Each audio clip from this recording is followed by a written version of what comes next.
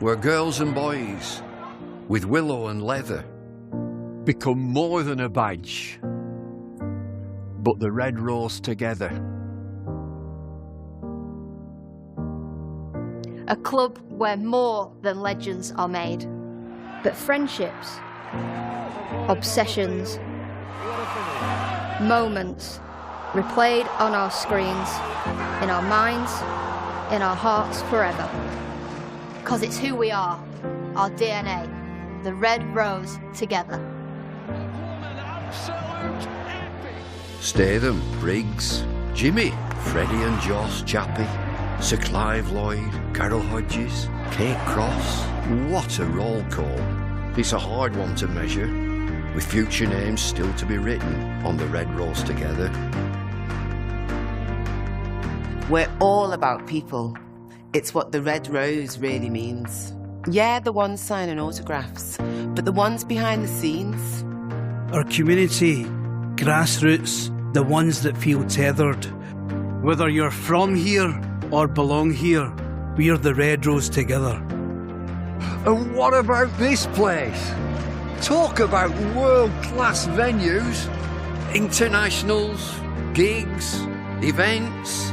You can choose from a menu of triumph, of disaster, of pain, or pleasure.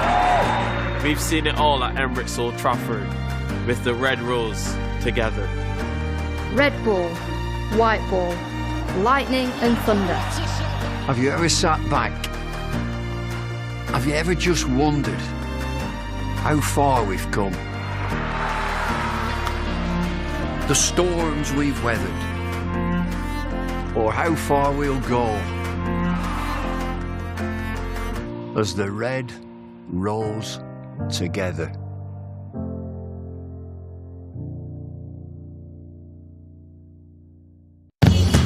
Welcome to Conrad Dubai. Here's your key. Thank you. Let me help you with the bags.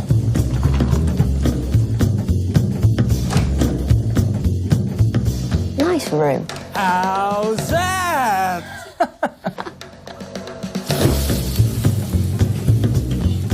How's that?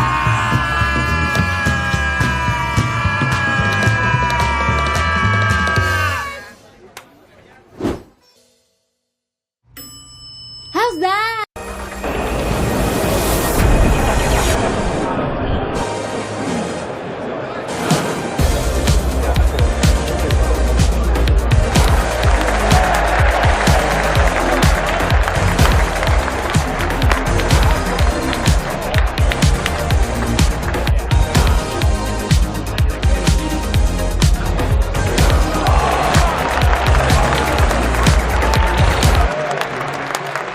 This is a call for hungry dreamers and hard-working self-believers. Success is down to more than just luck and talent. It's striving to be the best, breaking the boundaries and never giving up. Are you ready to become your best self? Are you ready to unlock your greatness? So what are you waiting for? This is Education Evolved. This is UA 92. Two local favourites are staying at the Hilton Garden Inn. She's gone for the chip. My goodness me. It's over to the Hilton review system. A big bite. Gone. When lunch is the best part of the day, it matters where you stay. Action. All the fun and all the games, they all start here with All Stars Wicket. All new experiences for everyone. All over the country. Every session is all-out action all the time. All welcome, all invited. Even mums and dads. Skills, friendships, smiles, dreams. It all happens here. All you need is delivered right to your door. Best of all, it even has your name on it. All the activators are fully trained. And all they want is for us to have a great time. Always. That's all. Catch, thrill, try it all. It's time to go all in, all together. And it all starts with All Stars. All you need to get started is at allstarscricket.co.uk.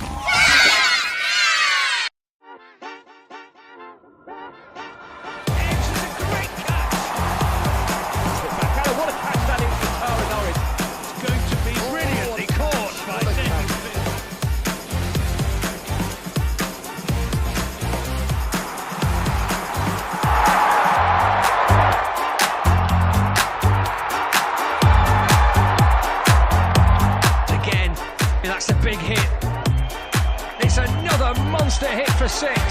Big shot by Sol. It's into...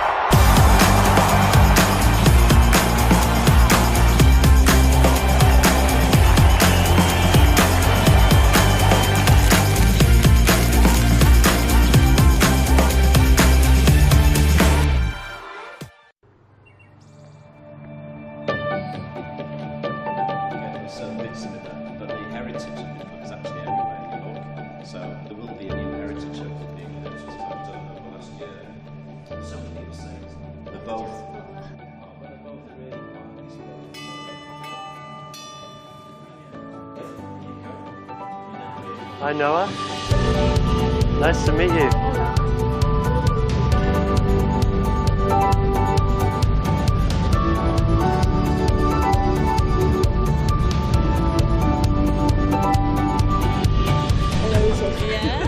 Can you believe it? No. I can't stop smiling. I'm trying not to.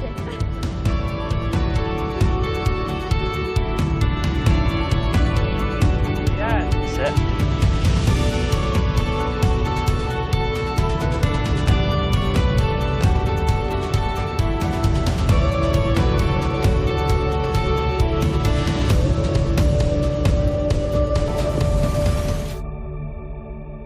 We are in a hard world of professional elite sport. And a warm welcome from Emirates Old Trafford. We are back again. It isn't a nice Sunday school tea party. There are no hiding places. It's another monster hit for 6. I know we are good enough, but we're just not showing it on the pitch.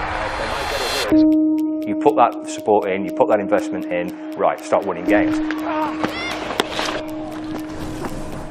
Doesn't work like that, does it? It means so much. It means so much to me, the staff and everyone in it. A few wins put together, maybe they could actually reach finals day. Well, that's a ferocious looking shot. We don't want equal pay, we want equal opportunity. They're going to try and show a little bit of something for the investment that's been put in. The reality dawns, that is what professional sport is.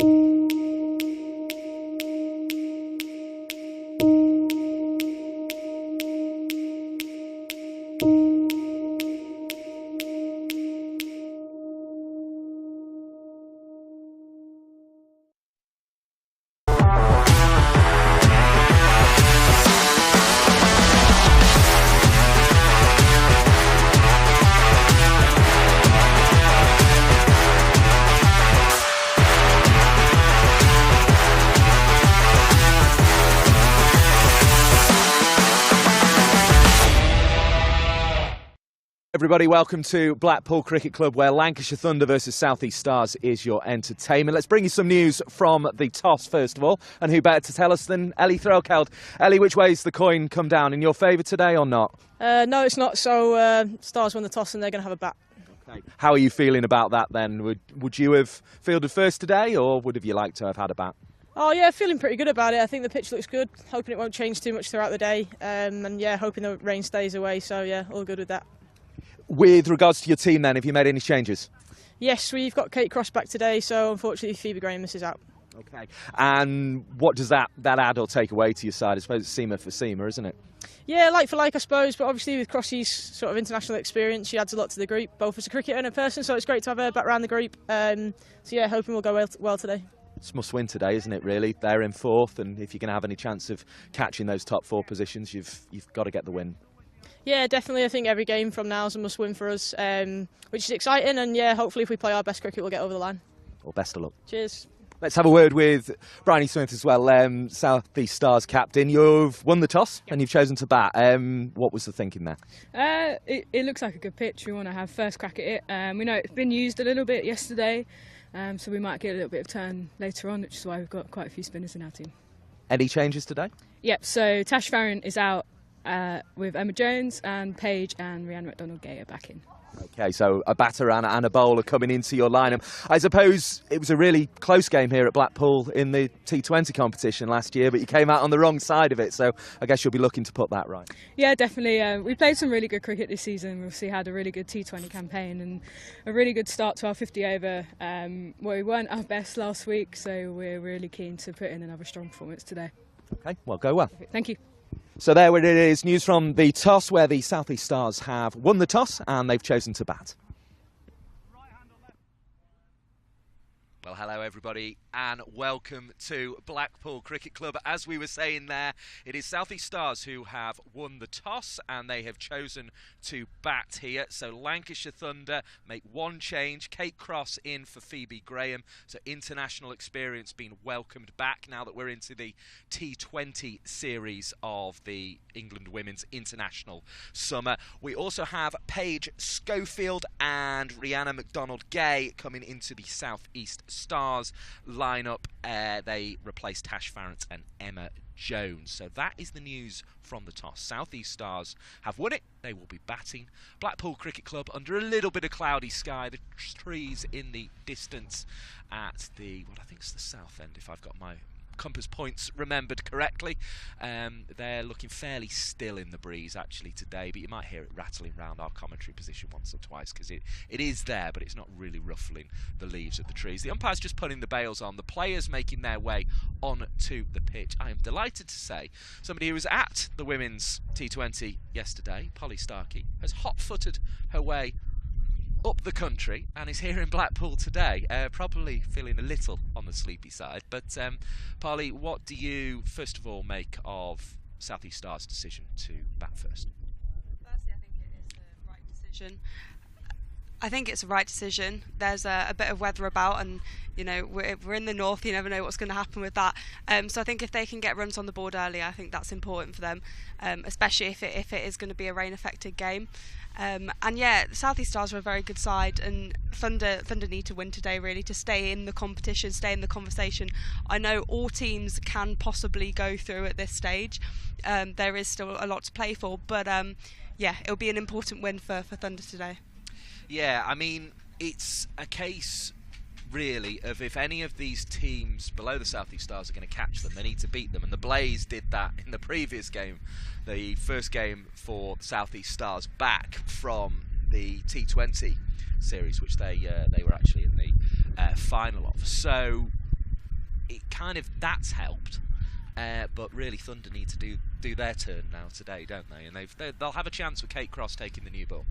Exactly, and I think the more wins that Thunder and other teams below South East Stars can get in before they break for the 100, I think that's really important, because come September, games might be more weather affected, but also everyone gets a bit tired towards the end of the season, and if you can get those wins early, it makes the back end of the season a little bit easier for you as a team. We should tell you, Polly Stark is going to bring you this first over, but I should also tell you that if you're watching in India on the Geo app or on Lancs TV, you will be able to join Scott Reed this afternoon for the Lancashire T20 game and the T20 Blast as well. The whole of this game between Thunder and South East Stars will be on the Lancs Facebook page. Kate Cross opening the bowling for the Thunder, and Bryony Smith has defended that. There'll be no run from the first ball. Kate Cross bringing plenty of international experience back into this side. Yeah, good length ball to start with from Cross there, right on the spot. So yeah, Lancashire Lightning playing Worcestershire Rapids today, and Lancashire Thunder against South East Stars here at Blackpool in the 50 over competition, the Rachel Flint Trophy. Cross charging in again to Smith, who plays that into the offside. Got a really nice setup here because we've got a monitor which is on an ever so slight delay, so we can watch it in live out there in the middle in Blackpool and then just get a nice replay of Bryony Smith, who just took the hand off the bat there as she drove that one into the offside. It's my first time here in Blackpool actually. I'm surprised I haven't been here before, but it's a very beautiful ground. It's lovely, isn't it? There's Cross in again. Smith prepares, and that's chipped up and safely in front of Naomi Datani, who's back in this side after a bit of a stint with injury, so missed the Charlotte Edwards Cup, but is back for the RHF. Yeah, I mean, good knowledge there, Polly, as I say, to know that she was out injured for that Charlotte Edwards Cup, because I think there were a few Thunder fans thinking, why is Datani not getting a game? Why is Datani not in the side? No runs so far in the game then, as Cross is on her way again. Cross to Smith has a bit of an appeal, seems to have hit her hand or top of her bat, and nothing comes of it. And I think it was a bit leg side and high, so it didn't have a lot high. going for it, that one. Again, I was cheating a bit looking at the replay. But as I say, good to have you with us if you're watching in India on the GAO app or on Lancs TV via the YouTube channel. And it'll be great to have you with us throughout the day on the Lancs Facebook page. Kate Cross to Smith. And Smith chips that up in the air behind it, down to third. It's safely kept from the boundary, but they'll get off the mark and get that first run of the day. It's been a tidy over from Kate Cross so far, just the one from it. As Callie Moore prepares to face her first ball of the day. Awkward little bit of spin for Norris down there, but she dealt with it well.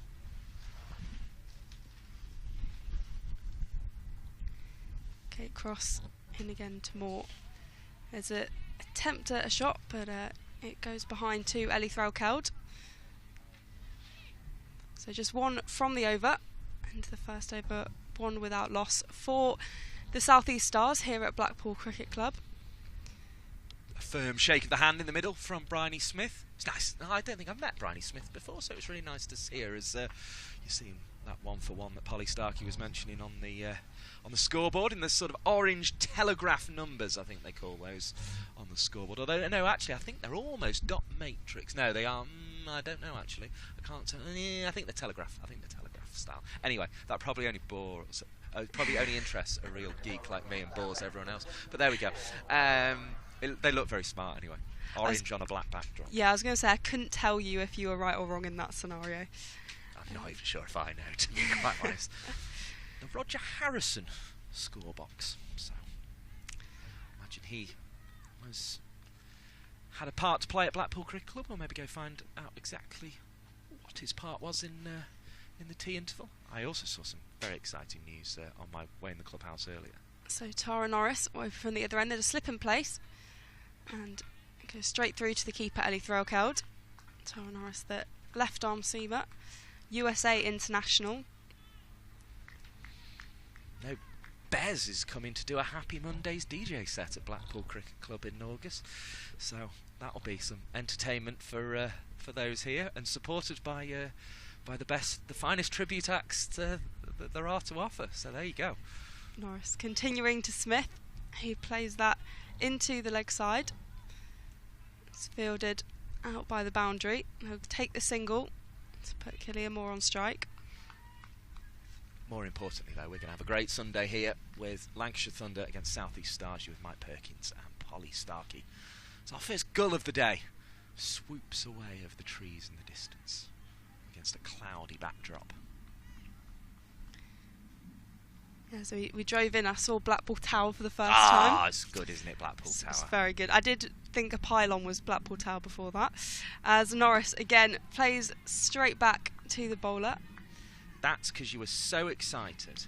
You were looking out for it, and you were prepared to take anything as Blackpool Tower, and then you Yeah. saw it in all its splendour. Well, I remember it was about a year ago or a couple of months ago when everyone thought Blackpool Tower was on fire, but it was just a bit of a orange tarpaulin that was flying about in the wind. Oh, I missed that one. I'm glad It was absolutely you've told incredible. me about it. That's marvellous. Yeah, people sending in their tributes, and then turns out it was just a bit of tarpaulin. As Norris is running into Moore. And Moore defends that, just falls in front of her feet. There'll be no run. A score 3 without loss.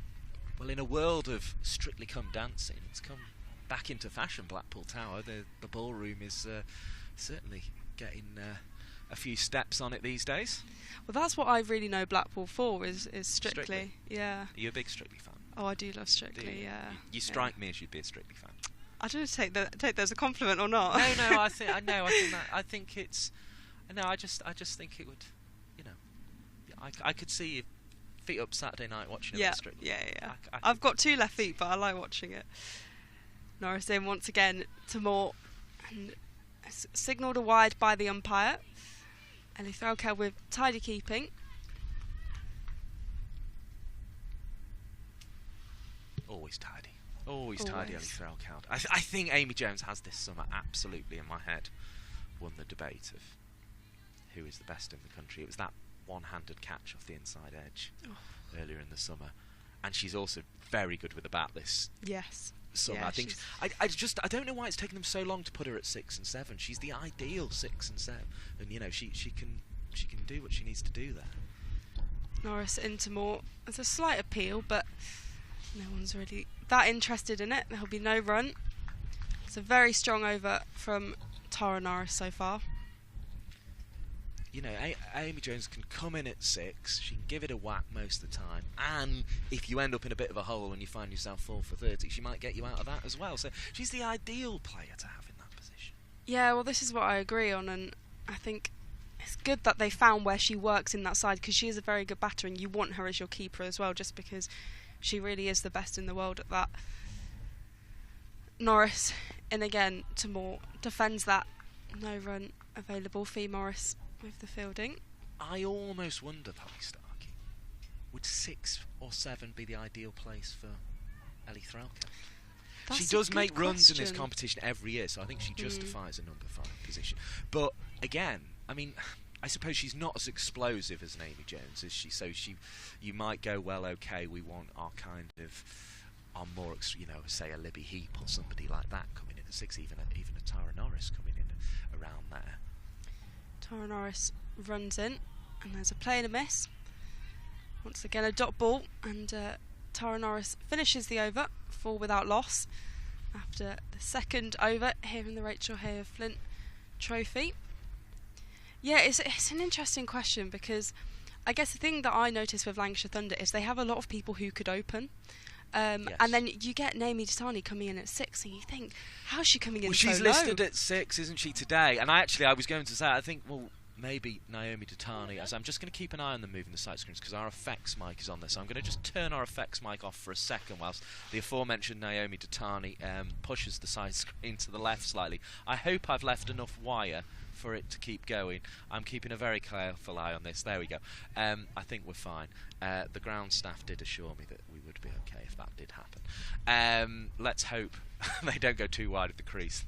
Okay, cross here, because but yeah, I mean, you could make that argument, couldn't you? As I say, a Heap of Datani coming in is probably going to be more explosive than a Threlkeld. But I think 6, given she captains, given she keeps, it just gives her that bit of breathing space. But she clearly feels she has it at 5, and she does perfectly well at 5. She's always been up there in the run scorers. Kate Cross returning into the attack, and that's been slashed into the offside by Bryony Smith. I'll have to check back through my notes for this one, but I think the one I've been using this season is a 50 in every edition of the competition for Ellie Threlkeld. Even the first edition, where she was really harsh on herself about not getting enough runs as one of the professionals. In fact, second edition, I think it was, she was very harsh on herself for not getting enough runs as one of the professionals. Cross number 16 on her back, and that's been hit into the ground by Bryony Smith for no run. Of course, all the players today will be taking at very least a match fee, so there's been a professionalisation of the women's game in that sense. Yeah, and from next year, 15 pros in each side, which just increases the professionalism, because as much as it's great that pay-to-play contracts exist, having full-time contracts is much better. As Cross continues here, it's defended by Bryony Smith. Oh, Fee Morris seems to throw the ball at Bryony Smith. I don't know. I can't imagine it was targeted there, more at the stumps. I can't imagine. I mean, I've met Bryony for the first time this morning. She's very nice, but I can't imagine she would take too kindly to that. She's actually having a giggle about it, to be fair, but I had a little word with the umpire just to say, be careful, everyone. Who was that? Fee Morris? Fee Morris, yeah. Fee Morris doesn't strike me as the type to hurl a ball. No. But there we go. Anyway, I think it's all quite funny, really, but rather than being too serious. But the umpires are having a little bit of a chat there. I think the umpires have almost got overly involved in that one, and I think the players were just trying to hide a smirk there.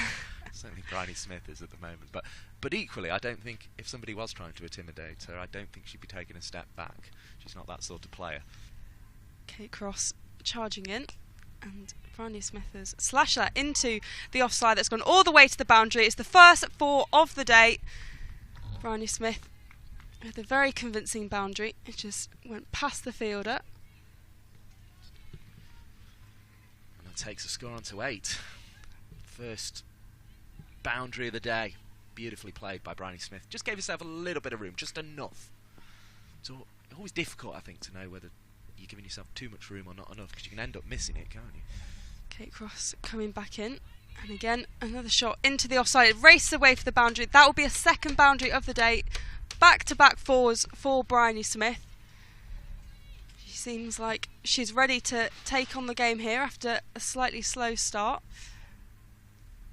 She just gets really well in position and times that nicely through the offside. And the ball's been refound and is heading back to Kate Cross. This is how she approached the 2020 competition, didn't she? These sort of backing away time shots. She's got a bit more room. She gave herself a look first over here, but she's hitting it well. Cross into Smith, who just defends that tentatively. She's had 2 previous excellent shots and is just seeing out the end of the over. 12 without loss after 3 overs. Reminder, you with Mike Perkins and Polly Starkey. We're on the Geo app in India, Lancs TV's YouTube channel, and also on the Lancs Facebook page. That's where you'll be able to get this game throughout the day. We will be switching over into T20 mode for the T20 Blast between Lancashire Lightning and Worcestershire around about 2:30 this afternoon. So you've got a great day's cricket ahead of you here. You can just stay with us and enjoy a fantastic day's cricket brought to you from the north of England, and we are in Blackpool at the moment. It's not too chilly, is it? It's not too chilly. It's not as bad as I expected. But not too chilly. Tara Norris will continue for the Lancashire Thunder. There's a wide signalled again. I think that's her second wide of the day. Always a danger with the left armour, isn't it? You want the left armour bringing the ball in, but the danger is you can slip down the leg side. You've got to be careful of that. I always remember being told by, I think it was a coach at Gloucestershire, was talking about how they coach their young players. I'll bring you a bit more on that after this delivery. Norris to Moore, and Moore plays that at her feet, just slightly into the leg side. There'll be no run. A dot ball for Tara Norris, 13 without loss. They said, I think it was Andy Stovald who used to open the batting for Gloucestershire a long time ago, even for me a long time ago. He talked about lots of interesting things. One of them was, he said he always knew he was in good form because his front foot would make a little sort of scratch mark in the turf of the pitch as he was going forward. And he said if that wasn't there, he knew he wasn't batting well. Norris comes in and Kalia Moore plays that into the offside. It races away to the boundary. There's fielder in pursuit. I think the fielder just stops it there. Kate Cross. And so he'll only run through for 2. It's good fielding by Cross. So he said that he always used to know its trigger movements were right if he did that. And the other thing he said was, with left armers like Tara Norris here, if you don't bowl 90 plus miles an hour, you have to bring the ball back. Otherwise, you won't be of the standard to be a professional cricketer. Norris, arms pumping, and Moore beats the fielder on the leg side. It's going to go. Is that all the way? No, it's just been picked up at mid-on, I think. But I want another look because Fee Morris, I think, thinks that's carried. She's certainly got that look. The way her and Sarah Smale had a little high five. Yeah. I think that's a drop chance of Kalia Moore there. In fact, so much so I'm going to make a note of it. Tara Norris just looking round at where her fielders are. She continues to Smith. He plays that into the leg side. Fee Morris chasing that down. And they'll run through for the single, the score moving to 17 without loss. Yeah, I missed the replay of that as well. Well, yeah, I think actually, I don't know for once we didn't quite catch it. Usually, I mean, our camera people at Badger and Coombs are so excellent, they usually get everything. But I don't think quite got a view of that. But it was just pushed up into the leg side, they've got 2 in there catching to Kalia Moore, and Morris is the straighter of the 2, and it went to her right hand. Moore, remember, is a right-handed bat, and it was one of those where her hand was getting there at the same time as the ground, but I think she just got it under it but couldn't cling on. Norris to Moore, plays that down the ground. Norris seems to get a hand on that. It's going all the way to the boundary. 2 fielders in pursuit, but it's headed for 4. That's Moore's first boundary of the day. It's the 3rd in total for the South East Stars. Score ticking over for 21 without loss. That'll make her feel better. That probably won't be the thing we remember from this over. Certainly the note I've made is Moore dropped on 3 by Morris off Norris, which is quite an interesting note, and could easily be mistaken and put the wrong way round at some point this afternoon. But Moore will be feeling a lot better, having now in the same over driven one much straighter and firmer for 4. Tara Norris at the top of her mark. Coming in to Moore, who just defends that into the leg side. There'll be no run. Finish the over 21 without loss. It's another busy over for the South East Stars. Certainly was, and thank you for joining us and beginning an entertaining day of cricket, be it on the Geo app in India, the Lancs TV YouTube channel, or on the Lancashire Facebook page, Lancashire County Cricket Club Facebook page. I'm sure there may be other things if you type in Lancashire into Facebook, but Lancashire County Cricket Club, you'll definitely find us there. And yeah, it's been a good sort of first 4 overs. I think from a Lancashire point of view, they'd have just liked Morris to cling on to what would have been a really excellent catch at short mid-wicket there, and if she'd done that, they would have been very happy indeed with their start.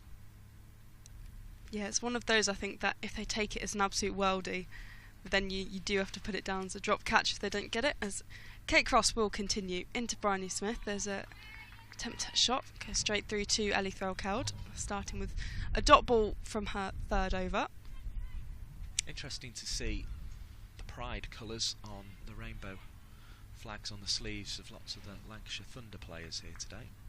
Cross, Norris, Morris, the ones I can see from here at the moment, just with a sort of band round about the bicep of the shirt. Cross to Smith, who drives that into the offside. Tara Norris with the fielding to prevent the boundary. I noticed Ellie Threlkeld definitely had one on at the toss there as well. Yeah, I initially thought it was captain's armband, and then I realised not all these people can be captain. But yeah, an extension of Rainbow Laces Week, which is celebrated across domestic and international cricket. No, Worcester in the women's ODI, who are all wearing their rainbow laces. Let's cross into Moore. Moore defends that. She holds the pose. There won't be a run. 22 without loss. Have you got a pair of shoes with rainbow laces on? I must confess, I need to get a set. I have a pair of rainbow laces, but they are not laced into my shoes. Oh, okay. What do they do? Are they holding something on your bag? Or? No, you can put them on your wrist, put them in your hair. But yeah, I don't like the idea of unlacing my shoes. Right, I don't know how I'd get them back in. I don't know how to lace shoes either. You must be able to do that. Cross continuing to Moore. He drives that into the offside. Tara Norris again with the fielding. Yeah, I think once I get a nice pair of crisp white shoes, the rainbow laces will look really nice with it. I bought a pair of crisp white shoes, but I bought them to go running in the woods. Oh. And they are no longer crisp and white. That wasn't very clever. The man in the shop tried to sell me a spray to keep them white, and I was just like, no. I'm planning to go running in these through the woods in the mud. Cross into Moore. It's signalled a wide by the umpire. I am not your market for the keep wide spray. No. I'm in a peculiar mood this morning. I don't know why. I do apologise. Yeah, you're a lot more I think I'm a bit awake than me. I think I'm a bit sleep deprived. I think I'm overcompensating. Delirious, yeah. Cross to Moore. Moore defends that into the pitch. The dot ball.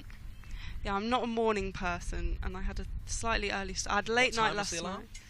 It was only had a 6. late night and an early one. Okay, yeah, right. It was only 6. This sounds like it was worth more exploring. It's 23 without loss if you're just joining us. Kate Cross making her way back. So what time was the alarm and what time did you depart for bed? Went to bed about midnight. Alarm was about 10 to 6. Oh dear. Cross to Moore. There's a play in the miss. It goes straight through to Ellie Threlkeld. No run. End of the over, 23 without loss. Well, without wishing to sound like the ghost of Christmas future, this is the time in your life to be doing that, I would say. It doesn't last. As somebody who went to bed at a relatively reasonable time last night and got up before 6 this morning, and feels deliriously tired,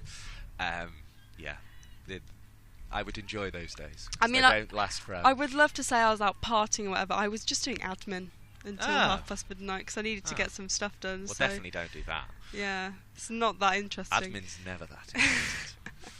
As my shambles of notes will no doubt tell you. Anyway, here comes Norris. Tara Norris. Okay, next over to Bryony Smith. He plays that straight to Danny Collins. Good piece of fielding. Yeah, well, I've just moved house, so there's a lot of boring things to do, an inventory, all that. I don't even know what half this stuff is. That's because you're uni at the minute, aren't you? So yeah, so moved into my second year house. Is it? Right, okay. Yeah. That's a big move, isn't it, in the uni world? Because you often have people who live on campus first year and then off campus second year. I think that's what I did. So have you? Is that the route you've taken, or are you not on campus at all? I was unfortunately on campus in first year. Oh, unfortunately. Yeah. Well, we won't mention the institution then. Yeah. No, to be fair, I like the uni. It's just that I had very bad flatmates, so I had to move flat halfway through the year. Oh. But now I've got a nice house with some nice friends, so it's all good. But that's good. There's a happy ending. It usually takes about a year to work those things out. Actually, in fact, probably for some it takes even more than a year. I think it took me a few years. I think even my second year we were still. I don't know. We had somebody and then they moved out, and or they didn't. They decided not to stay for the second year, so we had to sort of draft someone in to cover the rent and all that kind of stuff. It's all very complicated. But yeah. Anyway, cricket. South East Stars versus Lancashire Thunder, 23 without loss. Second ball of the 6th over. Just a little bit of treatment needed here, which will be concerning for a South East Stars perspective. In fact, this looked relatively innocuous at first, but I think Bryony Smith is needing a good little bit of treatment here on sort of a lower arm. I don't know if it's the elbow or the wrist, but it's somewhere in that region, and there's quite a long medical examination going on here. Fee Morris is apologising, so I don't know if this goes back to the throw that hit her. I don't think it did, but this is concerning, isn't it? Because Bryony Smith is going to be crucial to South East Stars' hopes in this competition. I think she got hit on the hand quite early on in the innings as well, whilst playing a shot. So Morris was just covering her back then. Yeah, I think I hope so. This wasn't the throw. I think she's going to be all right, but it's just a bit, particularly, she's tough, Bryony Smith, isn't she? Let's be honest. And she will continue on unless somebody absolutely drags her off the pitch, I think. But it is concerning from a South East Stars point of view, because we should mention the table at this stage, I think, Polly Starkey, and we should actually mention, because it's very rude of us not to have so far, that there are other games going on today as well in this competition. The Rachel Hale Flynn Trophy, if you're not familiar with it, it's the 50 over aside competition in women's domestic cricket. But looking at that start of play table, which I'm about to do a little screen grab of, because these things can move during the day, it has the South East Stars on 18 points at the moment in 4th position. They've won 4, lost 3. Thunder have won 2, lost 5 so far, having played 7 games as well. So they're 9 points behind. So Thunder, if they're going to get in, they need to beat South East Stars today and close that gap. Because otherwise, we talk about, in other sports, larger, softer ball sports that you cover in the winter, Polly Starkey, namely football. about 6-pointers, but that's why they're 6-pointers, isn't it? Because the gap can grow to 6 points, or it can reduce to nothing, and it's that kind of situation Lancashire Thunder find themselves in. This gap is a 9 at the moment, and that could be 4 with a bonus point win by the end of the day, but also it could grow even more. Yeah, especially with the bonus points, it does just make those gaps a lot bigger when a team thrashes another. Of course, is deserved when that happens, but it can make those gaps quite significant. And with the Charlotte Edwards Cup, I was thinking about the void between kind of 4th place and 6th place was huge, and it makes it slightly less competitive, because I think we went from not really sure who was going to qualify to, okay, these are automatically the teams that are going to qualify. Although it was still exciting, wasn't it? Because they were jockeying for position and that kind of stuff. And the game between Thunder and Sparks was a real classic, actually, of the 5 years of this regional setup. I certainly thought, anyway.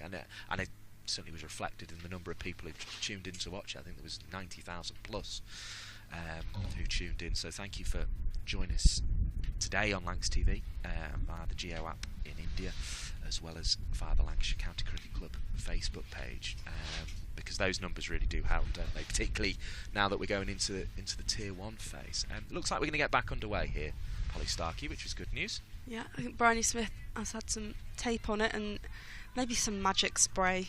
The magic spray! It makes it all better. I thought the magic spray disappeared in about 2002. Oh, it's no. back.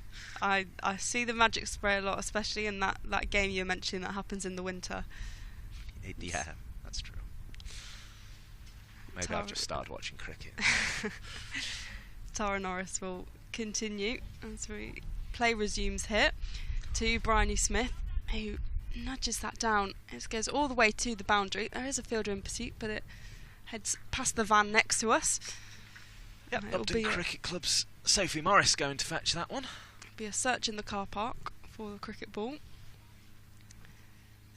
A spectacular boundary for Bryony Smith, just nudged it down. Notice where the gaps in the field were.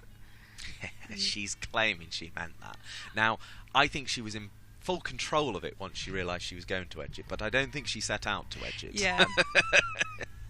It's probably a nice one on a sore wrist. Not too much effort into it. Yeah, she just when she realised she was edging it, she just took the pace off it and directed it through slip. But as I say, I don't think it was her original intention. 27 without loss. Hello from Cal Hogg, who's just walked past. Norris to Smith, who plays that down the ground to Danny Collins. He was, of course, Soren Smale even.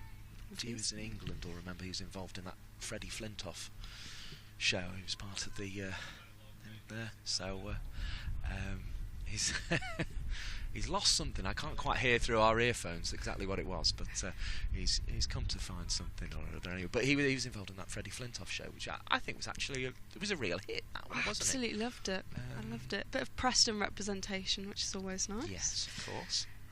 Tara Norris to Smith, who drives that into the offside. Oh, I thought then that had found Emma Lamb in the field, speaking of Preston representation, but it hadn't. It was that Soren would have been Smale. a beautiful segue. It would have been brilliant. Well, anyway, Emma Lamb from Preston. Backward points at the moment. She's got one of the rainbow bands on as well. I guess it must be a bit of a dilemma for players about whether they find it uncomfortable or not. A lot of them are adjusting them at the moment. Yeah. Norris to Smith, who plays that back. Norris tends to have a bit of a shy at the stumps. I think for some players follows through with it. A pair of laces might be a bit easier because you just string them up at the start and you don't have to worry about them for the rest of the day. Whereas, because cricketers are weird about their kit, I was going to say, like cricketers are very superstitious as well. Even by putting shoes on a certain way or socks. Yeah. You're just seeing Bryony Smith there was just sort of fidgeting with her grip, wasn't she, before she settled in. They are fidgeters, cricketers. They are real fidgeters. Tara Norris, a USA international. To Smith, who plays that down the ground. Kate Cross just sending that back to Annie Threlkeld. 27 without loss at the end of the over. That That was a long over. That was. They will get allowances for that. That won't count against them. When it comes to the final bean counting at the end, Polly Starkey's much better at me than noting down the overs, so I'm going to copy her homework because she's got every single one, and I've barely noted down any of them today. But crucially, I have noted that Kalia Moore was dropped on 3. I think that's been the big moment of the game so far, Polly. Yeah, it's one of those that in a couple of, maybe more than a couple of overs time, you realise actually how significant that was if Moore goes on to make 50 or even further than that, and puts in a good contribution. You think Thunder could have stopped that earlier on. As Kate Cross will continue, 16 on her back to Moore, who plays that up and into the offside. Now, I very rudely promised the scores elsewhere in the competition today, and I did not deliver on that promise. The reason is there's one game underway. Central Sparks, 27 without loss against the Sunrisers. Western Storm, Northern Diamonds, doesn't look like it's got underway, which indicates to me there might be a bit of weather in the southwest. Yeah, I think that's at Cheltenham. Oh, it's part of the festival. Now that's got to be a good visit. I've never done. Kate Cross to Smith, who jumps in the air as she plays that. Just plays it into the ground for no run. 28 without loss. I've never done the cricket festival, but I want to. And if you're out there and want to invite me to go and talk about it endlessly, then I am available. I think I've been down there during the literary festival. I think completely accidentally. I went to visit a friend I know who lives down there, but it was going on, which was nice. Cross charging in to Smith, who defends that back into the pitch. The dot ball goes down for Cross. It's posh there, though. Yeah. Have you been to that? Because it's held in the grounds of the school, isn't it? Yeah. And that school is posh. Yeah. I mean, like, there's posh schools. And then there's really posh schools. Yeah. Speaking of, I'm not going to call them posh. It is quite a nice school we're going to next weekend, Sedbergh. Oh, that is posh. Cumbria. Lovely part of the world. As Cross continues, there's a play and a miss. There's gasps from the Lancashire Thunder players. They thought potentially there could be an edge. It was a good ball from Cross. Came close. I will be introducing our coverage from Sedbergh next weekend as the officially posh, according to Polly Starkey, Sedbergh school. But no, I'm looking forward to it because we didn't actually see a ball bowled there last year because it was tipping it down with rain. It was that weekend of the Ashes men's test. Cross to Smith, who nudges that into the leg side. Well, they just got on and probably shouldn't have because England were trying to force a result, I think, at Old Trafford, and we didn't see a ball bowled. In fact, somebody remarked to me that they were, and they shall remain, a vague person, just so as not to embarrass them. But they did say to me that they were more likely to shoot a 68 at the Open, which was also going on, the Open Golf that day, than we were to play any cricket. Cross in to Smith, who nudges that into the leg side for no run. End of the over. 28 without loss. Yeah, I do love beautiful cricket grounds, and I think there are a lot of school grounds in England that have really beautiful pitches. I think about Millfield. Haven't actually been there myself, but we're seeing photos of the one with the tree in the side of the pitch. But actually, going back to the discussion we're having about Cal Hogg walking past there, and the Freddie Flintoff documentary, that's why that was so important, because actually I think English cricket has probably exhausted the amount it can get out of the population that can afford to go to schools like that, and it actually needs to look wider into schools where perhaps you don't pay as much money to go to them, and try and get more of those athletes playing cricket. Norris plays that into Moore, who defends it. Yeah, and I think one thing that I actually really like about this Lancashire Thunder team is actually so many of them haven't come from the private school system. That's interesting. They've grown up just playing club cricket, and yeah, I know players. I think Seren Smale was offered a scholarship to a private school where she could play cricket, and she turned it down and just said, you know, that's not me, and she can still play cricket because she's here at Lancashire Thunder. But I thought that's a really good point, because actually, you know, you don't need, hopefully, I think you don't need to go through that system to to play for England or have a really successful career. Seren's just moved into first slip, actually. Tara Norris is just setting a field. Speaking of players who have club background, Sophie Morris, Upton. We have Hannah Jones is around, who plays for Didsbury. So, yeah, lots of representations. Those both clubs that play in the Cheshire League. Hayward, I think it is for Kate Cross, isn't it? Norris to Moore, who just nudges that into the leg side. So yeah, so as I say, plenty of good club backgrounds amongst these Lancashire Thunder players as well.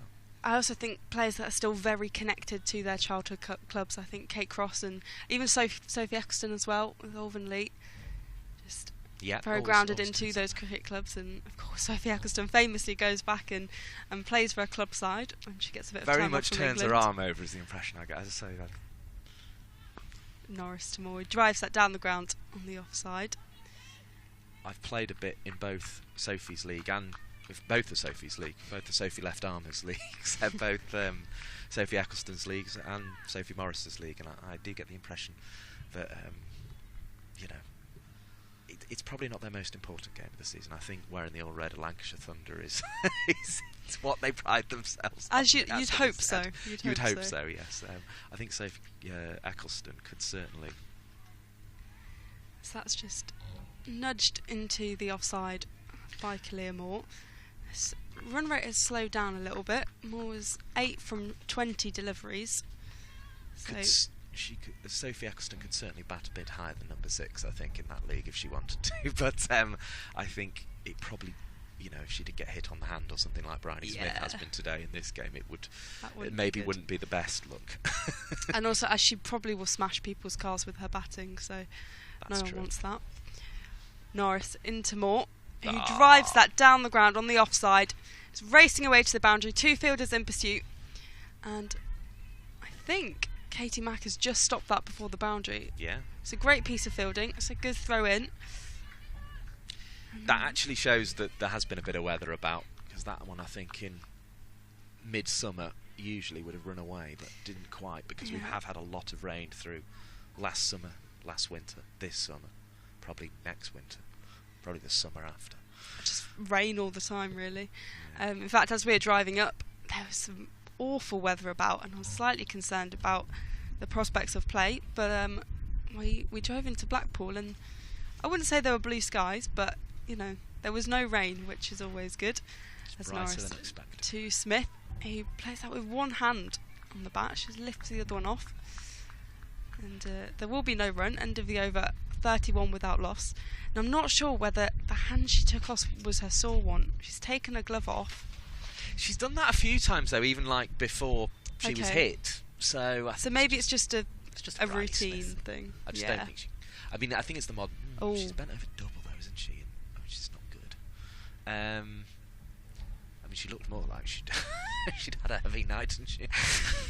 She might need to just get a few gulps of fresh air in there. But I think it is a little bit of pain from the hand. But she's battling away, and she's on to 16. And Kalia Moore's ably supporting as well.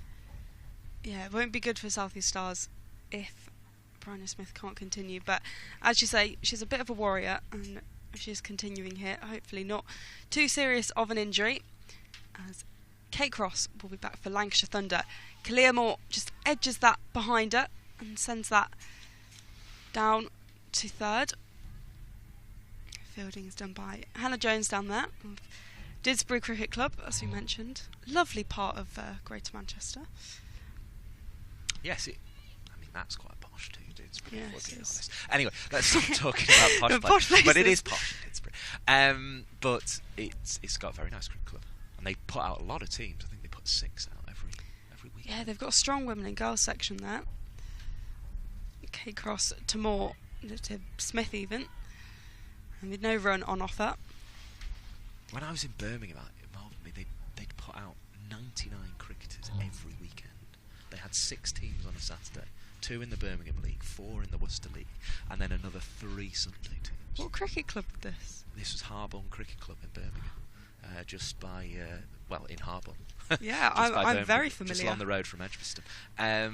Yeah, I just couldn't believe it when I played there that they put 99 players out. Kate Cross to Smith, who defends that.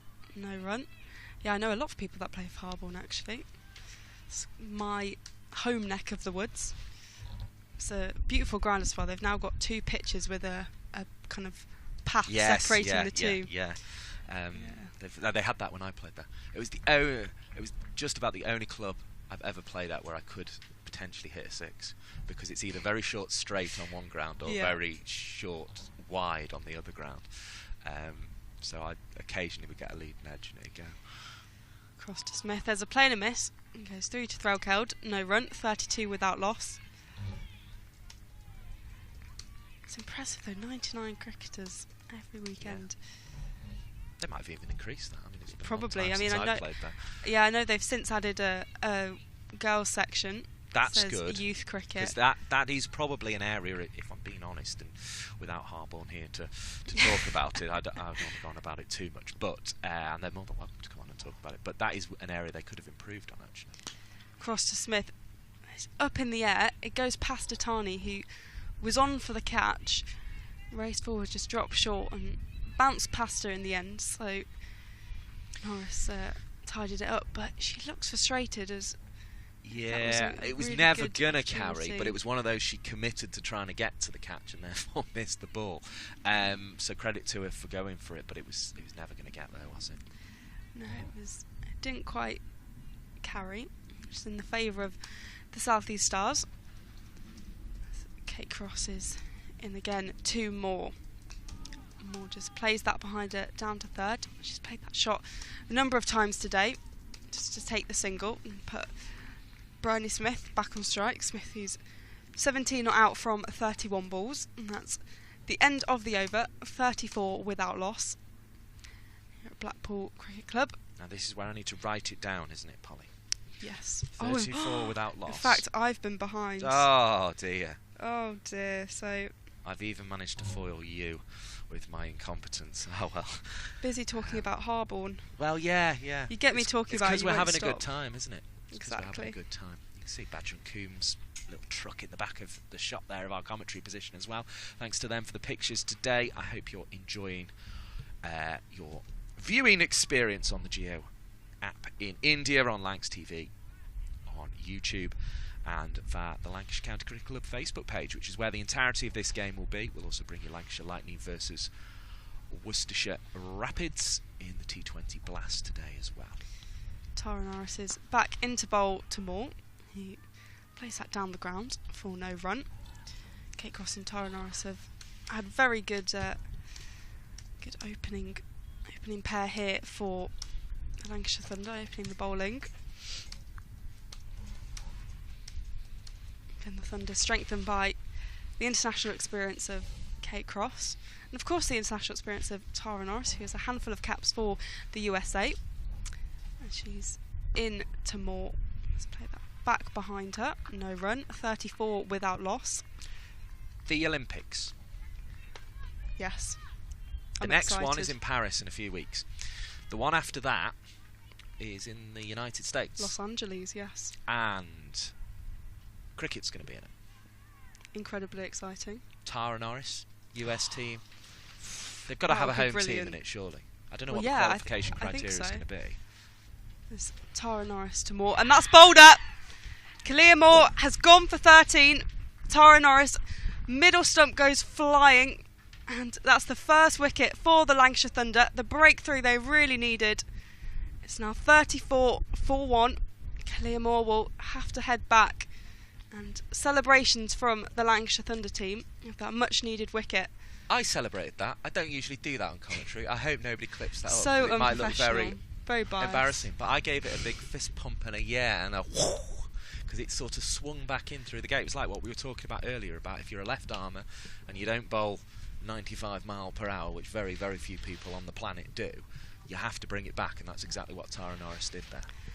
Well, yeah, it'd be fantastic if she would do that at the 2028 Los Angeles Olympics for the USA team, as we're talking about.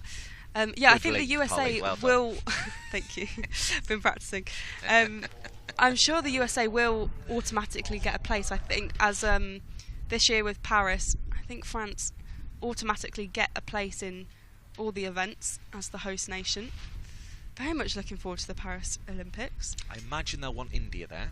Yes. For people listening on the Geo app, I think a big piece of the thinking and a big reason they had the men's T20 World Cup there recently was that they want to appeal both to Indians who've moved to the United States of America, as many do, or they want to make sure that market and that razzmatazz of the world of US entertainment is combined with the razzmatazz of the world of Indian entertainment and the Bollywood world and all that kind of thing. So I think that's part of the thinking from both the IOC and the BCCI, and well, the ICC would be the equivalent of the IOC, wouldn't it? But also I'm sure the BCCI are keen to expand cricket in America, and so I've spoke to a few people who've been out there because I do a bit of work for the World Service, and Charlotte Swift, for instance, the excellent cricket producer, who's produced TMS and things like that, and does the Stump podcast on the BBC World Service. She was out there for it, so I'll bring you some more from Norris to Alexa Stonehouse, who faces her first ball of the day and just defends that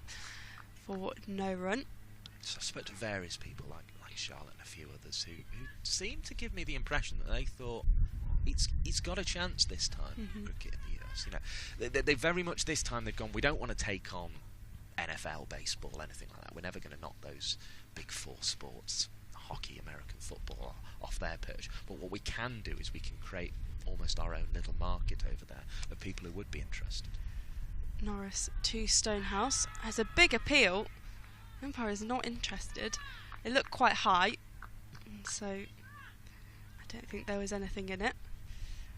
Yeah, it's an interesting one with the Olympics, because from my perspective, I also think it's a great opportunity to market women's cricket, because as much as they're trying to grow men's cricket, I think the way I look at well, they're trying to grow all cricket. Yeah, but I think particularly with the way women's soccer or football has gone over there, it's very much a women's dominating sport, and I think you could do that with cricket and tap into that market.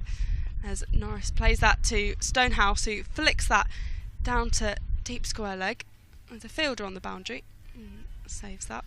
So you almost envisage a situation where the women's US cricket team could be much stronger than the men's team in the way that in football, if we're honest, you're probably not going to get the men's team in a semi-final of a World Cup too often in men's football, but in women's football they're there most competitions, and they'll have a good chance at the Olympics. Yeah, I mean the men's cricket team are really strong, but I think the thing that's difficult is there's so much competition among other sports that, you know, young boys and men can go in and play. And I think, although I think women's sport is fantastic in the USA, and actually they've done a really good job at giving so many girls opportunities, whatever sport that is, I think there is still a bit of a gap. And if you introduce cricket, it can be kind of the way soccer is, and as I kind of explained. So I think that's why the Olympics as well is quite exciting, being in Los Angeles. I also think the prospect of having a Team GB for cricket, that's quite exciting as well, because I like that idea.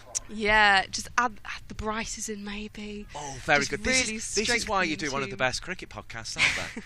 As Morris comes into bowl, and it's cut away by Bryony Smith, and down towards third. The chase will be on from Preston's own Emma Lamb, but I think she may be struggling to get there. She goes all the way, and the ball just pops over the rope before she manages to reach it, and that's a frustrating chase for Emma Lamb. I'm sure lots of Saturday cricketers will have had chasers like that, and they perhaps wouldn't have been as fit and able as Emma Lamb to chase the ball, but they will know that feeling of chasing a ball all the way to the boundary and just seeing it pop off the rope and over, and the umpire waving their hand to signify 4 runs. 40 for 1 as we start the 11th over of this game. It's played into the offside. It's a good start to the 11th over because they have 5 runs from it already, the South East Stars, and they've all gone to Bryony Smith. So that means with those 5 added to take the score to 41. In terms of our noting down important scores, it was 36 without loss at the end of the first power play. 4-1 at the end of the first power play. Leah Moore was the batter out, bowled in the previous over by Tara Norris. It was a really good in-swinging left-arm ball. And the reason we've been talking about Olympics and that kind of thing is because Tara Norris is a US cricketer.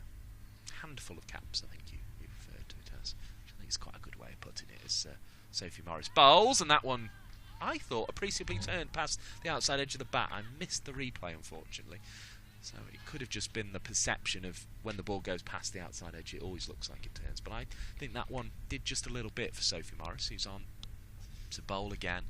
Bowls that one down into the pitch. He's forced away off the back foot by Stonehouse, who's the newer batter to the crease on 2. Has to settle for another dot ball, 2 of them in a row there. I do think it's interesting, Stars bringing in Stonehouse at 3. Here's Morris, left arm around the wicket. Stonehouse again will have to settle with not being able to score, so 41 for 1 it remains. Yeah, Stonehouse is predominantly a bowler, and she can bat, but looking below her in the order, you've got Paige Scofield, Ailish Cranstone, Alice Davidson-Richards. Morris bowls into the body and pads there of Stonehouse, who had to prod this one leg side to Kate Cross. We had the Wirral link-up in that over the ball before, when Morris found the outside edge and it went to Hannah Jones at backward point. But ultimately the result's the same. Dot balls, 41 for 1 at the end of that 11th over. It was a good over, that. Good start for South East Stars. Morris then brought it back. Enjoyed that. It was plentiful runs. That wicket from Tara Norris was absolutely fantastic. I want to see another replay of it. Just the way that middle stump went flying. Oh, I'm sure someone at Badger and Coombs will find you. Yeah. I'm sure they will. They might even just, even if they don't show it to everyone else at home, they might just invite you into the van and go, there you go, Polly Starkey, your own personal replay of Tara Norris ripping the stumps out of the ground, which is the only wicket to fall so far in this game. But it means that Norris is going to continue. Blackpool Cricket Club bowling left arm over the wicket, tweaked into the leg side by Bryony Smith. Just clipped it there, diverted it there, away to Danny Collins at backward square leg. One more added to the total. Collins comes up inside the fielding circle for the new batter, Stonehouse. 42 for 1, the score moves on to. You're with Mike Perkins and Polly Starkey on the Geo app in India, on Lancs TV on YouTube, and via the Lancashire County Cricket Club Facebook page. It's Norris again, pacing it, bowling, left arm over the wicket, clip leg side, down it goes to long leg. That's where Hannah Jones fields, almost on the exact line of the scorebox. She's slightly wider of it. My big advertising hoarding instead, but keeps the score into 1 there, 43 for 1.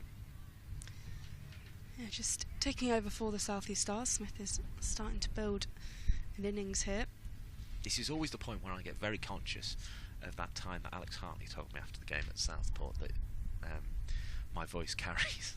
People can hear every word I say as Norris bowls, and this one is prodded down the onside of straight, picked up by Norris on a return, a dot ball. And the reason is because obviously Sophie Morris is fielding right in front of us.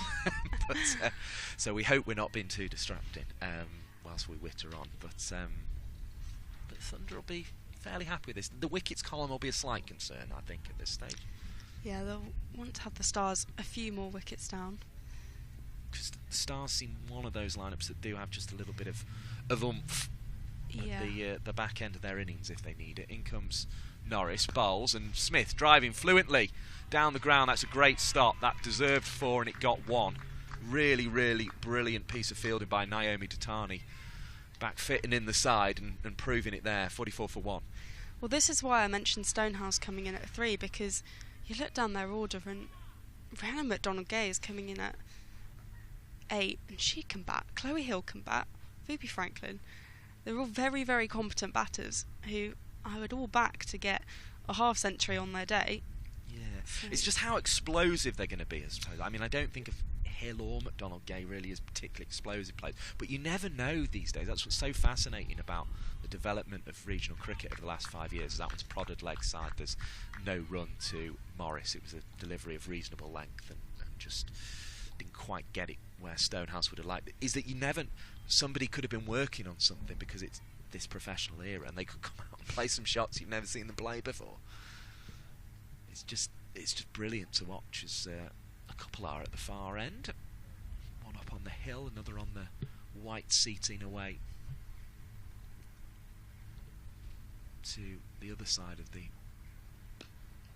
score. But that's beautifully driven again, and was another one of those shots that deserved runs but didn't get it, and they've been frustrated this over South East Stars, and those are the little margins at the end of the game that can make a real difference. That was a good over for Lancashire Thunder, who had sort of pulled it back in the previous over thanks to good bowling from Sophie Morris, who'd been hit for 4 off her first ball, and then in that over conceded 3 I think it was, to take the score on to 44 for 1, but Smith could have had a 4, and I actually think that last shot there from Stonehouse, which only produced a dot ball, could have. Now here's the replay that we're seeing on our monitor that you've just seen at home, Polly Starkey, of the middle stump being ripped out the ground by Tara Nice. I told you they're good at badgering kicks.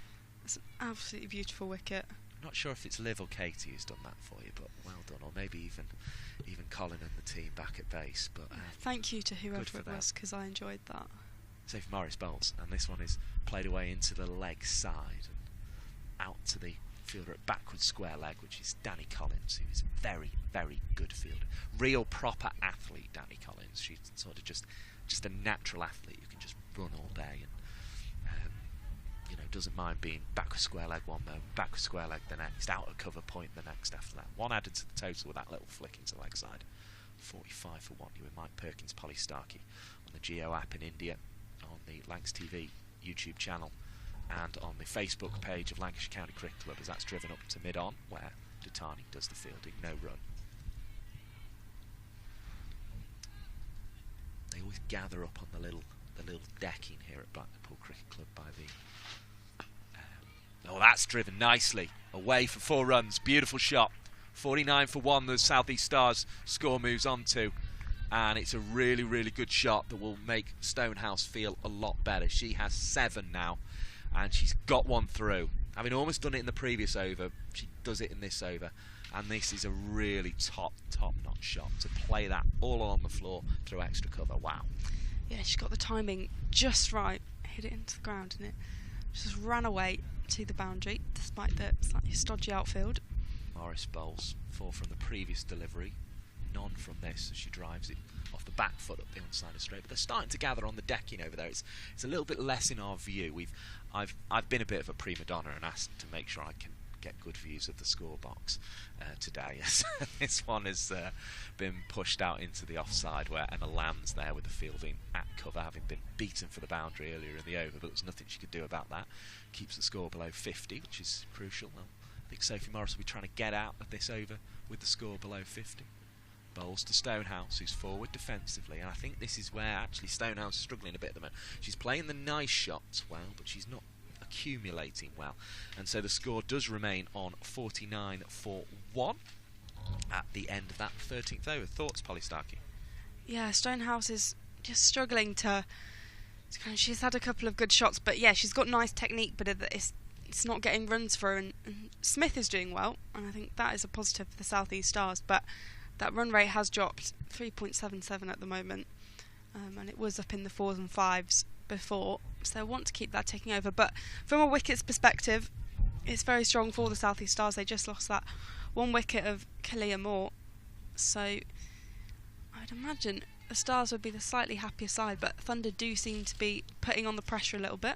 This is Hannah Jones coming on into the attack for Lancashire Thunder, as the announcer tells you as well over the tannoy. But as I say, yeah, I've been a little bit of a prima donna asking to make sure we can see both these scoreboards today at Blackpool, but it does slightly obscure our view of the decking. But I think I'd rather see the score than the people on the decking, as nice as it is to see them enjoying their Sundays and getting their Sunday lunches ready. As here comes Hannah Jones, and she bowls left arm around the wicket. Bryony Smith, who must be thinking, I'm going to face a lot of left arm around the wicket in this game, because there's 2 of them bowling in tandem, and that one's a forward defensive and a dot ball.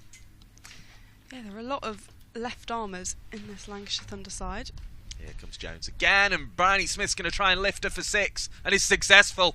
It bounces on the seating away at backward square leg, the white seating which is so typical of Blackpool Cricket Club, and that was a fantastic shot.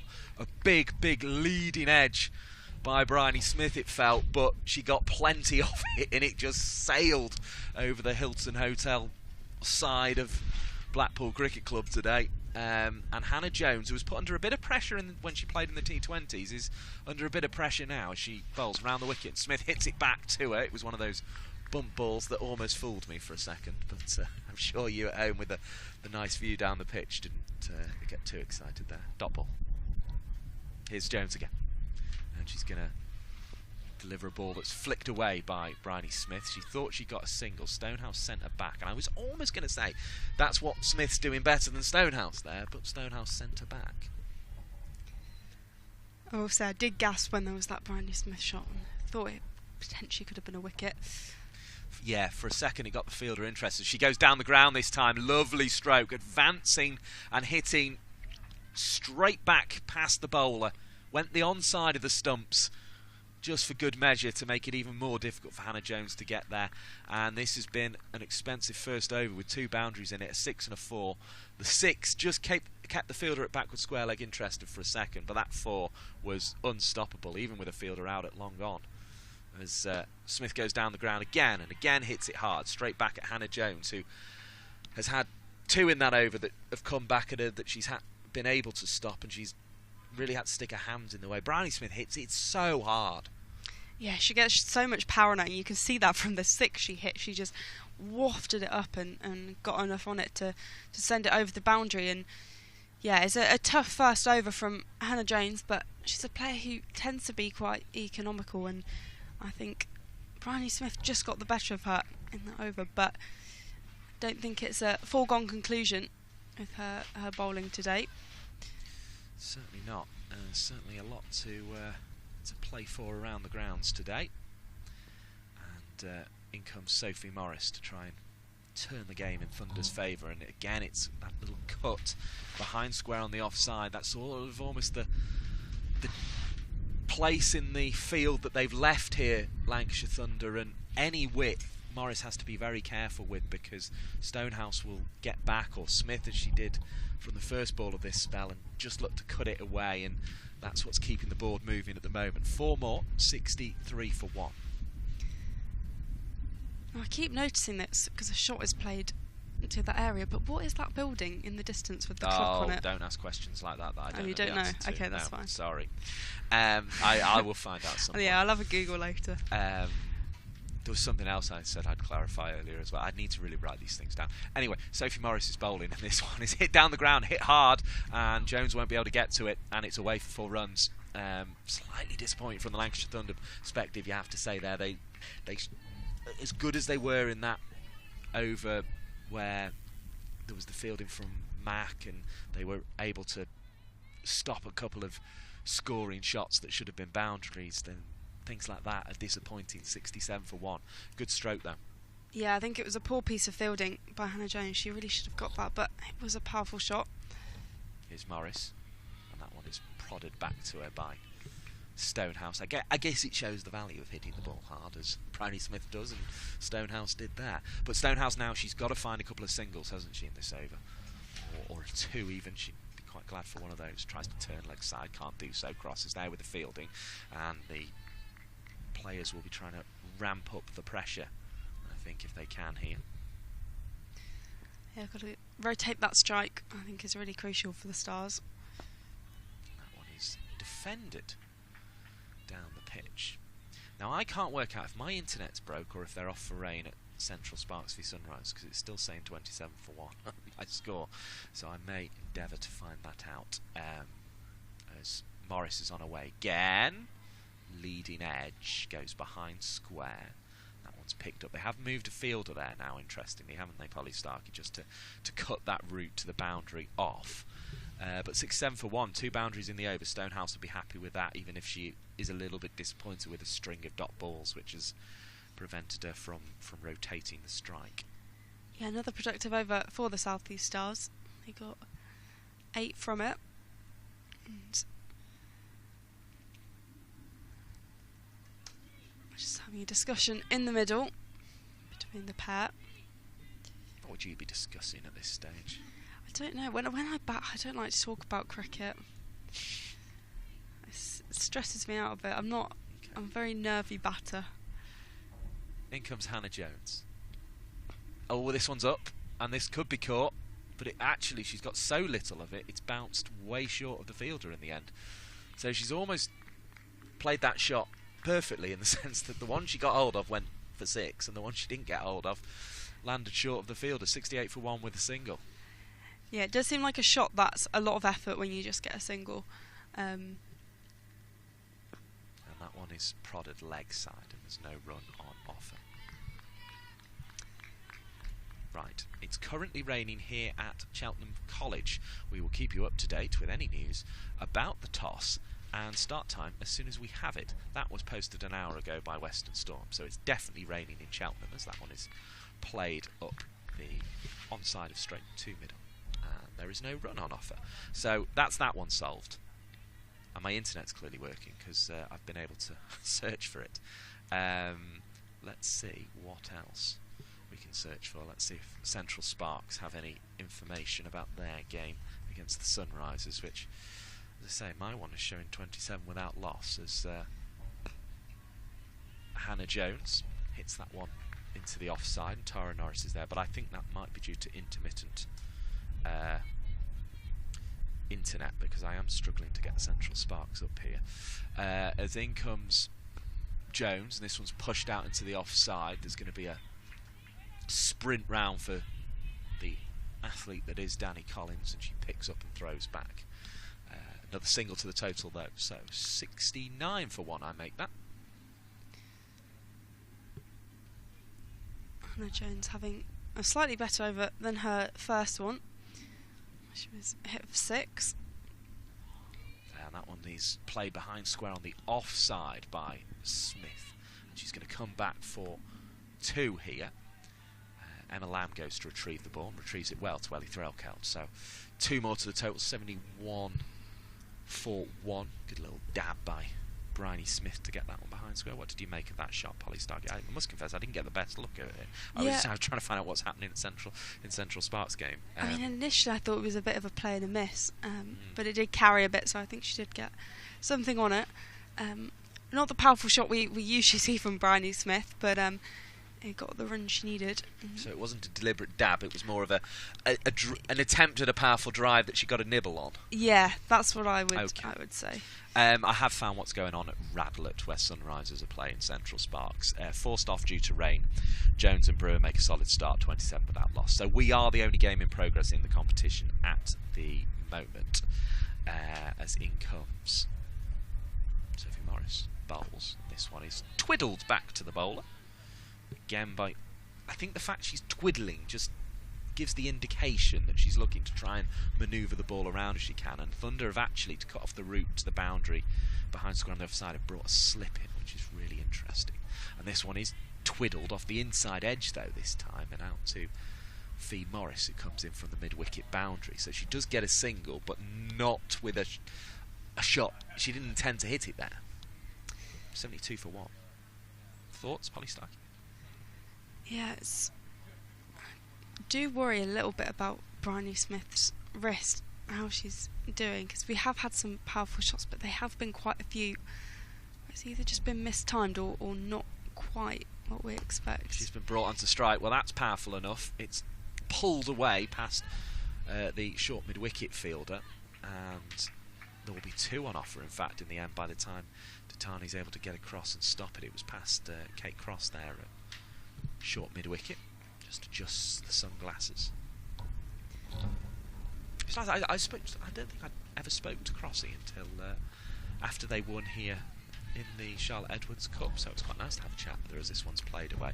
I spoke to her and Sarah Smale at the same time. It's a very good dot ball there with that defence. Kate Cross was the first ever person I interviewed. In comes Sophie Morris, and that one is defended into the offside, and there is no run on offer. She, for some reason, said yes to come on the podcast as our very first guest. The Naughty Child podcast. And yeah, she was absolutely fantastic. And then we had her on a year later. I spoke to her about an hour and a half, so she was in quarantine before heading to New Zealand. Morris bowls, and this one's cut away by Bryony Smith. Lovely shot away into the offside. There is a sweeper out there who gets round and one-handed picks up. That was a good bit of fielding, and thrown back in by Katie Mack, the Australian overseas player. Another 2 to the total, 76 for 1. Well, I'll be honest, this is one of the main reasons I don't think I ever had spoke to Kate Cross. It's because usually when I see Kate Cross, she is signing autographs for young fans, or she's basically doing something for someone, and I always think, I don't want to interrupt here. I just want to let her go. I always remember when we were at Chester in the second edition of the competition, an outground like this at Blackpool, and there was a fan who had a Northern Diamonds cap on, and Kate Cross saw her,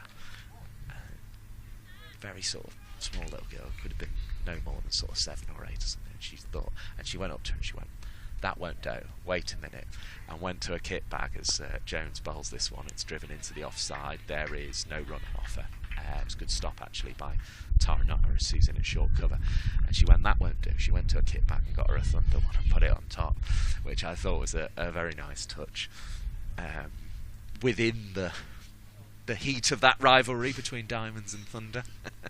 Cross, even making sure the fans have the right hats on as this one is pushed into the offside. Norris will be there again. Much easier bit of fielding this time, but still I think that's a good guide actually to young players there. Norris, even though that was a much easier piece of fielding, she was still on her toes, she was still agile, she still made sure she did it as professionally as the really good stop, and I think that's what allows her to make the really good stops. Is she can't get to this one, and neither can Tatani, and that one's just threaded the gap. Really nice off drive. It might go all the way for 4. No, round comes Danny Collins in the distance to do the fielding, as she so often does when her teammates can't stop it in the ring. So 3 taken there, 79 for 1 the total moves on to.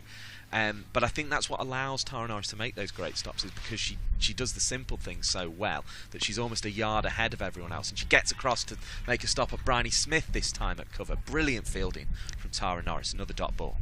Yeah, she's almost always ready to pounce in the field. She's very agile. It's well prepared.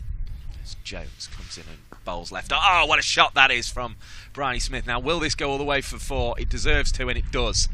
She picked that up. It was the good old-fashioned slog sweep.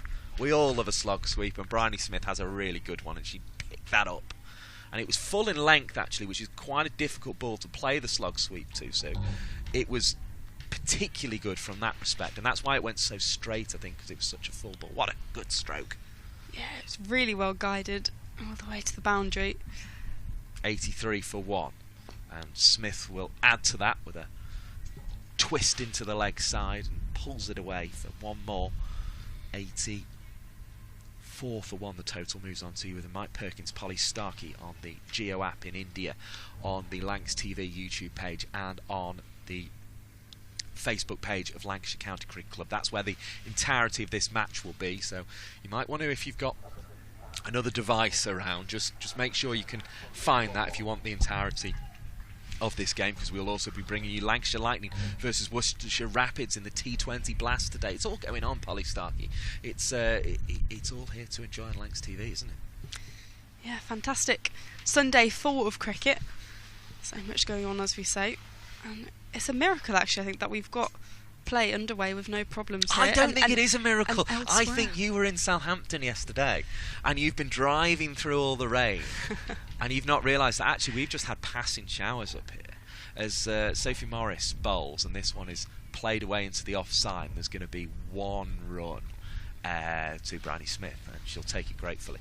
So the score moves on to 85 for 1. Now I think actually that it's been okay up here. It's kind of been patchy interrupted showers, and they've been quite heavy at times, but they've not lasted very long, as in comes Sophie Morris, and this one's played back to Sophie Morris. And so I think Upton, where Sophie Morris played yesterday, even though that's sort of out on the Wirral, I think they'd have got a game in yesterday. I think Blackpool Cricket Club would have got a game in, and I think we'll get a game in today here at Blackpool Cricket Club, as this one's pushed away to Naomi Tatani, picks it up, left arm throw to the stumps, just misses, backed up well by Tara Norris, who rather had to wear that one to stop any overthrows.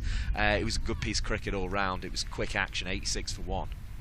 Well, dare I say, I can see a little bit of sun about. But yeah, I saw it's supposed to be thunderstorms today. Don't say that too loudly, it'll scare it off, as this one is cut away and there will be 1 run. 87 for 1. Sorry, I'm in a very silly mood. Bryony Smith approaching a half century, that's good. 49 now. She's batted well, hasn't she?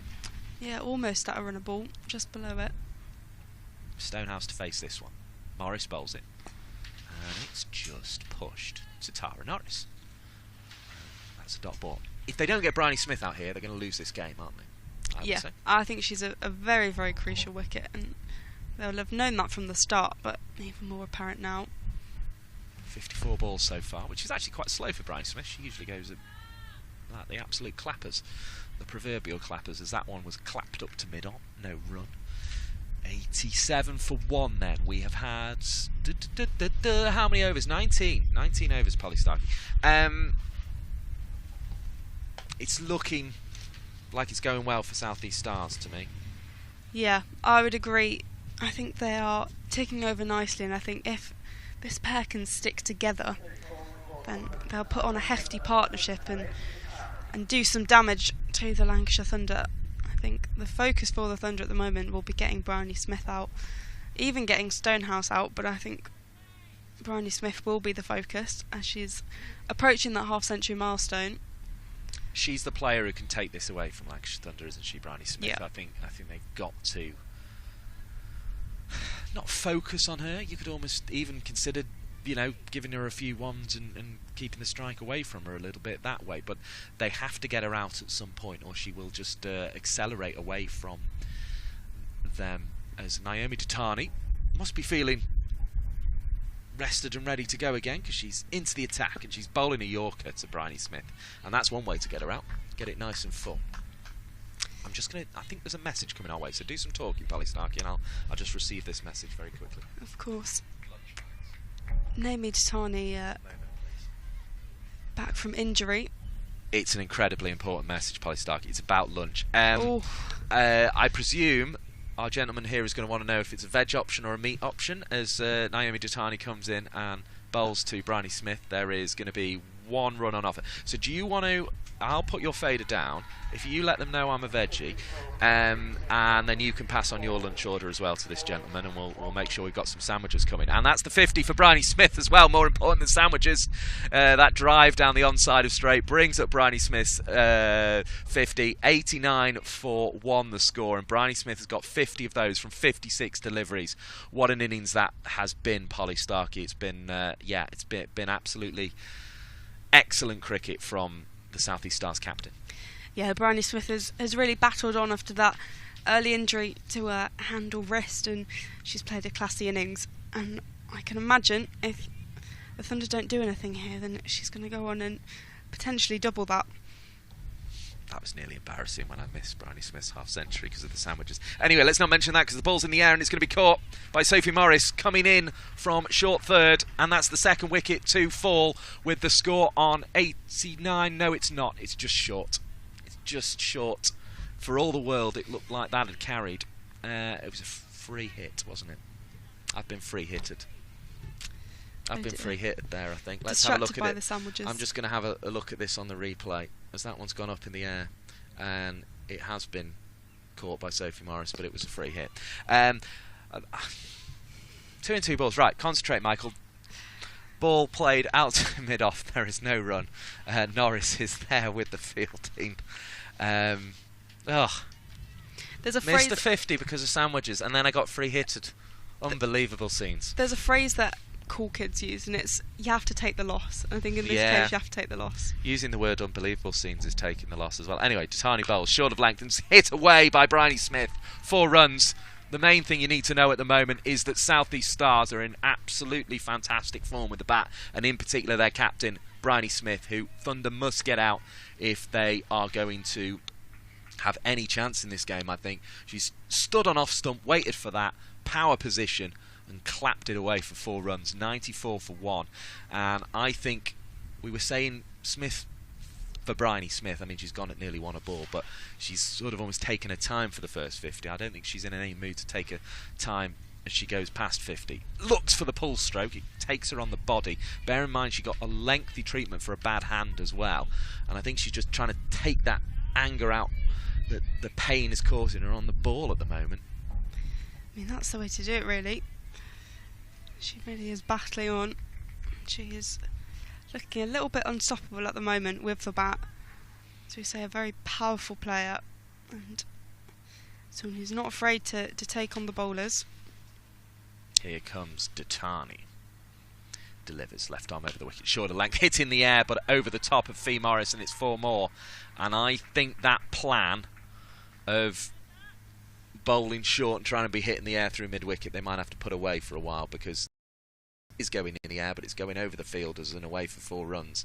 And again, Smith was across the stumps early, played that one a little bit more off the back foot, but the result was the same. 4 runs, 98 for 1 after 20. Now, I have consulted the calculator on my laptop, Polystock. So you pick up the commentary so I don't miss anything else, because whenever I've tried to do anything else today, I've been a bit of a liability, and I'm going to just work something out. We got our lunch order in though, didn't we? Yeah. That's important. Yeah. It is important. It's important. Yeah, the thing I wanted to work out is how many runs there were in those 10 overs, which was 62, so they've gone at more than 1 a ball between overs 10 and 20. That is a concern for Lancashire Thunder. There'll be Sophie Morris to continue the bowling here. Sophie Morris, the left arm spinner. She plays to Stonehouse, who chips that up in the air. Over to Hannah Jones, who does the fielding. Extra cover. There'll be no run. Stonehouse looks a little bit frustrated with that. Well, they both got halfway, met each other, had a little chat and went back. So I think that's why she's frustrated. And I wouldn't be if I was Stonehouse. Morris, again, to 19-year-old Stonehouse, who drives that down the ground on the offside. Hannah Jones once again kept busy in the field. Because it's just a guess, but if you can both get halfway, you can both probably run the same halfway that you're running back to the other end. Common sense. Morris to Stonehouse, who tips that into the leg side. Fee Morris, Kate Cross stopping that even. Yeah, it is a good point. It's kind of why cricket's a great game, though, isn't it? Because yeah. It doesn't always happen like that, and that's fun. Morris to Stonehouse, driving that into the offside. There's a fielder on the boundary who will prevent the 4, and they'll just run through for the single, rotating the strike. Alexa Stonehouse just retying her shoelace. Well, I think it's fun, but maybe I'm not a very interesting person. that has been posed in the past. I do think cricket is one of those sports that just has so many weird quirks, and it makes it so different from any other sport. As Morris continues to Smith, who drives that into the ground for no run. 99 for 1. And it's the other thing is, and there will be people joining us for the first time, and thank you for doing so. And do make sure you hit the little thumbs up on YouTube if that's the way you're watching it, or if you're on the Geo app in India or the Lancashire Cricket Club Facebook page. But if you've discovered cricket for the first time, it's also full of after this ball. Morris to Smith, who plays that back to Morris, but it goes just behind it. Overrun again. Still 1 run from that 100 milestone as a team, and that brings up the end of the over. 99 for 1. Kate Cross just having a chat with Sophie Morris and perhaps just giving the benefit her a bit of experience. Yeah, exactly. Of course, Kate Cross not a spinner, but can offer that advice of just being in either pressure situations or even just playing a bit of regional cricket. But no, the other thing that cricket is full of is lots of, as well as being a weird, quirky game, it has lots of weird, quirky people in it as well, doesn't it? Which is good. I saw a picture of, and they were certainly, I think, quirky in the sense of the method they managed to devise. A picture of, I think it's Tony Lewis of the Duckworth-Lewis method with Ralph Nicholson the other day, who apparently introduced himself. Datani to Stonehouse, who plays that up in the air, and the catch will be taken. Kate Cross sends Stonehouse back to the pavilion. 23 from 39. It was just skied in the air, and Sophie Morris picks up her first. Naomi Datani even picks up her first wicket of the day. It was a type of aggressive shot you want to see, but just wasn't quite enough on it, and went straight down the throat of Kate Cross. An important wicket for the Lancashire Thunder in the context of this game. 99 for 2. Really important that they got it just before the 100 mark there, I think, and also I think they've probably found maybe a method that could work, and it's going to be very difficult with Paige Scofield to implement this, coming to the crease to implement this method. But as the sandwiches arrive, fantastic news. I think they've shown the method they could use here, Lancashire Thunder, which is keep Smith away from the strike as much as you possibly can and really look to try and choke up the other batter, because it was 23 of 39, which will become 40, I think, now that Stonehouse is out. You've seen that on your screens there as well as I just have. I think that's probably the method to use here, but Paige Scofield, she can make centuries. That's the issue they've got, and that's what's great about the way this game has developed. You've got so many good players coming in. Yeah, Paige Scofield had immense form earlier on in the season. This is what I wanted. It was the start of last season, wasn't it, when she had a load of she had just moved to the South East Stars. Brilliant form. It was unbelievable, and just got back-to-back centuries. Just think she's kind of appeared out of nowhere. She was a good player for all the Southern Vipers, but moved to South East Stars and just has taken on a whole new gear as Naomi Datani continues to Scofield. There's a big appeal. Again, I think it was high. I think I agree. I didn't see much of it, but yeah, I think I agree. But the umpire's even laughing because that would have been a big moment, 2 in 2 balls. I've always had this theory that 100 for 3 is never a bad score in any form of cricket, and that would have left Stars on 99 for 3. Datani to Scofield, who tries to get something on that, but it's signalled wide by the umpire. And that's the 100 up for the South East Stars. Perhaps not in the way they would have wanted, with a wide from the Lancashire Thunder, but the milestone is met rather anticlimactically. Yeah. Is that a word? Anticlimactic. Yeah, sure. Anticlimactically, I'm going to use that word. 100 for 2. It was an anticlimax, is what I'm saying. Naomi Datani to Scofield. And once again, the ball just drops to the floor. There'll be no run. Scofield having faced 2 balls. What I'm more interested in was Paige Scofield's run of form at the start of 2023, wasn't it? I'm just going to look up some scores. I imagine she was a big part in the 334 for 5 against Thunder. In fact, the headline is Paige Scofield sparkles. Datani to Scofield, who gets hold of that and sends that into the offside. Oh, this is a great headline. The first match of last season. Paige Scofield sparkles for Stars as Thunder get rumbled. Well done, headline writer. That was very good. ESPN Cricket Info. Yeah, it was 111 not out, I believe, in that game. And then 134 not out against Western Storm. Oh, you've already got it. Well done, Polly. A couple of days later. Well done, Polly. This is why you're excellent. Player who has been brought into the side today, and you already have their scores. 111 and 134 was that. Datani to Smith, and goes straight through to the keeper. Another wide signalled. Great over from Datani here with the wides, but of course coming back from injury, just finding her rhythm again. Yeah, with Paige Scofield she was the 4th leading run scorer in the Rachel Hare Flint Trophy last year. 439 runs. She had a very good season, particularly at the start, as we mentioned, with those 2 centuries where she just looked unstoppable. Sorry for copying your homework again, but that was very good. Datani once again to Smith, who takes hold of that, sends that all the way to the boundary on the leg side. Goes back to deep backward square leg. That'll go for 4. Bryony Smith just accelerating a little bit here. She's found so much power in her batting, and it's just making use of that at the moment. Reading from that ESPN Cricket article with the excellent headline, Scofield playing her first game for the Stars after signing from Southern Vipers, blasted 111 from 90 balls. Datani to Smith. So she slipped in her run up there. Well, heads toward the boundary. There's a boundary rider there who throws it back in, and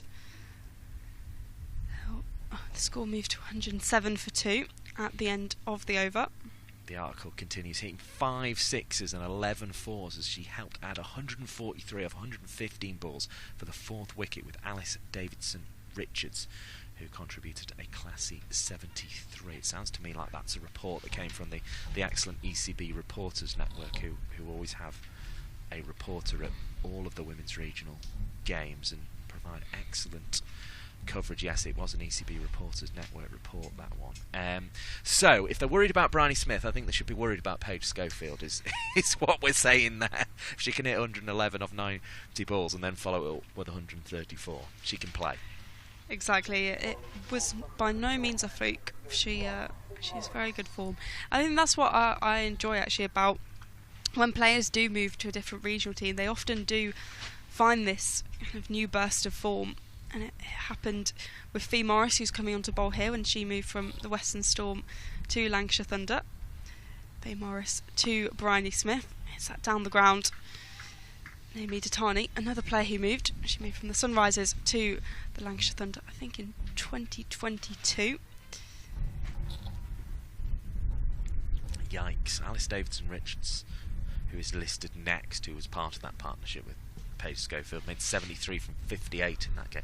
I think Thunder need to rattle through Smith, Schofield and Alice Davidson Richards here. It's this is why South East Stars are up there and challenging and looking good this season.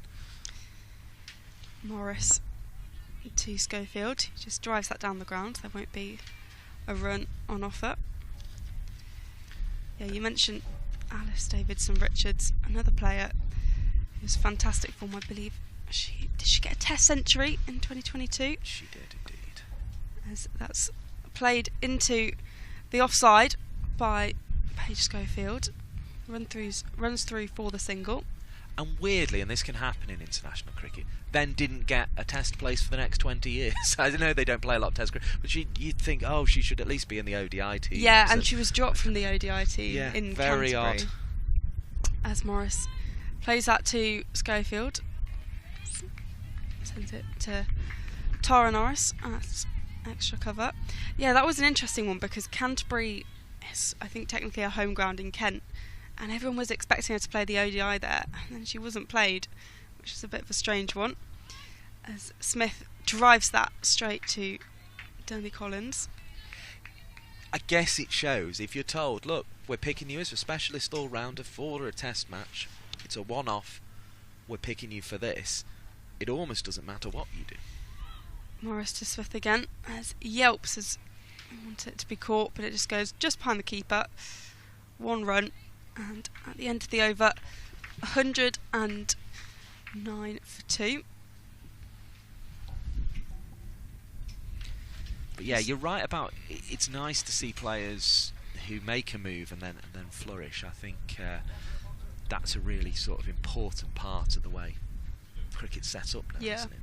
I think it shows that the regional structures work as well. I think different environments work for different people, and if someone moves, it doesn't necessarily mean it's a bad environment. It just doesn't quite suit them. And I think, especially when players have grown up playing for a county and then joined the regional system, they're kind of stuck in an environment they've been in for years. And I think sometimes some players just need a bit of a change and need to move on. And I think that can be a really positive thing. And I think about Tara Norris, Naomi Datani and Fee Morris, who joined as a trio signing, all from different sides. I think it paid off a lot for their careers. And I think it paid off a lot for Datani, a lot for... As Bryony Smith plays that into the leg side. Stanley Collins fielding it there, out on the boundary. Definitely paid off for Morris, and she spoke actually last time we were at Sedbergh. We didn't get any cricket, but we got to have a really good chat with Fee Morris there about how, I mean, she says that move changed her life. But Norris, I think, would be the one who thinks, well, I was winning things at Vipers, and okay, she's had a finals day, but she'll want to be winning things here at Thunder. As Sophie Morris is in to play that to Paige Scofield, defended down the ground. Yeah, it's a good point about the winning things. I think the one thing about Norris now, though, is she's always going to get into this Lancashire Thunder team. Yes. She's a solid starter. She, opened the bowling with Kate Cross, and I don't think she would have necessarily done that at Southern Vipers. Morris again to Scofield, defended that down the track, no run. The other side of that coin, and I don't think I'm revealing too much to say that this is a player who could have very easily moved themselves, and I mean has been on loan actually. Morris to Scofield again. Did spend a game on loan at Lightning, a season where she ended up near the top of the run charts. The flip side of that coin is Emily Windsor remained at Vipers. Morris to Scofield, who takes hold of that and sends it down to deep backward square leg. It's racing away to the boundary, and that will go for 4. Goes all the way. Score moving to 115 for 2. Paige Scofield kind of properly starting her innings with that boundary. Just an example of what she can do. Now I'm sure Emily Windsor would had lots of offers from lots of teams interested in her because she's such a good finisher, and particularly when you get to the final stages. Morris to Scofield, who just edges that. Tara Harris, not quite sure if the role was necessary there in the fielding, but she prevents any more runs. 115 for 2 at the end of the over. And Lightning, as they then were definitely interested because they took her on loan, for instance. So we know they rate her as a player. So she will have definitely had offers, but has stuck at Vipers, and I think that has worked out for her because she has continued to sort of sometimes even just cropping up in finals and being there, and she's always one of those good fielders out on the rope, a bit like Danny Collins is here for Lancashire Thunder, but is able to also then just get the bat out and contribute it on finals day. Fee Morris comes back to Smith, and that's driven down the ground to Naomi Tatani here at Log On. And it was the partnership, wasn't it, between Norris and Windsor playing in very different styles. That's to win the second edition of this Rachel Hale Flint Trophy. Morris to Scofield, he nudges that into the offside, deep cover point. That partnership's almost like one of the iconic partnerships, I think, of these 5 years. Oh, definitely. It really sticks in the memory. I think also Emily Windsor that year won the 100, hitting the winning runs as well.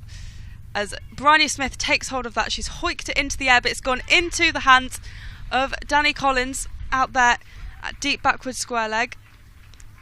And that's a crucial wicket for the Lancashire Thunder. They've been wanting to get Bryony Smith out for most of this innings. She finishes on 67, and that could really be a key turning point in this game. The Lancashire Thunder putting themselves back in that conversation. Of course, the South East Stars stacked with batters, but Bryony Smith was really holding that innings, and she's now gone. It's a superb innings. I don't think she was trying to hit that in the air. I think it just took a leading edge, and she's obviously furious with herself. But actually, I think the fact she can play with a bit of freedom is because of the strength of Alice Davidson-Richards and Paige Scofield in that middle order. But she was definitely trying to just almost dab that one and pick up a 1 or a 2 there, and just got a leading edge. And because she hits the ball so hard, it just carried all the way to Danny Collins. Mentioning, of course, this is the last edition of the Rachel Hale Flint Trophy in its current form, in its regional form. We imagine the name might be retained, although I hear rumours that the T20 competition is likely to change hands. But if you are after something to commemorate the last 5 years by, I was furnished with a copy of the excellent souvenir album that I'm sure we might even in the break between overs be able to get a shot of that Polly Starkey has produced. And if I turn to the South East Stars page, we can see that it says South East Stars have a large squad due to the big pool and success of their academy structure from Surrey and Kent pathways. But you get an excellent view of you get their record over the competition, which coming into the 2024 season was 131, lost 24, and you get all the players, which I'm sure if they had a large playing squad, you've had to put additional players down the bottom because you've been trying to sort of squeeze them all in. But it's almost like in a Panini sticker album style format. It's really, really excellent piece of work. You get a shiny as well of South East Stars. So do try and pick up one of these excellent souvenir album 2024s of the Rachel Flint Trophy and Charlotte Edwards Cup, produced by Polly Starkey and Richard Starkey, her dad, who hosts the Naughty Child podcast, because these are very excellent little souvenir albums, and I'm very glad that you've brought one along for me. So thank you very much for that. And I think you've got a little online. You've got like a little crowdfunder sort of type site, haven't you? Yeah. So we're not making any profit from it. It's just so we break even to cover production costs and postage costs. But yeah, if you search for the Naughty Child podcast, there'll be all the relevant links on there which you can find. And in all seriousness, after this delivery, Sophie Morris to Alice Davison Richards to face her first ball of the day, and that's flicked into the leg side. I think that's actually very important to contribute to those sorts of things, because I think the sorts of journalism that you like doing with souvenir albums and things, and the sorts of journalism we like doing with live feeds like this on Lancs TV. Morris to ADR again, and that's driven straight to Emma Lamb. Crowdfunders and things like that are how a lot of those things are going to be funded in future. So it is important that people sort of, if you like, support the journalism that they want to see, be it live pictures like this. Morris to Scofield, who sends that into the leg side. Danny Collins being kept busy on that boundary over there. Or incredible pieces of work like this souvenir album. I'm going to turn to the Lancashire Thunder page, see what it says on there. Thunder have recruited 2 overseas players, meaning their squad has grown even more. So you've got additional players on there. You've got Chris Reed appointed Thunder head coach in January 2024, replacing Paul Shaw, who was in the role since as the wind blows the page over, since the start of the regional setup. And then you've got laid out, look at that, all the players across the teams, which is absolutely fantastic. So really good piece of work from Polly Starkey, and I do advise you you look out for those souvenir albums 2024. We'll leave it roughly in shot. I can't really hold it like that, can I, for the rest of the day? But it'll be around on the table. Morris to Scofield, who nudges that into the offside. There'll be no run on offer. 119 for 3. You may well spot me reading from it during the day, because it's where I get all my best lines from. As Morris again to Scofield, he drives that into the offside and down to Hannah Jones. Another dot ball for Sophie Morris. Morris yet to pick up a wicket today. And again, that's played similarly down into the offside. There is a slip in place. Kate Cross is standing there, so perhaps expecting Schofield to nudge it into the hands of Cross. As Morris to Schofield, she gets power on that and sends it to Danny Collins on the boundary, down there at deep cover point even. And 120 for 3 after we've just passed the halfway mark here in the Rachel Flint Trophy between Lancashire Thunder and South East Stars at Blackpool Cricket Club. I remember Ali Byrne, who will be joining us next week at Sedbergh, once had a backward forward, which I thought was quite good. Sophie Morrison, ADR just tickles that down the ground. It's heading towards deep backward square leg, but as a fielder, Katie Mack on the boundary. The Australian plays for Adelaide Strikers in the WBBL. I mean, goodness knows what that says about the field she used to set when she was Lancashire and Cheshire captain. But yeah, she definitely did have a backward forward at one point. As we all have, at times. But I can imagine that would be quite a confusing instruction to a fielder. Backward forward. Can you field it backward forward, please? Ellie Thalkeld is adjusting the field here. Katie Mack being brought in. The wind's getting up. Yeah, suddenly got a bit chillier. Sophie Morris to ADR, who lofts that up. That will fall safely. Now, usually, if the wind gets up and it gets a bit chillier, it means rain's on its way, which is good. So hopefully we're going to be spared that particular indignity, but it does usually mean that in this part of the world that when the temperature just drops a little bit, the wind gets up, and if it's cloudy like it is now, that you've got a shower coming in fast. So let's hope not. Let's keep our fingers very firmly crossed, because it's been a good game of cricket so far, albeit one that the South East Stars seem to be dominating. Fee Morris will look to end that dominance of South East Stars as she's into Schofield. He drives that towards Tara Norris on the offside. They've got Bryony Smith, though, who's played the best innings of this game. 69 off the top of my head, I want to say. Let's play her out 67, apologies. Morris to Schofield. He gets hold of that and sends it towards the boundary, but there is a fielder. Katie Mack again. Very occupied in the field. 123 for 3. But they've got to get these two out now as well, because this was the partnership that took the game away from them last year. Morris, and it's just strike down the ground by ADR. She has actually changed the name on the back of her shirt. It now just says the letters ADR. Does it? That's cool. It was Davidson Richards. I'm sorry, before. but that is cool. I know I'm not the person who gets to decide what's cool, but that is cool. Morris into Davidson Richards, and that's nudged into the offside, deep cover point. Definitely won an ADR shirt, not gonna lie. Definitely won an ADR shirt. I usually don't like 3-letter abbreviations of people's names, but ADR I ADR like. works, it sounds pretty cool. If you're gonna have it on the back of your shirt, that's quality. Morris to Schofield, who confidently drives that into the offside. It races away to the boundary. That would be a 4 for Schofield, taking her to 14 from 20 balls. 128 for 3. It's a score for the South East Stars. Now, do you think, though, it's ADR just because of a lack of lettering in the printing shop, or do you think it's because she is cool? I think she's quite cool. Yeah, I think she's quite cool. Yeah, I think she was like, do you know what? Look at the way she stood on strike zone. She's yeah, cool. Very She's cool.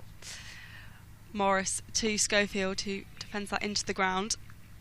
Hand on hip, leaning on the bat. That's cool. I don't think I've ever seen ADR not smile. She's always smiling.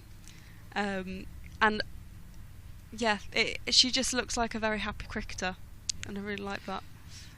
The reason I ask, was it for lack of lettering, is because in the early days of shirt printing, I know for an almost fact, I think Matija Muller-Litterin might have fallen into this category. I think Andrei Kanchelskis, the Russian footballer, fell into this category. There were certain players whose names would not fit. Well, this is on what the I back was of the going to chair. say. So Muller-Litterin, I think, used to be M' and then the iterin bit, rather than the full, and then became Murali, I think. Yeah. And I think that was because of physical space and lack of... I don't think in Sri Lanka's case it was lack of letters to put on, but I think in Kanchelskis' case it may have been. As Jones plays that to ADR, who defends that down the ground. Yeah, I was going to say, because actually you could make the lettering smaller, but then you're going to have to get different size letters for all the different shirts. Well, I think in the mid-90s, when the Russian footballer... Jones to ADR, and that's played straight to Emma Lamb, no run. Signed for Manchester United down the road from here, which is a much less famous football club than Blackpool, of course. Obviously. Which is much closer down the road. But... As defended by ADR, she's a little bit stuck at the striker's end here. I think a lot of children wanted Kanchelskis on the back of their shirts because he was quite a fancy footballer, but a lot of parents couldn't afford all the letters in Kanchelskis. Jones to ADR, who takes hold of that and sends it into the leg side. They'll take the single. Also, children's shirts are smaller as well, so how do you fit all the letters on? And also, if you go to a cheaper printing place, they might not be able to spell Kanchelskis, is your other problem. Because let's be honest, it is difficult to spell. Point. Hannah Jones to Schofield. Schofield just curves that back to deep backward square leg for the single. 129 for 3.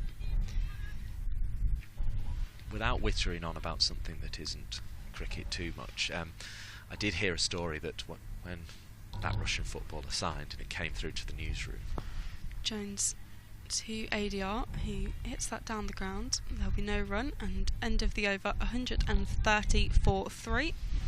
It was one of those names that panicked news and sport readers across the country were looking at, going, how on earth do we say all those letters? And then now it just rolls off the tongue, Andrej Kangelskis. But there we go. That is, I suppose, if you're any good, people learn to say your name pretty quickly, generally.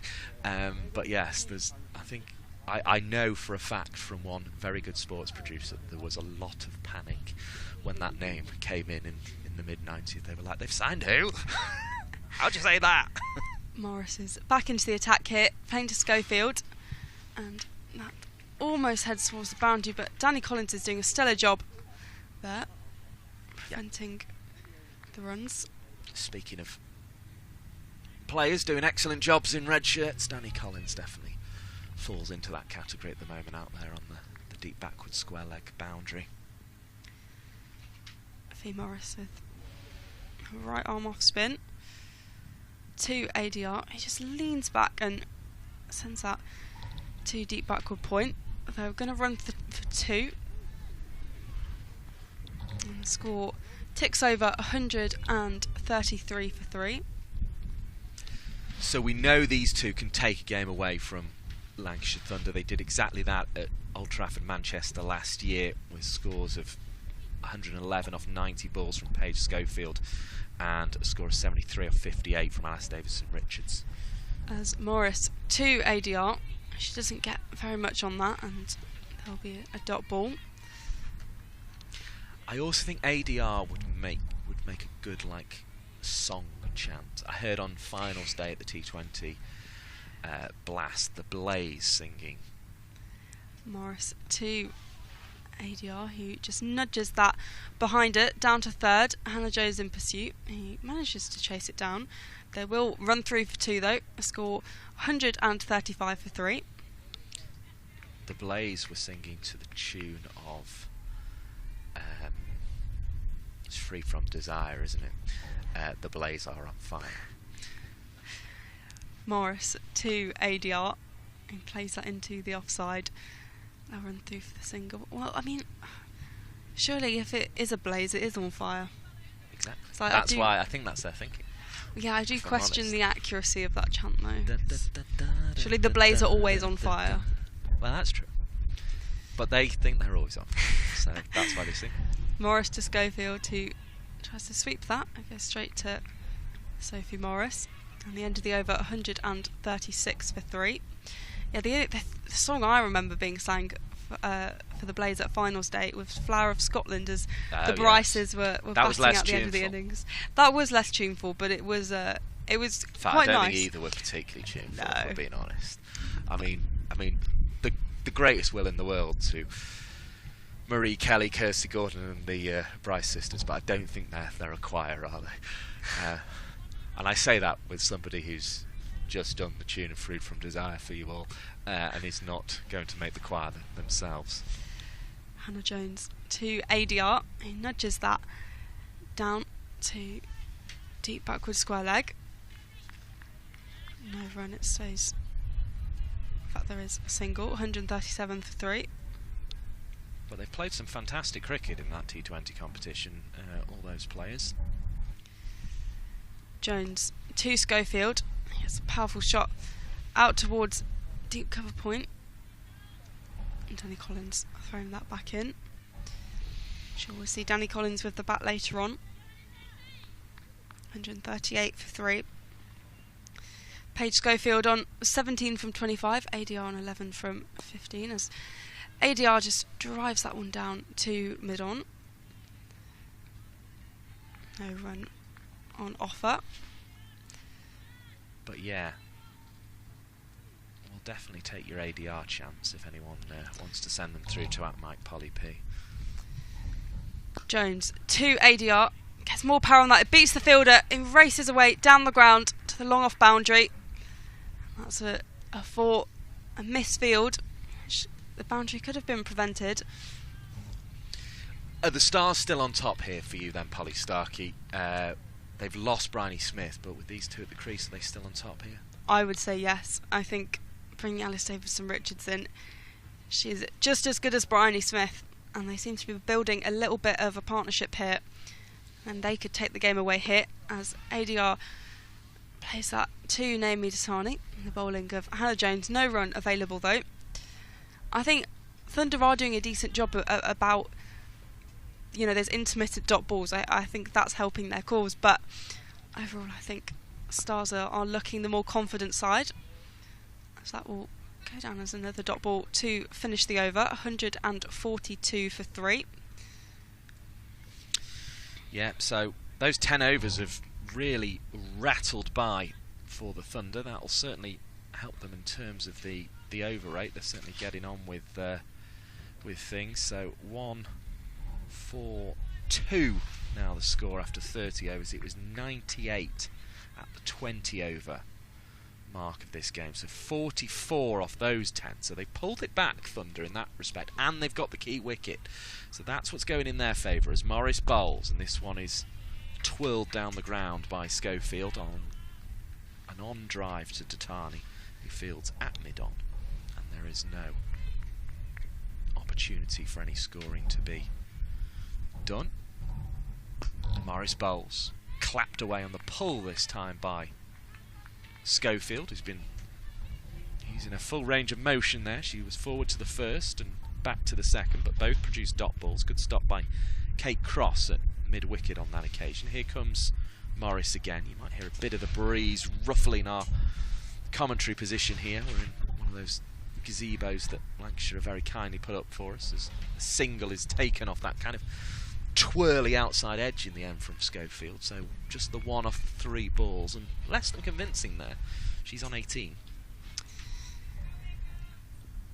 Morris is having a decent time with the ball, would be fair to say.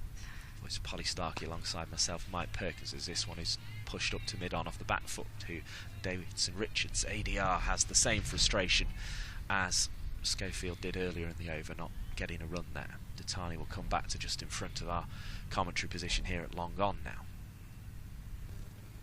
Here's Morris, bowls, prodded leg side, cross there with the fielding, another dot ball. Good over this one from Morris. Only really a boundary would spoil it now. So can she keep her discipline? ADR was just having a lie down on the pitch, as you do. That's nice. Glad she could get some rest. So she prepares to face Fee Morris. If I disappear later, it might be for a lie down, I'm not going to lie. In comes Fee Morris. She bowls right on over the wicket. Pushed up to Datani, and that's why she went back to ensure that there was no opportunity of a boundary through long on, and she was successful in that. So just the 3 runs I make that off the over. So 2 runs in fact. So that was a very, very, very tidy over from Fee Morris there. Particularly given in the last over, ADR have been proactive, coming down the track, hitting a couple of boundaries, really nice shots. It's going to be Alice Davidson Richards to face again. Threlkeld waits, hands on knees to begin with, and then crouches down as Jones bowls. It's driven back to Jones, walks past her opposite number, quite literally in the form of Paige Scofield. They both wear 7. Jones will continue to tweak in, and the spinner's trying to get a grip on this game for Lancashire Thunder, and it's thrown back to the non-strikers end. No opportunity for the run out, but no opportunity to score either. It was a rapid shot at the stumps, but nothing came of it. Jones bowls. ADR down the pitch, and it was almost a caught and bowled chance, but it was too wide of Jones for her to get that. It was too straight of Tara Norris for her to cut it off, and it's 4 runs onto the total. 1-4-8 now for 3. Lovely stroke. Oh, it wasn't too far away from Jones. She maybe should have got that. It was fiercely hit. Yeah, it was a very strong shot and beat those 2 fielders. It's one of those when you slow it down, it doesn't look quite as good for the bowler. Oh, this is going to be caught, and it's caught well by Kate Cross up at mid-on, and Jones produced a bit of a false shot the previous ball, even though it went for 4. produces a really false shot one here, and that's a big wicket. Alice Davidson-Richards is out for 20. The spin working for Lancashire Thunder here. I think we can see the spin bowling coach, Stephen Parry, away to the left of our commentary position at the moment. And Lancashire Thunder will be enjoying seeing what their spinners are bringing at the moment. That's a great catch from Cross. It's a great bit of bowling from Hannah Jones, most importantly. Yeah, it was a simple catch in the end. Kate Cross reacted quick enough to get round to it, and yeah, it was. I think this is a key moment for the Lancashire Thunder. They'll look at ADR as one of those batters that, if she'd stayed in, she could do some real damage. So it does bring Ailish Cranstone out, who spent quite a bit of last season injured, but is a fine batter. And yeah, just we were speaking about earlier the depth of the South East Stars and their batting strength, and I think we'll see from Ailish Cranstone what she can offer the left-hander. I got confused there. I almost thought Cranstone had batted before because it was Stonehouse, wasn't it? The stone is at the other end of the name, and I was kind of like, has she not batted? But it's Cranstone. Cranstone reminds me a little bit of Sophie Luff in the way she sort of looks at the crease. A sort of left-handed Sophie Luff. Sophie Luff is right-handed, isn't she? I'm struggling to remember. Yes, I think she is. But in terms of, she's sort of a small but quite busy-looking player. And just to emphasise the point, she was bouncing on her feet there. But it's Hannah Jones who's going to have the opportunity to get her out. We've talked a lot, I think, about the South East Stars players, mainly because they're having quite a good season and they're the threat that's been posed to Lancashire Thunder here. But I think Thunder, if they can pick up one more, they're almost putting themselves in front in this game. Although it will be a big chase, whatever the case here. The cut stroke brings one, so Cranstone proving she's busy off the mark first ball, 149 for 4. Yeah, Ailish Cranstone, as I mentioned, she's a Surrey player and was captain, but just spent so much time injured, eventually gave up and was getting a lot of honours for South East Stars. Here comes Jones, bowls Yorker length to Scofield, and it's successful because Scofield can't drive it away. I believe she had, I think probably still has some sort of arthritis in her wrist and was having to get regular injections and operations on it, which doesn't sound fun. No, it doesn't at all. 149 for 4 then. Dot ball finishing that over the 32nd of the innings. And giving Thunder a real chance here. Picking up another one. And they're just chipping away at the wickets column, which is what you've got to do to give yourself a chase in the second part of the game. And they're doing that quite well at the moment at Thunder. Scofield still probably the most dangerous of the players. You feel almost she has to kind of wait for those last 8-10 overs now. The run rate's at 4.6 at the moment. As this one is bowled down the leg side. There's an attempt at a sweep, but it made no contact. It only hit the pads of Threlkeld. Another one taken. It brings up the 150, as has been the way today, with wides bringing up milestones and making them rather anticlimactic. 2 added to the total there, a wide and a run between the wickets, so 151 for 4. They all go in the extras column though as Morris bowls. It's dabbed behind square on the leg side, and Jones thought she could cut it off by going the short route, couldn't quite get there, and then had to run the long route to the boundary. It's 4 more to the total, 155 for 4. Why couldn't we have that stroke to bring up the 150? Anyway, let's celebrate the 155 instead. Yeah, another situation where it's the extras that bring the milestones, but that was a really nice shot there from Paige Scofield, and it didn't look like she got much on it, but it's just raced away to the boundary there, even though the outfield is a little bit damp, as we mentioned. Morris bowls. This one's hit over the top. Tatani thought she was in for a chance for a second, but just enough on it from Scofield to bring up a successive boundary, 159 for 4. And there's no hanging about for those last 8-10 overs here from Scofield. She's going to put bat to ball, and she's done so in this over. Morris getting the better of the last over, just conceding 2 from it, and that maybe almost built the pressure that brought the wicket. Well, it's South East Stars' turn to have a counter punch here. They've done so well. They're 4th in the table. Lancashire Thunder trying to catch them. You're watching on the Geo app in India, on Lancs TV and YouTube, on the Facebook page of Lancashire County Cricket Club. Dot ball there as that one's driven back. With Mike Perkins, Polly Starkey. Reminder, it'll be the Facebook page where you'll see all of this game today as Fee Morris bowls. It's cut away into the offside. One more to the total. 164 for 4 it moves to. But we will also be sort of dual entertainment today, really. You'll have the Lancashire Thunder game against South East Stars, and you'll also have the Lancashire Lightning game against the Worcestershire Rapids. So plenty of stuff on offer for you today. As in comes Fee Morris. She bowls right arm around the wicket. Attempted a dab sweep from the left-handed Cranstone. It's a wide down the leg side, and Morris, who bowled a brilliant previous, was really struggling in this one. She's gone for wide with a run. 4-4.1, and then another wide. I know somebody who collects overs like that. They like getting little screen grabs of them, as that one's driven down the onside up to Tara Norris. Of weird overs that just have weird numbers in. Another dot ball though. Yeah, it's frustrating from a bowler's perspective when that over gets longer and longer. A 6 here, and I think it'll go in the scrapbook, but Morris has wisely bowled into the pitch and got herself a dot ball from Cranstone, who sort of went forward and then back and didn't really do much with the ball. But big over that one for the South East Stars. It took them past 150. And it also took them past 160. 12 off the 33rd of the game, 161 for 4. But importantly today, there have been wickets falling throughout for Thunder. Bryony Smith and Alice Davidson-Richards, probably the two most prized ones.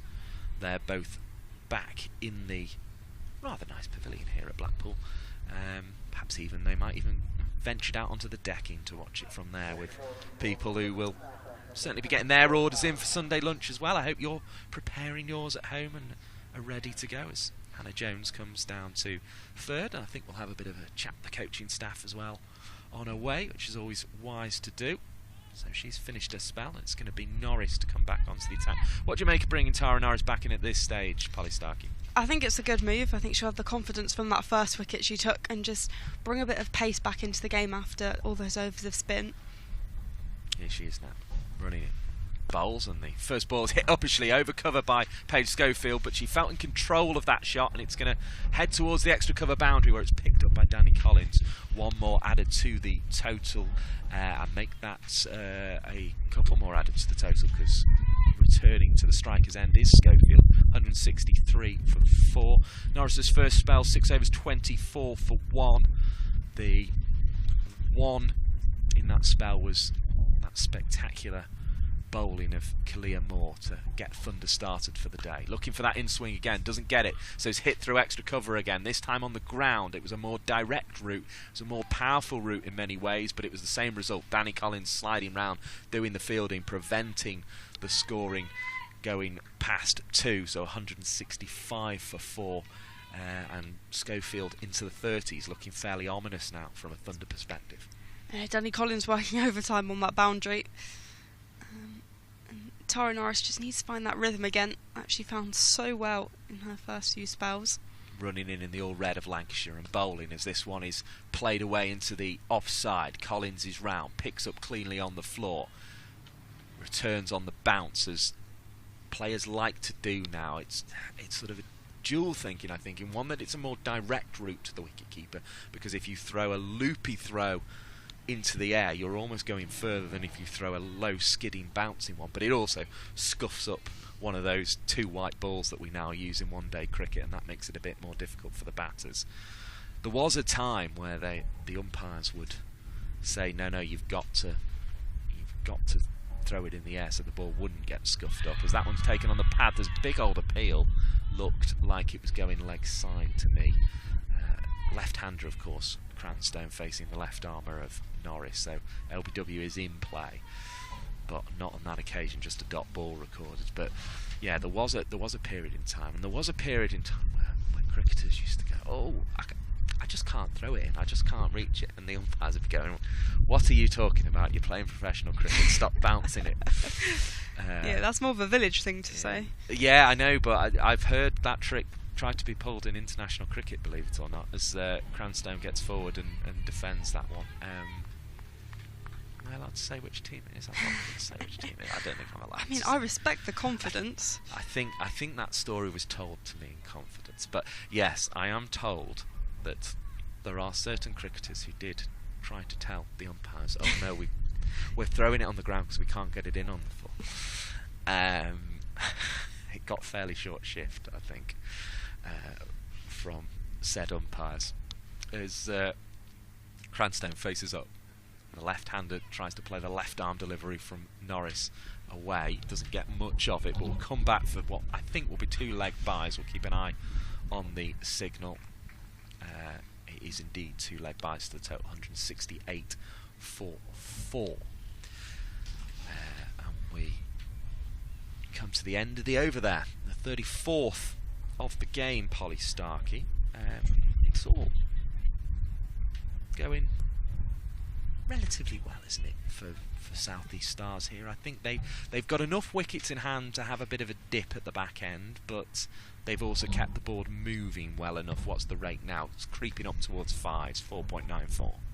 Yeah, I think a big total doesn't particularly matter for South East Stars. Lancashire Thunder are a side that struggle with their batting, and so yes, okay, the higher the total, the better.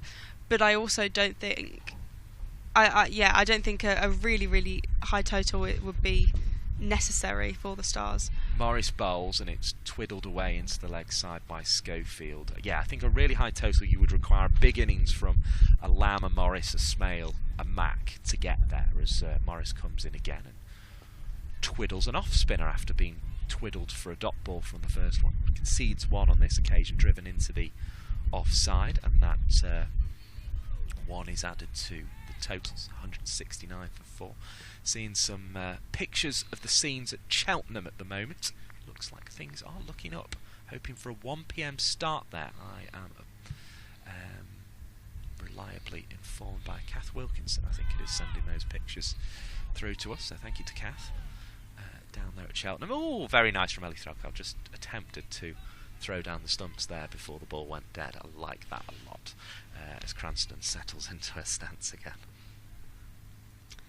Very wicket keeper. Yeah, it's very wicket keeper. We like that. That's why there was the big hoo-ha. We just passed the anniversary of Johnny Bairstow being run out by Alex Carey. I think that's why you can't complain if you're a wicket keeper yourself.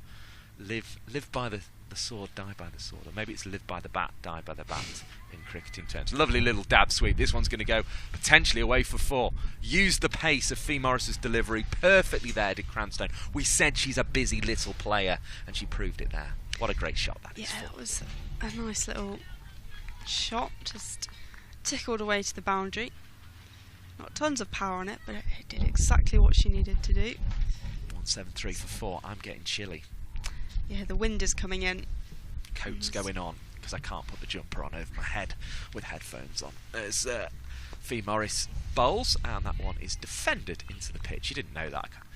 I'm not able to put a jumper on, but I just thought I'd share it with you all at home. Thank you for joining us on the Geo app in India, on Lancs TV's YouTube stream.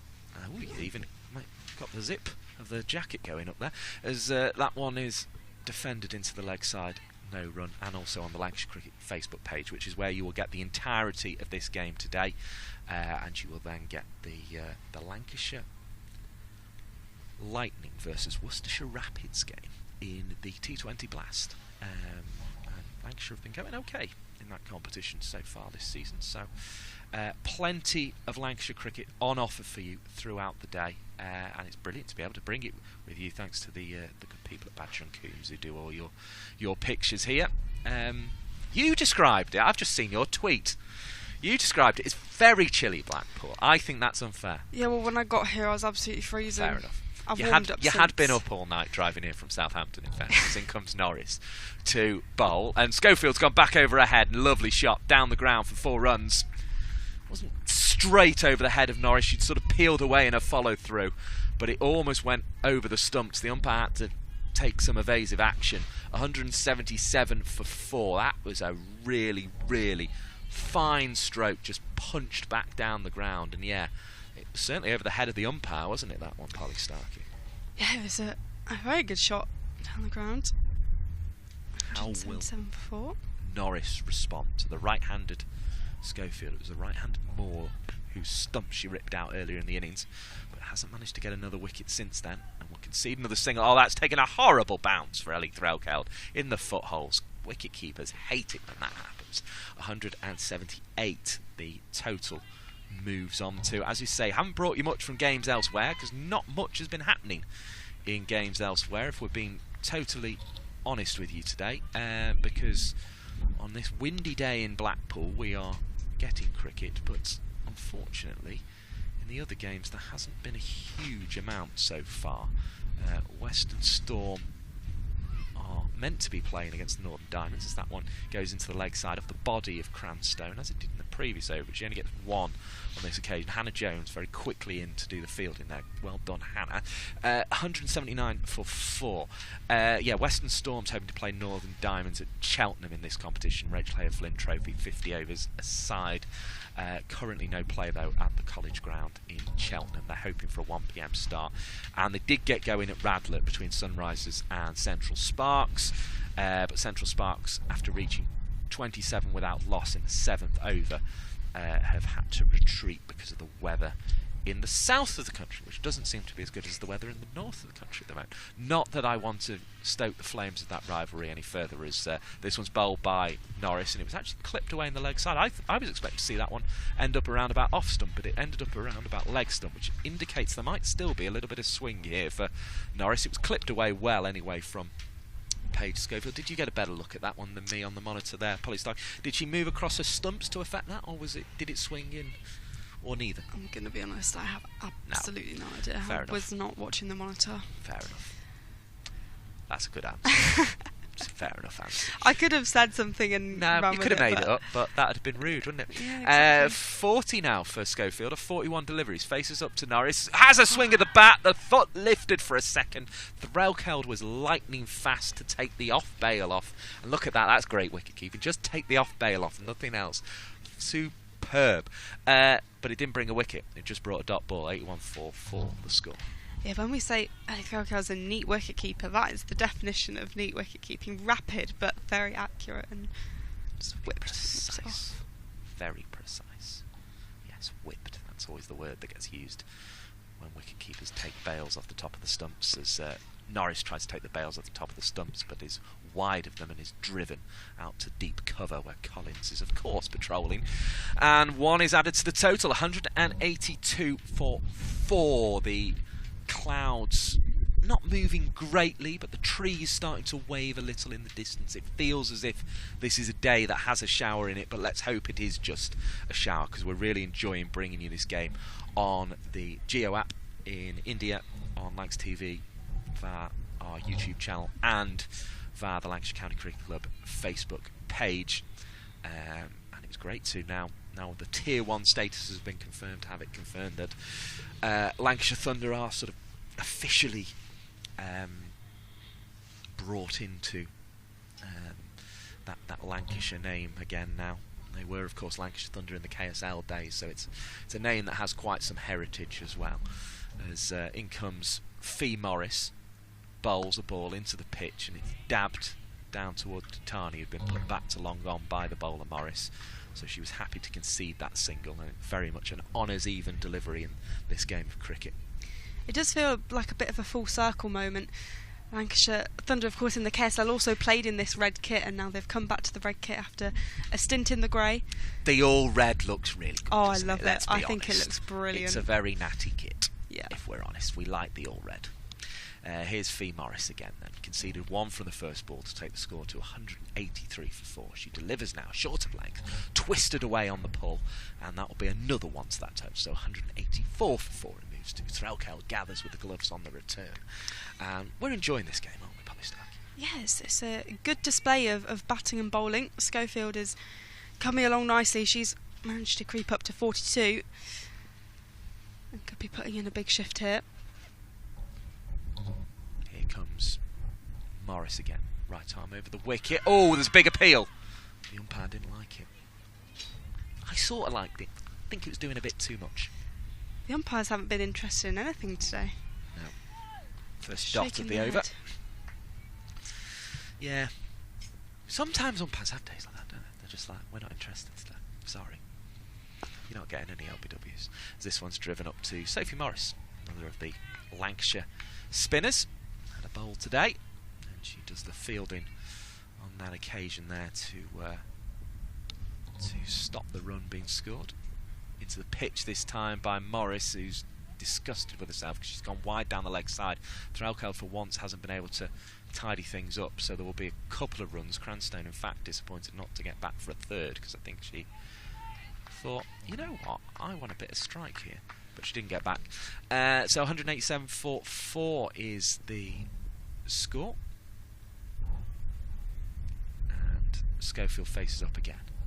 Drives smoothly down the ground. This will be a chase for Datani, who's across the ground quick. Has to be careful on the slide because even though we have had a lot of rain underneath the surface, there's not much of it on the top, so it's sort of almost a bit dry on the top, and almost got a bit stuck there as she slid, but she did the job. She kept it to 1, and it could have well been 4, so well done Naomi Datani. 188 for 4. I mean, the thing in favour of if Thunder do get a big chase here is that they do win often at Blackpool, and it is a high scoring ground, it feels, as this one is defended back down the pitch. No run. It's a good pitch out there. It's a used one, this one, but it's a good one, and it's a case that the outfield's quite quick. The boundaries aren't the biggest you've ever seen. It's a big enough playing area, but the ball seems to disappear across the boundaries quite quickly, so you know, even if it ends up around 250 plus, you feel Thunder would have a chance, but it would be, I'm going to unfold my arms because there's a picture being taken, you feel that it would be a case of that would be within range, but it also doesn't feel like a 250 plus day to me. Yeah, well, in fact, I will bring you the word from my father, who's sat in the ground. He said... So this is Richard, who is Richard Starkey, other half of the Naughty Child podcast. Yeah. He said, Thunder need wickets now to keep Stars below 270, which is a chaseable score. Stars will be eyeing up a 300 plus. Oh, he thinks 300 plus for Yeah, Stars. Wow. optimistic. Well, they've got 6 wickets in hand, and they've... Yeah, I can see why he thinks that. As this one is played away by Scofield. Rushing across the ground is Danny Collins. Picks up. Cranstone wants to get back, and there is only the one run. 189 for 4. So that's Richard Starkey, who is Polly Starkey's dad, and he also is part of the Naughty Child podcast that they host together, which is an excellent podcast all about women's cricket. I did you a little plug there. Did you see that? Appreciate it. Thank you very much. It is good. It's good. And they produce the souvenir album, which is excellent. As in comes Tara Norris, who is going to bowl, and Cranstone flicks it away on the leg side, and they're going to look to get back for 2, and this is going to be tight, but they do get back. Brilliant running, well done to the South East Stars players, who, if they're going to get to 300, they're going to need to make sure they scamper 2s like that, and Cranstone, the busy Cranstone, was in top form there. 191 for 4. Yeah, I can see why Richard Starkey thinks that, and he watches a lot of women's cricket, being part of the Naughty Child podcast, so I think his opinion is very valid, but I still don't feel it's a 300 day, as Norris bowls, and Cranstone, who clearly does think it's a 300 day, drills it back into the foot of Norris, and that will have hurt. As I've turned in this over to the Lancashire Thunder page, which has Tara Norris on the left hand side, just below the record that Thunder had coming into this season of 117, lost 29, tied 3, 5 no results. The fact they've tied 3, I always think is the most interesting bit of the Thunder page. They like a tie. Yeah, I think they had 2 last season, or perhaps it was the season before. Vipers last season, and Sparks was it? Yeah. At Old Trafford, yeah. Vipers was at Southampton. Norris batted very well that day, and it was very exciting. She hit one over the tennis courts. I say over the tennis courts, it wasn't quite over the tennis courts, but it felt like it, as that one's cut away into the offside, and there is no run. She hit one onto the tennis courts, put it that way. It was a big 6. Big 6. A big 6. Was it a big 6? It was a big 6. It was in the it was actually bigger. I've seen Tara Norris hit a bigger 6 at Southport than I've seen Deandra Dotton hit Wow. a 6. Now, admittedly, They've played, they've not had many chances, as that one's dabbed really nicely. That's 4 runs, lovely shot. 195 for 4, the score moves on to. That was a lovely little dab over the top, and 4 more important runs for South East Stars. Admittedly, Deandra Dotton's not played a massive amount in Southport, nor has Tara Norris, so the sample size is quite small, but yeah, I've seen Deandra Dotton hit it over the sight screen at Southport, which was quite some hit, but Tara Norris decided to go onto the tennis courts that day, which really is something. So there you go. Wonder if they could meet at an Olympics one point. West Indies versus the United States. That'd be a good matchup. Although I think Deandra Dotton's retired from international cricket. Of course she has. I saw her last innings. I mean, well. she could make a comeback. Actually. You never know. Yeah, it was quite sad actually, because I think she got a duck in the Commonwealth Games at Edgbaston. She certainly got a low score, and I remember standing up to applaud her off. As Norris bowls, this one's cut away by Cranstone. It's well fielded at backward point. There is no run. I think it was Katie Mack who was there. No, it was Emma Lamb. Well, there you go. That's maybe a sign that the overseas is rubbing off on the Lancashire Thunder players, because that was a very Katie Mack style bit of fielding from Emma Lamb at backward point. It prevented the run being scored. It's 195 for 4. We've had 38 overs with Mike Perkins and Polly Starkey, and we are enjoying this game a lot. And I think the reason your dad thinks they could get another 105 runs off 12 overs is because they've got 6 wickets in hand. Yeah. And it's fast scoring rounds. Exactly, yeah. They've got 6 wickets, they've got depth, they've got Paige Scofield on 44 not out. So they are in a very good position, and I think if they get anywhere near 300, and I think that is a very, very good total, and one Thunder will struggle to reach. Dutani ended up on the wrong end of Bryony Smith's bat in her first spell and bowled 2 overs for 19 with two wides and a no ball in it as well. But yeah, she was hit for some boundaries through mid-wicket, so she's going to have a go from the other end. There was a little bit of an instruction passed on to her by Tara Norris, the other left armour in the team, who's gone to mid-off, so that's some quite good tactical play from Lancashire, just passing on the info, because Norris has bowled relatively well. It was 24 for 1 off her first 6 overs in this game, now 45 for 1 off 9, as that one is pulled away by Dutani, and it's not going to be stopped for once by Danny Collins, who so often makes amends for bowlers who stray a little short and get hit to mid-wicket, but it's not been Dutani's day in that respect. Every time she has been hit to mid-wicket, it's crossed the rope for 4, and Scofield went on the floor there, and she's batting really, really well. 48 now for Paige Scofield. It's been another eventful little 10 overs this, Polly Starkey, hasn't it? Yeah, Scofield, I imagine, will just plough on, just going to run a ball. Interestingly, the team's run rate's creeping up towards a runner ball now as well. 5.21. So if they do see out the overs, they're going to probably get close to that 300 mark. Here comes Dutani. Bowls. Dabbed away behind square on the offside. Oh dear, it's been misfielded by Sophie Morris. That's going to frustrate Dutani, because she goes for another 4, and it brings up the 50 for Paige Scofield. It was just a little dab in the end from a full delivery behind square on the offside. It's the second 50 of the innings for the South East Stars. Bryony Smith with the first, and now Paige Scofield going from her 50th delivery past the 50 mark onto 52 in fact. She's been there for the best part of an hour and has hit 7 4s, I make that. And that was very, very well played innings so far by Paige Scofield. She's got power to add. She made 100 against Thunder last year. She's looking for another one, and will start her second 50 with a single there. So she's on to 53 now, with the 2 extra that she got as well by going past 50 with a 4. So 53 for Scofield. Of course, getting past the all-important 200 mark as well as a team. 204 for 4.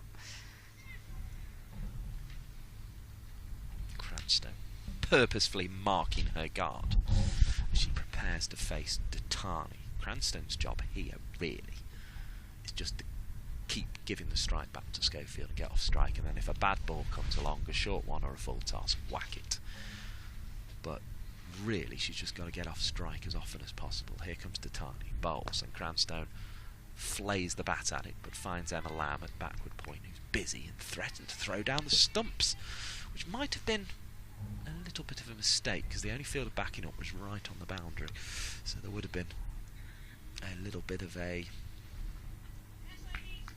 opportunity there for some more scoring to be done. 204 for 4 then. Tani on her way. Cranstoun waits, dabs leg side. That's exactly what she's got to do. Just dab away, get down the non-striker's end. It's the best place to not get out from. And she can just watch Paige Scofield go about her business. 205 for 4. It was actually given as a leg bye, so Cranstoun will be frustrated not to get credit for that one. But I suppose she didn't get a bat on it, so she probably doesn't deserve the credit. Not mentioned the kindergarten today. Usually the ball's been hit in there by now. As Datani bowls, full, defended, no run on offer. Batter even offers to pick it up for Ellie Threlkeld. She says, yes, please, I'll allow you to do that. 205 for 4 then at the end of the over. We have had 39 of those overs. But this feels like it's been a good 10 so far. Taken the score on from 142 past the 200 mark. So even if they face 6 dot balls here, they're going to have gone at more than 1 a ball. Yeah, one of their biggest lots of 10 overs in this game so far. And I guess getting past that 200 mark, perhaps put 300 in their sights, but they've got plenty of time, 11 overs to nudge their way through the 200s. And having Paige Scofield on 53, and Eilish Cranstoun looking settled on 13. Looking good for the Stars. So 63 from the previous 9 overs. The brief intermission while Polly Starkey was talking there was for Mike Perkins to use his calculator and work that out. Fear not, by the way, for anyone concerned about cricket balls going into the kindergarten. It's not in use today. There are no children who will be harmed away at the Blackpool Cricket Club kindergarten. In fact, it's called the West Park Kindergarten. In comes Norris to bowl, and Cranstoun's gone big into a vacant leg side. It's going to plug, no, it's going to bounce on and roll towards the boundary, and Collins is going to have to run and run and run, and she's got it. Well done, Danny Collins, because that looked like it was going for 4. It looked at first if it was going to just plug in the turf, but because it's quite hard here, even with all the rain in recent weeks at Blackpool, it kept on rolling out towards the boundary, and poor Danny Collins, who just runs and runs and runs and runs, had a real sprint on there, but she picked it up just in the nick of time. 208 for 4. There were 3 added there. Cranstoun will be happy with those. Takes her on to 16 of 21. Now after this ball, I want to give you a fantastic stat from Ooh. good old Hypercourse on Twitter. A fantastic fact I'm going to go for. I'm going to go alliteration. Fantastic fact. If only Hypercourse had a Twitter handle with an F in it, we'd be in all sorts of joyous scenes. As diving away is Hannah Jones. She did well there, actually. Prevented a run being scored. 208 for 4. Sorry, Polly, I've barely left you time for the stat. So Paige Scofield has now made 200s and 450s in 18 RHF innings for the South East Stars, compared with 150 that she got in 18 innings for the Vipers. Okay, I was going to say I need to write that down, but it's too complicated. I'm going to have to look it up on Twitter. Hypercourse, thank you for the stat there, as that one is away, behind square on the offside. It was uppish, but it's into a gap, and there's going to be runs, and there might even be 3 of them here if Cranstoun's quick. She is quick. She's busy, and she's quick. And through she goes for the runs. 211 for 4. And you've seen all those runs here on Lancs TV, on the Geo app in India, and on the Lancashire County Cricket Club Facebook page. Thank you for that sensational statistic from Hypercourse. 211 for 4 the score. Yeah, so in short, Paige Scofield moved to the South East Stars and now is an insane batter. Yeah, she's having a good time. Having a really good time. She's at the non-strikers at the minute on 56 not outs. Cranstoun goes aerial again, over the top of the infield, just gets it over this time. Seren Smale and Datani chasing back. It's Datani who gets to the ball, and there is another 2 to the total. And clearly I was going, right, Cranstoun's job, dab it about, get off strike, don't chew up too many balls. She's gone, nah, not interested, sorry, I'm going to just try and smack it. And that's what she's trying to do, and she's picked up a 3 and a 2 so far this over. 18 off 22 now her score. No No fiddling about. Good cricket. It all looks so simple when you see people as good as Scofield. Like, if any normal person tried to do that, they'd get out. She claps it away on the cut. Can't find a gap. No run. Back she goes to a crease. Curses to the sky because she doesn't like dot balls, does Cranston? No, she...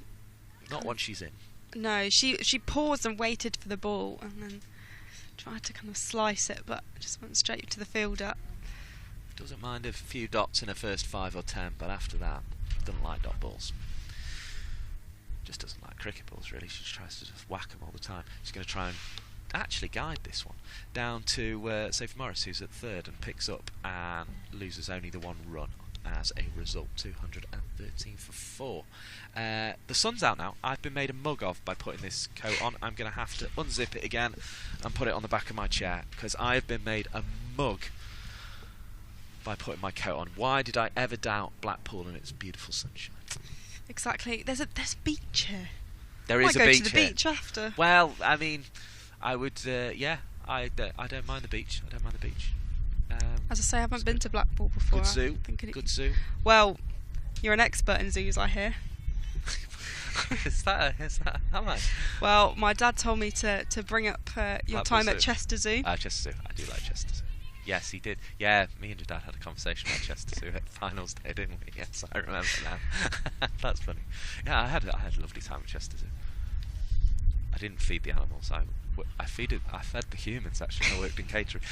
Down the leg side it goes. 1 more to the total, 215 for 4. No, I had a lovely time at Chester Zoo. Yeah, it was great. Very nice. Well, yeah, we did think if there was bad weather today, we might have to venture to Blackpool Zoo. Yeah, I was actually thinking that on the T20 game when we came in, where it really looked like it was going to rain. And I thought, I'm driving to Blackpool, and I may not see any cricket. I might have to go to Blackpool Zoo. In comes Datani, bowls, and it's through. Beats the outside edge. No run on offer. 214 for 4 it remains. I think. No, 215 for 4. The scoreboard just has had a moment over there in the distance. I'm pretty sure it's 215 for 4 because I said it a moment ago. And no runs were added to the total there. No, lemurs were my favourite. I like a lemur. I do like a lemur. I'm less fond of a lion. Valid. As in comes Datani, bowls, short of length, cut down into the pitch. It could be a run out, but Threlkeld wasn't at the stumps. It didn't hit directly, which it would have had to, I think, for the run out. And Scofield's through, and she's quite happy and quite calmly marks her guard. 56 to Scofield, 216 for 4 now the total. Well, the board's still showing 215 for 4, which is making me doubt myself somewhat. I'm sure that discrepancy will correct itself at some point. Datani into bowl, left arm over the wicket, and it's out. It's another left arm delivery taking the middle stump. Naomi Datani celebrated with an arm raised, and her Thunder teammates, all in red, gather round to congratulate her. That is a big moment in the game. 216 for 5. Naomi Datani knocking the middle stump out the ground just at the point where Lancashire Thunder needed it, because South East Stars are targeting 300 here, and the only way they're not going to get there is if they run out of wickets. Yeah, that's a big moment for the Lancashire Thunder, just halting South East Stars' plans of building that momentum and continuing that momentum that they had in the form of Paige Scofield. So it does bring Phoebe Franklin to the crease to bat with Ailish Cranstone. Cranstone is quite settled, 20 from 26, so it's not disaster for the Stars, and they do have depth, but it's exactly what Lancashire Thunder needed to do in this situation. Yep, Franklin, the new batter, the departing batter. Paige Scofield out for 56 from 55 balls, batted for 70 minutes, hit 7 fours before being bowled by Naomi Datani, and that was another brilliant piece of left arm in swing bowling, as it was for Tara Norris to get Kalia Moore. If you just join us, the other batters out. Stonehouse caught by cross, bowled Datani for 23. Bryony Smith caught Collins, bowled Fee Morris for 67, and Alice Davidson-Richards was out, caught cross, bowled Jones for 20. So with that wicket of Scofield bowled by Datani, you're all up to date. She's on her way again, looking for another. Bowls, and that one beats the outside edge, and that's the beauty of bowling those balls that angle in with the arm or swing in with the arm towards the stumps that Datani has, that if it doesn't go that way and just pushes across the batter, you beat the outside edge. So Franklin there knows she's got to be on her guard in terms of ensuring the ball doesn't pass on both sides of the bat. It was the inside edge it passed to Smith Scofield, the outside edge beaten from the previous ball, but Franklin up on her toes and cutting away, and that will be 4 runs.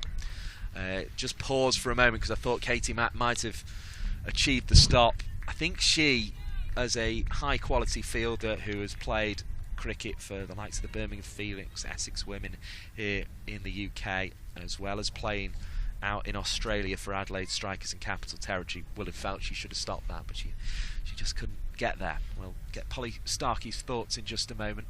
Fielder back down at third, as well as facing up is Franklin to drive another one away to Mack, who picks up cleanly this time and returns over the top of the stumps. Brilliant fielding from Katie Mack on the second occasion, but would she have felt on the first occasion she should have stopped that one? 221 for 5 the score moves on to at the end of the 41st over.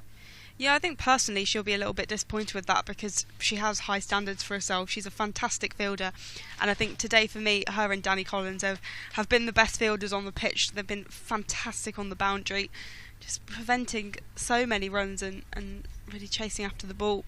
So yes, she'll be disappointed, but I don't think she can be too hard on herself because she has done a very good job today so far. Where's my pen gone? I've dropped my pen. Oh no. Usually means it's in under something, but I've checked under everything. Now I've already borrowed one off you, Polly. I can't. You don't want another one? I can't lose another one. It's like I've got a lot of pens here. It's like, is this what dealing with your brothers like? Yeah, probably. Yeah. Yeah. Always losing pens. Yeah, I've got 2 brothers, so it's double. Oh dear. In comes Hannah Jones, who bowls, and this one's hit in the air, and that will be caught. Brilliant catch, diving forward, and it's well held by Naomi Datani. Does really, really well there, does Naomi Datani. It's dive forward, and it's 2 wickets in 2 overs for the South East Stars. Hannah Jones with the delivery, and Thunder's leading wicket taker celebrates a brilliant diving catch by Naomi Datani. And with a score 221 for 6, Thunder starting to look on top for me. Franklin out for 5. Polly Stark. Yeah, this is huge from the Lancashire Thunder. They've kind of grasped the momentum from the South East Stars and taken it for themselves. 2 wickets in quick succession. It's looking very positive, and having dismissed Paige Scofield, ADR went, Bryony Smith went. You've now got Chloe Hill come out to the middle.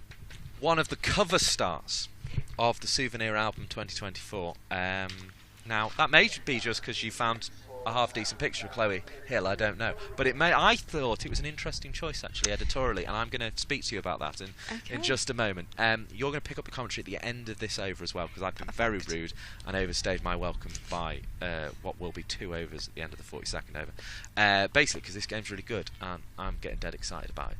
221 for 6, then. The scoreboards have all realigned, which is nice. It certainly makes me feel easier, as that one, particularly given I've asked to see them today. That one's prodded into the leg side. No, I think Chloe Hill, who's come to the wicket there and faced a dot ball from her first delivery, is a very interesting choice of cover star for the Souvenir album, as that one takes the pad. Again, no run, because she has had various counties, hasn't she? You could have got her in a Vipers kit, you could have got her in a Sparks kit, and I like the Sparks page actually because it's got the variations of kits. They've had lots of different ones. As that one's really well swept, proper wicketkeeper shot, that one from Chloe Hill. Got down on one knee and just glided a a sweep shot behind square, fine of the fielder at 45 and away for 4, 225 for 6. So I half wondered, was that the reasoning why you picked her, or was it just because you found a decent photo? I mean, there was a mix of things. I wanted players that were very recognisable on the front, like Lauren Bell, for example. I wanted young players, Grace Scrivens, Davina Perrin. Wanted a player from every region. You've got Nadine de Klerk, international, Katie Levick, a bit of a stalwart of the game. Here comes Jones, and it's twiddled into the leg side off the front foot by Hill, who backs up her boundary with a single. Good batting, 226 for 6. Carry on. And then put Ellie Threlkeld, a captain on there, Fran Wilson, ex-England international, and Chloe Hill. I just thought, why not? Why not? I thought, Chloe Hill. Yeah, exactly. And I think again, she has been a player that's been in a lot of teams. She's interesting, isn't she? I think she sort of she epitomises that player who is kind of on the fringes of that professional setup and has had to kind of almost go searching for a place and has perhaps found it at South East Stars. Yeah, definitely. And I think at the Spark setup there were a lot of keepers, and then she went to Vipers where there also were a lot of keepers, and Rihanna Southby does a really good job there. So she comes into the Star setup. Bowling here is Jones. Down the track goes Cranstone and doesn't get anything as reward. She looks absolutely livid with herself. Dot ball to finish the over. We've had 42, 226 for 6. I've been very greedy and gobbled up 2 of Polly Starkey's overs in this innings, although you're going to end up with more overs than me this innings, so it's fine. I'll give you 2 back next half, promise. It's really good, this. We're having a really good day. Yeah, Thunder are making a bit of a game of it, which is brilliant, because at one point it did look like the Stars could run away with it and make the second innings a little bit more challenging. But it'd be Fee Morris who will come back into the attack. Chloe Hill, the on strike batter. Fee Morris, who I think she's bowled quite well so far in the game today. She had a slightly dodgy over a couple of overs ago, but on the whole I think it's been quite strong, as she's into Chloe Hill, who just defends that back to the bowler. She was very good on finals day, I'm told, Fee Morris, on the live feed. I was watching in the stadium in person, but I'm told she did the live feed. It was very good, and I was very jealous because I always like being on the telly and the radio with Fee Morris because she's good to chat to. Chloe Hill just plays it into the ground. She tries to take hold of it, but doesn't get much, and there's a waft of dust from the pitch. More importantly, she's very good at cricket, and she's bowling at the minute, isn't she? And just trying to twirl Lancashire Thunder into a winning position. Yeah, 2 dot balls to start. As into Hill again, who chips that to deep backward square leg. Fielding is done neatly, and Seren Smale out there, another wicket keeper. Another player having a very, very good competition is Seren Smale. Yeah, Seren has been absolutely fantastic. Still only 19 years old, but really making a mark on this competition so far. Just a pause in play as the field is readjusted. Seren Smale brought up into the ring from being on the boundary, and Morris will continue to Cranstone, who latches onto that and sends it into the leg side. There'll be a quick single. The score moving to 228 even for 6. 318 runs this year for Seren Smale at 45.42 with a best of 99. I feel she's going to be crucial to this Thunder chase. You just want her to be able to get that 100 at some point. As Morris is into Hill. There's a big appeal. It's hit Hill on the pads, but the umpire's not interested.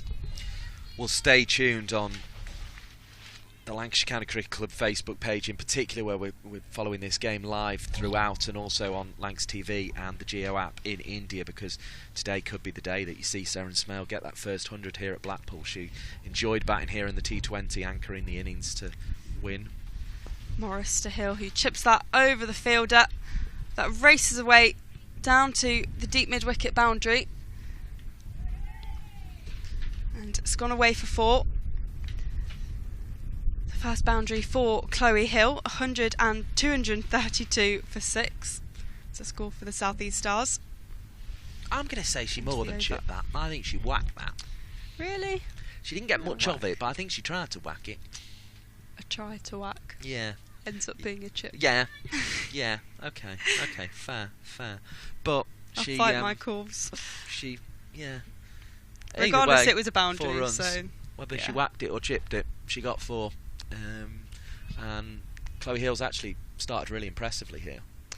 Yeah, it's been a really good start. Just overrun a ball, and has come in and does what she's needed to do for the South East Stars, and wanting to continue on their good form. Worcestershire's a home county, isn't it, I think? As Hannah Jones is the new bowler, playing to Ailish Cranstone, who plays that down the ground. Yeah, she is Worcestershire, played for the Rapids. I think still plays for them, even. Has captained the side on a handful of occasions. And the Rapids, of course, are Lancashire's opponents this afternoon in the Blast. It's almost like we write these things. Jones to Hill, who takes hold of that and sends it down to deep mid-wicket. There'll be a run on offer, putting Ailish Cranstone back on strike. The left-hand, right-hand combination. That game starts at 2:30, but do make sure you enjoy this one until then, because this is a good game of cricket. Hannah Jones to Cranstone, who lofts that down to deep backward point. Can't get my words out. It was a switcheroo sort of shot though, wasn't it? So yeah. It does. I could see exactly what you were saying there, because it's like, is it fine? Is it third? I think I always go from the stance, and I think it was third. Okay. But yeah, it is always difficult. Some people switch it, don't they? I never know. I always go just from where they start, because I'm like, yeah. Jones to Cranstone. He lofts that over the head of Jones, races away to the long off boundary, and that will go for 4. It's a confident shot. It was a really nice shot. Just up and over 240 for 6. Racing along now, aren't they? They really are. But Thunder will just be looking at 4 wickets to get and thinking, we can just take 2 overs off them here, maybe even 3, then that could be crucial in this game. And then with the likes of Smale and Lamb at the top, and then Mack and Morris to come. Jones to Cranstone, who sweeps that and sends it down towards deep backward square leg. There's 2 fielders in pursuit, and they'll run through for 2. It was a nice shot. It's not much pace on Hannah Jones' bowling, but just angled it well. Yeah, it's strange because she's a flat spinner, but probably not a quick spinner. Jones again, and that's into the air. It drops short in between 2 fielders, so there will be no catch. I don't think the catch was really on at any point, but it did look for one moment when it was skied up in the air, potentially. Very frustrating from a Thunder perspective, but I kind of love shots like that in cricket, because I don't think she could have hit that ball there if she tried, and she wasn't trying, but the ball landed there right between the 3 fielders, and I don't think she could have put it between 3 Lancashire players more if she'd actually tried to. It's like when somebody, hits the camera on the top of the sight screen or something. I don't think they could do it if they tried, but the fact they do it when they're not trying is brilliant. I love it. It'll be Fee Morris here to continue her bowling spell. Bowling to Ailish Cranstone, who tries to scoop that, and it's signalled a no ball by the umpire. It's a weird day because I've brought both a raincoat and sunglasses. And I'm going to put the sunglasses on. Life in England. Because it is very, very sunny all of a sudden here in Blackpool, and it's absolutely beautiful, I have to be honest. So this will be a free hit after the no ball. The umpire's just signalling that the field can't change. Well done spotting the free hit, because I missed it earlier. I did suspect you might. And as Cranstone tries to sweep that, doesn't really latch onto it, and there'll be no run. The result that Thunder would have wanted from that free hit, really. Can happen though, can't it? Oh, exactly. 100%. Everyone gets free hitted once in a while. Yeah. If you commentate for long enough, you get free hitted once in a while. Much like if you bowl for long enough, you concede one once in a while. Morris to Cranstone, he prepares for that and sweeps that down towards the boundary. They won't be the boundary on offer, but they'll get the quick single. Rotating the strike to put Chloe Hill to face Fee Morris. Morris to Hill, who lofts that up. The catch is on. Naomi Tatani is racing towards it, and the catch is taken. Chloe Hill goes for 11. A fantastic catch from Tatani. She timed that really well. Raced in, got under it, and a lovely bit of bowling from Fee Morris. Getting a second wicket of the day. Brilliant catch that by Tatani, not least because she had Polly Starkey commentating in her ear as she chased in to catch this one, because we were right behind it in the commentary tent. An enterprising little innings from Chloe Hill, that, and I think she went about it the right way, but would have liked to have got it to have gone on for longer. She's out now. Rhiannon McDonald-Gay is on her way. 245 for 7. As I say, I felt it was a nearer 250 day than a 300 day to me. They're definitely going to get the 250. It's just how close they get to the 300, I suppose. Yeah, I think for me, 270, 280 might be their target. I imagine Thunder will want to keep them below that. If it was 270 or 280, would that be enough today, do you think? I think so, yeah. Yeah. I think it would be quite comfortably. It depends if Thunder have a day out with the bat. I mean, I know... Well, that's it. I think, is what you're saying, barring a Lamb, a Mac, a Smale or a Morris coming off? It's difficult because I think if one of them does well, I don't think that's enough. I think they need 2 or 3 of them to do well. Okay. And I think that's possible. I think it's all about the partnerships for me. But I guess the thing that the South East Stars innings has lacked is a Centurion here. We've had both Bryony Smith and Paige Scofield go past 50 but not get on to 100. So if, say, a Smale could get 100 today, that would be a difference maker. That's a good point. As Morris is into McDonald-Gay, there's a big appeal. Again, the umpire maybe not. Shakes the head. There's not very much interest there. I gave it from wide long on, where we're sat commentating, looking directly at it through a pair of sunglasses. When I looked at the replay, I did not give it. Morris to McDonald-Gay, and that's been slashed into the offside, but straight towards Sophie Morris, who fields that. There's been no run. 245 for 7. I tell you what I've not brought though is my sun cream. It's alright, we're under a gazebo. Morris to McDonald-Gay, who plays it into the offside. It races away to the boundary and will go for 4. It all seemed to pick up a bit of momentum as it went down. It's almost like it got a taxi for last bit, wasn't it? Don't know if there's a slight slope there. That'll be 4 runs to the total. So they're basically going to need 10s to get to the 300 mark from here, aren't they? Yeah. The run rate 5.53 at the moment, so that's perhaps a bit optimistic. 249 for 7, so they're going to need another. With only 3 wickets left as well, they're going to need another 51 from 5 overs. So I think they might get a few more than I thought, and a few less than your dad thought. A good middle ground, which the middle ground is obviously what I was thinking. 270, 280 that you were going. That's where I was going with that. As Jones is into Cranstone, and she tickles that down to 3rd. As Sophie Morris in pursuit, and just the fielding well. They'll take the 2 runs though, keeping Cranstone on strike.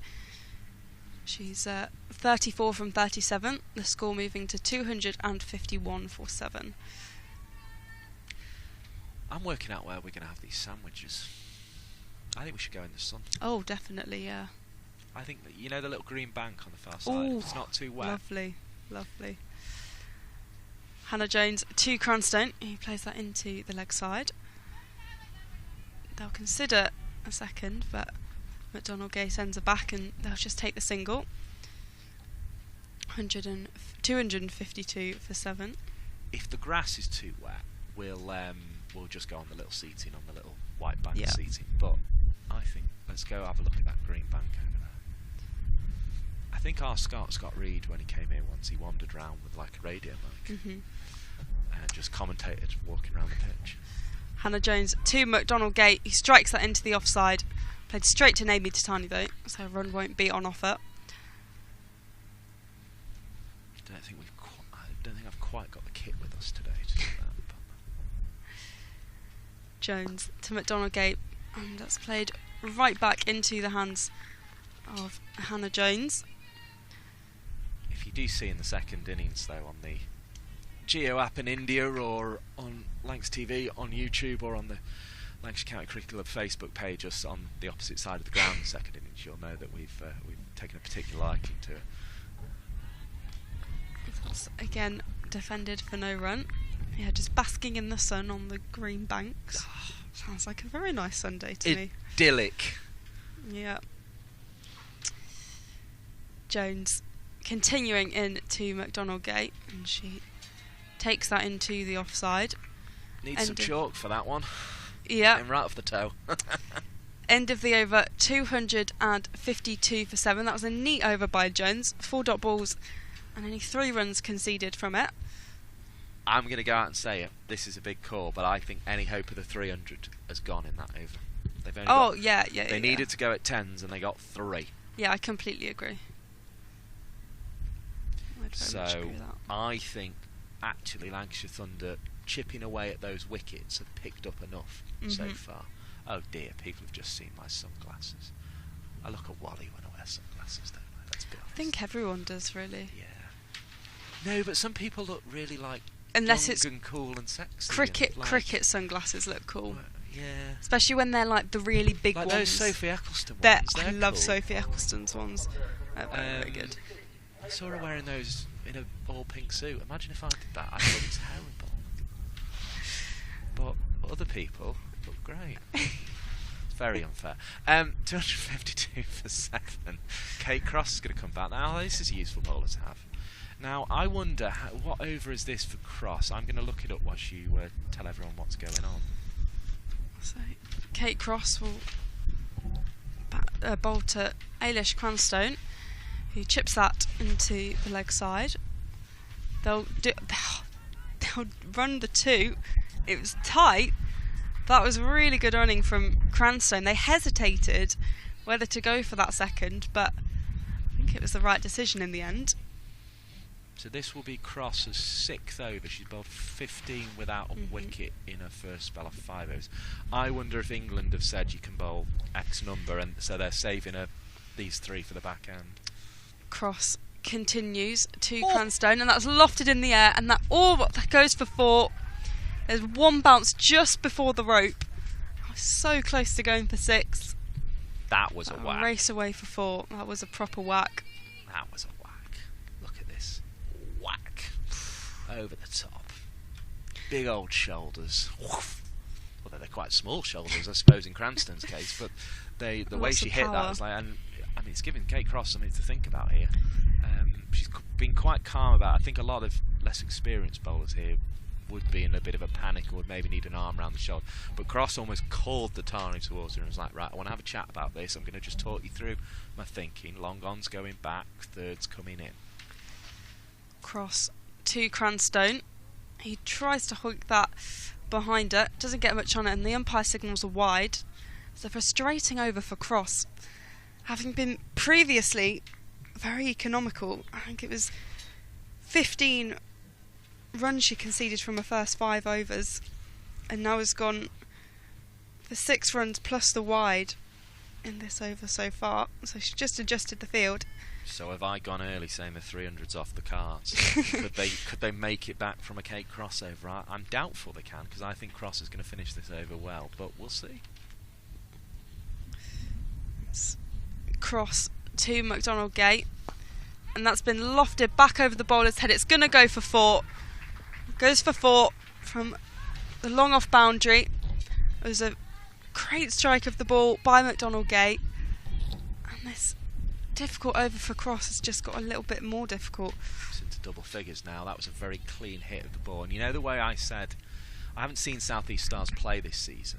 You know the way I said players just come out all the time and have been working on something to surprise you?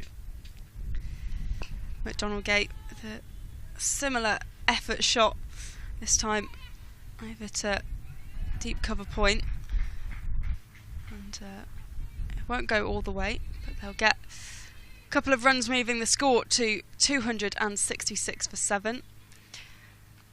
As I mentioned before, South East Stars, they just have batting depth all the way through, and Rihanna McDonald-Gay being called into the England squad recently, primarily for a bowling, but batting is good too, as that once again is lofted into the air and will find the boundary.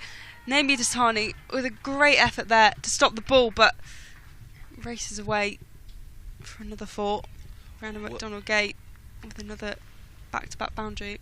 Well, I mean, McDonald-Gay surprised me a bit here. I think she's been working specifically on this sort of scenario. You're right.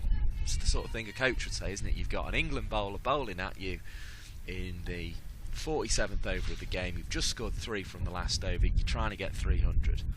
And she's going about it the right way. There's cross to McDonald-Gay and a strike to deep extra cover. And it goes all the way to the boundary for another 4. That is superb from Rihanna McDonald-Gay. It's 18 from 11 balls now. Well, she's just gone into the public address system. That was actually the sort of over that can win you a game of cricket.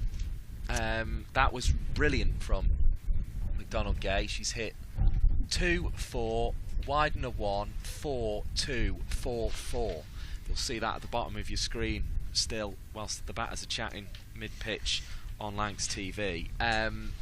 That's an absolutely superb over, and mainly from the bat of Rihanna McDonald-Gay, although you know, a little bit of a contribution from Cranston at the start as well there.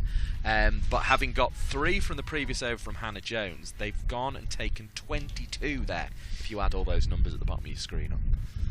Yeah, that's not a good over from Kate Ross. I imagine she'll be very frustrated with that. But I also suspect the pair will have faced each other in the nets over the last few weeks with England quite a bit. And Rihanna's taken advantage of that, as it's Sophie Morris to continue hit. Playing that into Cranstone, who plays that into the leg side. And we were saying earlier Cranstone's job was to get Paige Scofield on strike. It's probably to get Rihanna McDonald-Gay on strike now, because Rihanna McDonald-Gay is having a day out, having been brought into the team here. Back off England duty, as you say. Yeah, she's 18 from 11. Probably got the best strike rate out of all her teammates so far.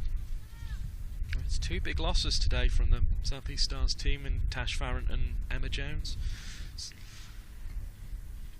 Morris, and it's a play and a miss, and Threlkeld whips the bails off, but there's nothing to come of it. McDonald-Gay was comfortably in her crease. Morris to McDonald-Gay, who drives that down to cover.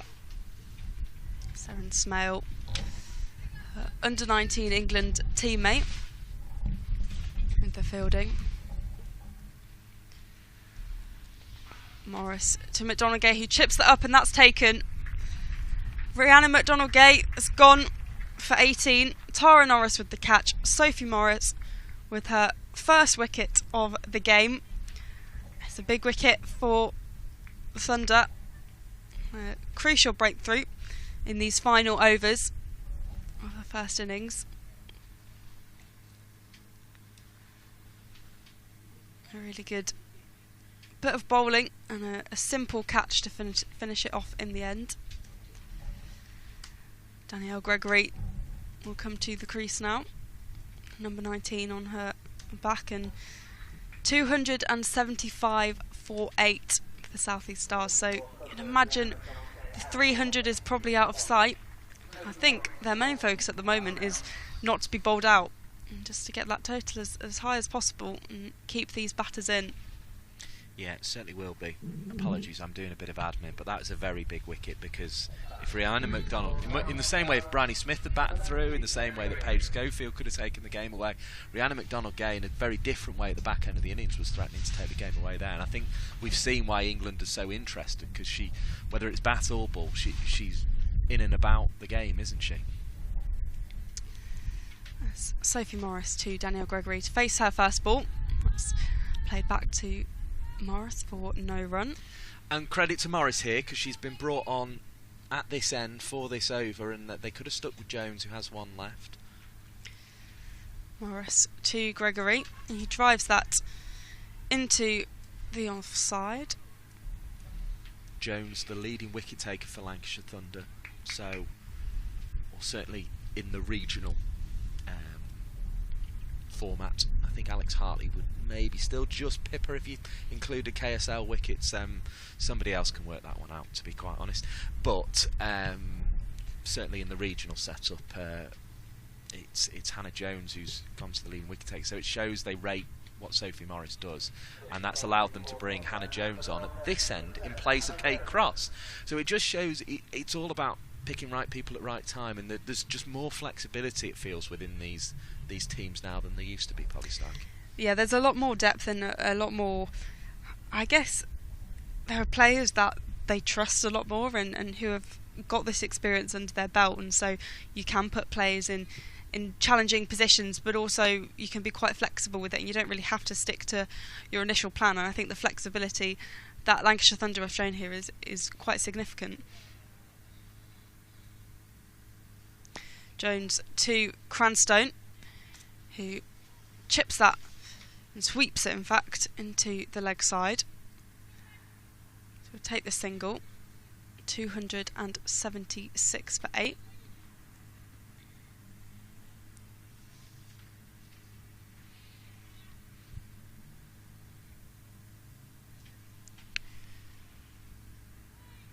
That previous over very good, just one run from it, and of course the wicket. Hannah Jones to Gregory, who plays that into the ground for no run. I seem to remember, and I could be remembering wrong, that Danny Gregory played a fantastic knock coming in at number 9 for the South East Stars against the Southern Vipers in the RHF a couple of years ago. There's an appeal, and nothing comes of it.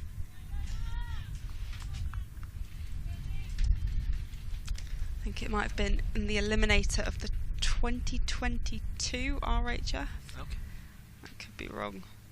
But I have a memory of her batting at Beckenham, which I imagine she's done many a time. Hannah Jones to Cranstone. Cranstone just plays that behind her stumps. I remember at Southport Stars getting the better of Lancashire Thunder, and on that day they had what was at the time, and I think maybe still is, the record final wicket partnership. It's Jones to Cranstone, who tries to make a powerful shot of it but doesn't get anything on it in the end, and it just drops short. That was where Alex Hartley told me my voice carried, and she could hear me commentating on her 6 for 36, I think it was that day. Jones to Cranstone, and Threlkeld stumped up. That's the wicket.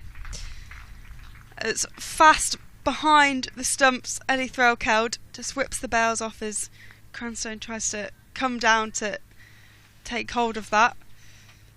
Hannah Jones with a lovely delivery, just tempting Cranstone. She loses her footing and brings her back foot forward, which means she ends up out of her crease.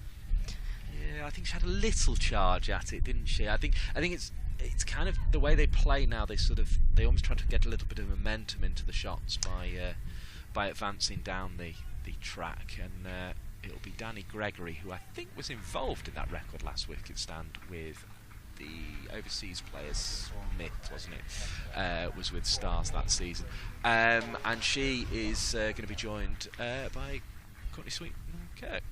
Tilly Courtine Coleman. Tilly Courtine Coleman is the abbreviated name I was looking for, not the former Liverpool forward for Sheffield United, which is, I think, who I gave you there. Yeah, Tilly Courtney-Coleman coming out to join Danny Gregory here. It's summer, Michael, cricket. So that's Sophie Morris to Gregory, and no run from that. Did a bit. Yeah, it really did do. Just a little bit. It was almost like an Eccleston ball, that. Oh, Morris signalled a wide by the umpire. Gregory just staying in a crease there as Eccleston threatens with the ripping the bails off. No, we've had Eccleston turn up there. That was definitely Threlkeld who whipped the bails off. Did I say Eccleston? As Morris into Gregory, and there are runs on offer. It racing away to the boundary, and that goes all the way for 4. That's a great little breakthrough by Danny Gregory. Don't worry, it was definitely my fault because I was speaking about Eccleston. I've been trying not to call Ellie Threlkeld Sophie Eccleston all day, and I have no idea why. It's alright, I've just called the South East Stars number 11 at centre forward, so you know. Sleep deprivation 101. Indeed, I think we are quite sleep deprived today, aren't we? It's all been a bit silly, if we're honest. As Morris to Gregory, who nudges that into the leg side. They'll take the single to put Tilly Courtney-Coleman on strike. And it is pretty good that you were in Southampton literally 7 hours ago or whatever it is. Probably a bit more than that now. Yeah, I did come back to Birmingham in between. Right. So, yeah. So we did. That's why you were there at half midnight? Yeah. Oh my goodness me. Yeah. Been all over the place. That's a lot of journeying, that. Yep. That's some good journeying. Well done. Lots of miles this weekend. Indeed. 16-year-old Tilly Courtney-Coleman, who seems to be, well, from the Charlotte Edwards Cup, she really was one of those standout players in the breakthrough start for the South East Stars. And is batting here, not her forte, but it's there, and she's gone. Ellie Threlkeld whips the bails off, and that concludes South East Stars' innings. 283 all out. They finish just a couple of balls short of the 50 overs, and 284 will be the target for the Lancashire Thunder. A big target for them to chase, but one which I'm sure they'll be ready to challenge.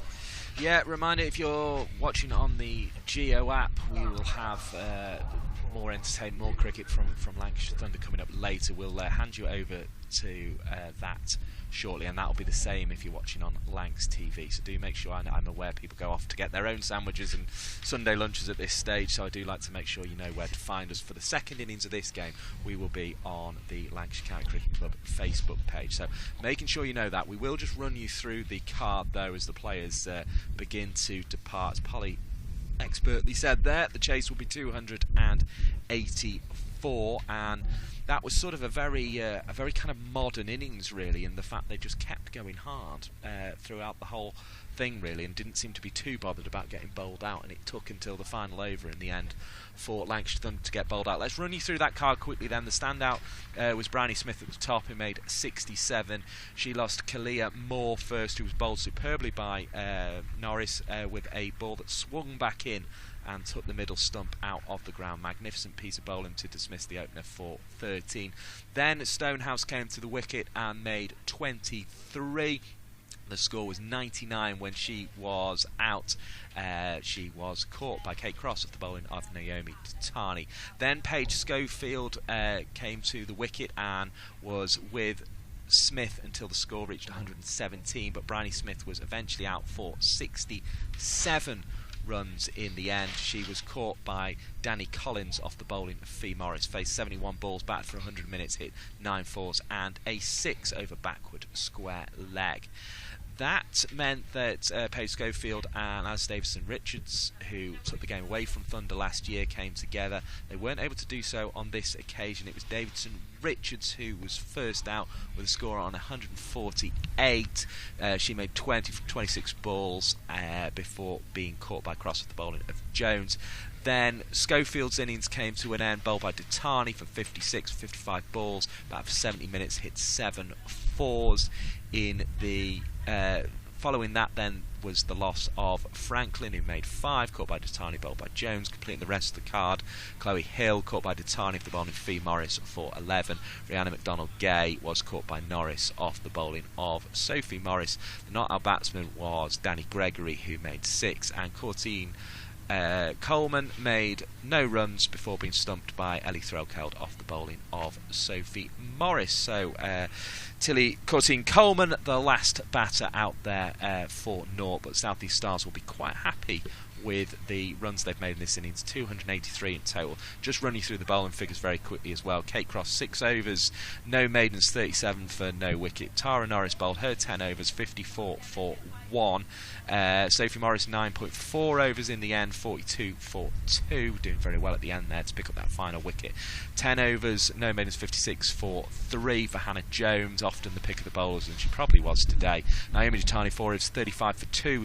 5 for 2 was quite expensive. Fee Morris, 10 overs, 56 for 2. So that gives you the story of the first innings of this game. A reminder, to find the second innings of this game, you're going to need to go to the Facebook page of the Lancashire County Cricket Club, their Facebook page there. But if you would like to watch the Lancashire Lightning game against the Worcestershire Rapids, that will be here on Lancs TV and also on the Geo app in India. But from Blackpool Cricket Club, from myself and Polly Starkey, we do hope you rejoin us for part of the conclusion of this game. But if we don't see you for the rest of the afternoon, goodbye for now, and goodbye for now to those of you who are joining us on Facebook for the second innings of this game. See you soon. Thanks, Mike. Yes, a warm welcome to Emirates Old Trafford. We're back at headquarters after a bit of a road trip, really, for Lancashire over the course of the last month or so, with county championship matches in Canterbury and one in Southport, and then T20 away matches over the course of the last month or so as well, while the venue here was being used for some concerts. But we're back, which is great to be back here. The outfield, actually, bearing in mind the weather we've had, looks okay. The umpires have confirmed, thanks to the brilliant work by the ground staff, that we're going to start at 2:30. So Lancashire Lightning against the Worcestershire Rapids from 2:30 here on Lancs TV. Former Lancashire captain Paul Horton, part of our coverage. We'll hear from Bumble through the course of the afternoon as well. Paul's with me. What do you reckon, Paul? Oh, good afternoon to you first. You all right? Good afternoon. How are you, Scott? Good, thank you. Yeah. So this is second against bottom in the North Group. Lancashire. You and I were at New Road for the game between these two fixtures when Lancashire lost. Worcestershire, since that, really, have had a pretty dismal campaign. How do you see it shaping up today? Look, I think it's shaped up as you mentioned. Obviously, we were there at Worcester when Worcester won and got over the line in that. I think they bowled first and used their conditions, home conditions, understanding that we might do a little bit up front and be a bit slower in the home patch. I think it's a different beast coming to Old Trafford with their current form and with Lancashire's incredible form at home. When was the last time Lancashire lost a home fixture? In a Group 20 cricket stage. They obviously lost the quarter-final here against Surrey last year, but the last time they lost a group match here was over 3 years ago. There you go. So the odds are against Worcester, and Worcester look is very similar to what they did previously in their initial game we played. They look like a side. They've won 2 games, one of them being against Lancashire, but they look like a side who lack a bit of power. They haven't performed that well. They haven't got any huge hitting power. Adam Hose is a wonderful T20 cricketer, but apart from that, they get anyone who's going to really scare and destruct you and take you apart. I don't see in their lineup, and I think that's probably in their statistics probably showed that their bowling is still okay. They've got a couple of decent leg spinners and some good cricketers, and Olivier is good at the top for them, but they look one of the weaker T20 teams in this North Group. Okay, so just briefly, you reckon Lancashire overwhelming favourites then? Yeah, the only thing with Worcester is that Worcester's, the pressure's off, isn't it? They've got nothing to lose. Yeah. They may as well play with freedom because they're bottom anyway. So it's a bottom or finish 8th. What do you want to do? So, they're bottom. Yeah, they've got 5 games to go, haven't they? Yeah, they play with freedom. It's a free shot. They probably see some new faces in their lineup that we didn't see maybe in the first game. Maybe they give them some exposure to some guys who haven't been around in the T20s, and that creates an opportunity because then there's no pressure on them. They can play with the freedom and might free them up, and they might get on the ball. But I do think, Lancashire got some power, and they got a well-run side, haven't they? Lancashire with the top of the order. The bowling looks really good. Hartley and Green and people like this. Like Lancashire have got bases covered, especially here. So I can't see anything but a Lancashire win. Okay, well, fingers crossed that's how it works out. We're about 6 minutes away from the toss. 2:30 start, and we'll be back with live coverage here on Lancs TV in the next few minutes.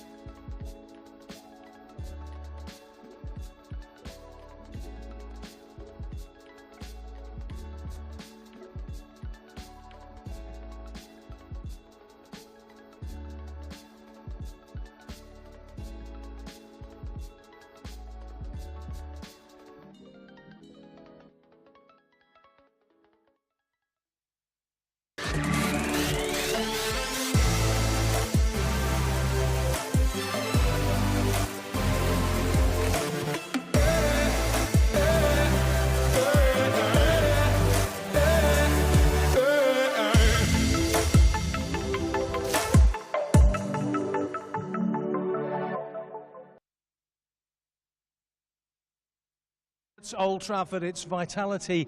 T20 Blast is back. Lancashire against Worcestershire. Loads going on today. Big community effort going on. Rainbow Laces initiative.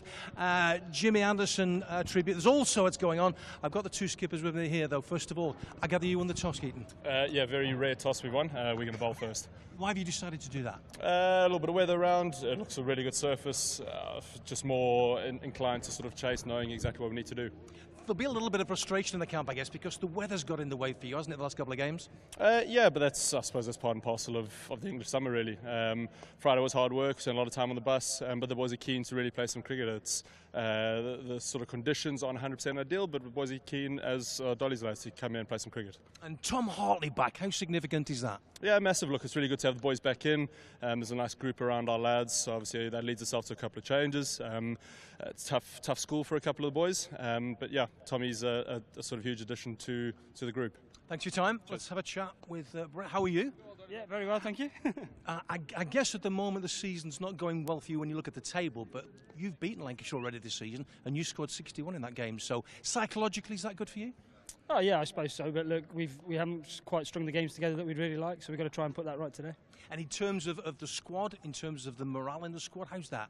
Yeah, obviously it's still really good. We're frustrated that we haven't obviously got over the line in a couple of close games, but as I said, we'll be doing our best to try and put that right today. And in terms of coming to Lancashire, I mean, they're obviously pushing, they'll want to be one of the quarter-finalists. How tough a game are you expecting? Yeah, obviously Lancashire, every time you come here and they come to us, they're always a strong outfit, so we know what we've got in front of us, but it's always a good challenge to put yourself out in front of those guys and give it a good go. Have a good game. Best of luck. Thank you very much indeed. David Lloyd, fancy meeting you here. How are you? I'm okay, yeah. Have that mic. A lot going on today, but cricket-wise and community-wise, but essentially, big game for Lancashire. They've got to get back to winning games. It is, and with Friday's game rained off, it's doubly important. But again, Worcestershire Rapids, that's the game that they came unstuck down at Worcestershire, so they'll be looking to put that right. They'll have a good squad out.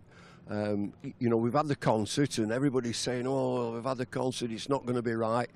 It's not ideal, but I've seen it worse. Psychologically, is it important for Lancashire to just forget that defeat down there and just get on with it? Yeah, bin it. You get back to the here and now. What have they got? You look at, all the big pluses. Well, we know the pitch, we know the stadium, we've got the crowd behind us, we've got a good squad. Let's get down to it. And we're getting towards the business end of this competition now. Yeah. 5 games to go. How important is it that 4 of those games are at home? Yeah, it is, because you want a home draw in that quarter-final as well. That's the quest. So you've got to keep winning. You've got to keep putting points on the board to ensure that you get a home quarter-final. And Lancashire have won the toss, decided to bowl. I mean, does that really matter at this stage? I mean, you've got to do them both, and it's such a short spell of time. That wicket's not going to change, is it? No, and what I see from T20 matches and captains, they want to know what we're chasing. How many do we need? Because it doesn't really matter, if it's 150 or 200, they'll say, well, we know what the chase is, and we can sort of play accordingly. And, you look at this pitch, it don't change. It'll be the same all the way through it. The boundaries will be big enough as well, so tactically they should have it all right. Tom Hartley's back after his spell in the Caribbean. Different sort of weather, I suppose, but he's a significant return, isn't he? Well, I don't know whether he's different, because they were over there in rainy season, hurricanes and all sorts, so he'd have been well at home going to Barbados from Manchester. But I'm sure he'll be glad to get back with his teammates, get back to playing and making a contribution. And in terms of contributions, I mean, it's a significant week for Jimmy Anderson. There's the big test match down in Lords, but also there's a big drive today to tell people, get here for the first day of the Sri Lanka test. Talk to me about Jimmy. How significant an impact would you say he's had on not just Lancashire cricket, but England cricket? Well, incredible, to be honest. When you look at this young lad from Burnley, embarking on a career, and some make it, some don't, and at nearly 42 years of age, he's absolutely at the top of his profession. We saw him last week at Southport, 7 for nothing, looked absolutely magnificent. And for all Lancashire followers, we're watching this space. He plays this test match, that's the end. He then stays with England as a guru or a mentor with the bowling unit. But then in September, there are 2 matches, 2 championship matches, which Jimmy's not with England. But I think he's not said a word, really, and he may make some sort of decision after this test match. But looking at him, I'll give him the best advice he's ever had, because I've done it. You're a long time retired. Think very carefully. But he's in fantastic shape for his Unbelievable. This one. What age did you finish? I finished at 36 because I just had enough. I woke up one morning, did the same this year, and just thought I've had enough. Taunton, and announced it immediately to the chairman, Cedric Rhodes, at the time. And so it hits you like a brick. And also, you know, going later on, that I've made decisions and I've just woke up and bang, that's it. He doesn't seem to be there. There's not an ounce of fat on him. He looks magnificent. And I think he's telling lies when he says he's 42. You know, he looks in absolute prime condition. And nice to be able to pay tribute to him as a national icon, if you like, at Lords, but also back here in August for the Sri Lanka Test. Well, he's not going to be playing in that. No. But, you'd think that he'd want a game here, you know, just to say cheerio. He's been very quiet on it, and I've no doubt that he's been thinking long and hard. England made a decision. England put the decision to him that, look, we're moving in a different direction, and they're also planning for the Ashes, and they didn't think he would be there. But it'd be very interesting down the line what Jimmy's take on all this is. But from a Lancashire viewpoint, it'd be superb if he can make a contribution to this club at this wonderful stadium. He's Burnley, I'm Accrington, and I know what they're like, and he wouldn't be asking me anything, but you're a long time retired. You'll have a word, I'm sure. OK, that's enough of the chat for now. Let's have a look at some of the highlights so far this season, including a sensational catch from young Croft.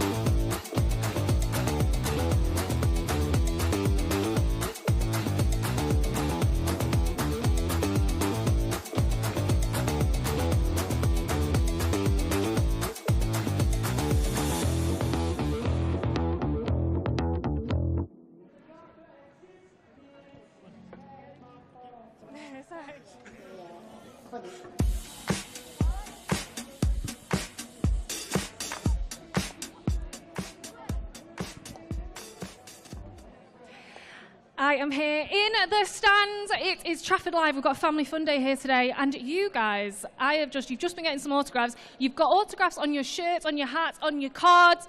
Tell me a bit, why have you come stage? You come to Lancashire often. Who is going to win? Lancashire Lightning, of course. Yeah, we've got a good start, good start. So, fill me in. Who have we got autographs for? Who's on your hat? Let's start with you first. I've got Jimmy Anderson, Nathan Lyon. Nice. I'm sure we've got a lot of Jimmy fans today. Don't forget you can come to the England international game against Sri Lanka for that farewell tour. How about you? Have we got any others? No, I've just got the same as you. Got the same. Fabulous. Got a little 100 hat going on here. Come and see that. Jennings said he's going to come back later. Oh, well, you've heard it here first. So you want to come back to stand C for the autographs. So who have we got on these? Have we got any other ones on your cards? Come on, get those 4s and 6s. We're going to have lots of 6s today, aren't we? Yeah. So can we have a practice of when we're getting them 6s? Come on. Yes! Incredible. Who's on your... I've got Jennings, and I won this hat at a Lancashire camp. Oh, wow. So I'm presuming we got all cricketers in here. Yeah. Fab. And who have we got? Have we got some of those? Oh, we've got some cricket bats down here as well. Who signed your cricket bat? Topley. Oh, lovely. So, like I said, come down if you want some autographs later on. And you may also notice the players, they'll be wearing rainbow laces today, which is for the support of the LGBTQ plus players and fans. This forms part of Lancashire Cricketers' Red Rose Together initiative. Now, we're nearly ready for those team news, but before, let's find a little bit more about that initiative.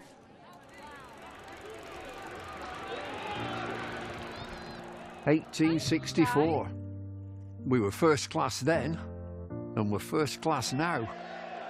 With a dream to spread cricket through Lancashire's towns, where girls and boys, with willow and leather, become more than a badge, but the Red Rose Together. A club where more than legends are made, but friendships, obsessions, moments replayed on our screens, in our minds, in our hearts forever. Because it's who we are, our DNA, the Red Rose Together. Statham, Briggs, Jimmy, Freddie and Joss, Chappie, Sir Clive Lloyd, Carol Hodges, Kate Cross. What a roll call. It's a hard one to measure, with future names still to be written on the Red Rose Together. We're all about people. It's what the Red Rose really means. Yeah, the ones signing autographs, but the ones behind the scenes. Our community, grassroots, the ones that feel tethered. Whether you're from here or belong here, we're the Red Rose Together. And what about this place? Talk about world-class venues, internationals, gigs, events. You can choose from a menu of triumph, of disaster, of pain, or pleasure. We've seen it all at Emirates Old Trafford with the Red Rose Together. Red ball, white ball, lightning and thunder. Have you ever sat back? Have you ever just wondered how far we've come? The storms we've weathered, or how far we'll go as the Red Rose Together.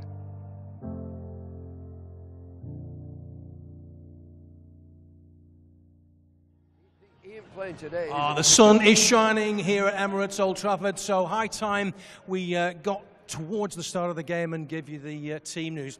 Let's start off with our visitors from Worcestershire. Brett D'Oliveira, Kasif Ali, Josh Cobb, Adam Hose, Ethan Brooks, Gareth Roderick, Ed Pollock, Matthew Waite, Tom Taylor, and Harry Darby. He's the one change coming in for Adam Finch. Now let's go through the Lancashire Lightning squad. Captain, Keaton Jennings. Luke Wells. Matty Hurst. Tom Bruce. Stephen Croft. George Lavelle. Chris Green. Tom Hartley. Tom Aspinwall. Luke Wood.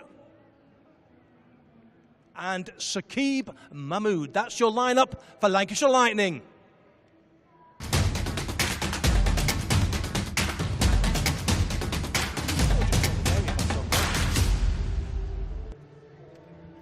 Okay, here we are. Bumble has rejoined me just for a quick chat about the game. Worcestershire, having won that first game of the season against Lancashire, they'll be up for this, won't they? Yeah, we wanted to turn Lancs over again. And when you look at the two teams, I think there's an even match-up. They've lost some players of Worcestershire, but they still compete at a high level. So, you know, this is one that Lancs would feel they have to win. After Friday's game was rained off down at Northamptonshire, to get back on the horse and win your matches here at Old Trafford, looking for that quarter-final draw here. How difficult is it to go come off the back of a championship game that's been rain affected, but then suddenly change gear, go into T20 mode? Don't get me going, that's the scheduling. It's not easy, it just isn't easy. Not only for the players, but for the coaching staff as well, to prepare the team with a white ball. And when you look at the team that's selected, it's nothing like the one that played in the Red Ball game just a few days ago. So you've got to get the squad together, work out a plan.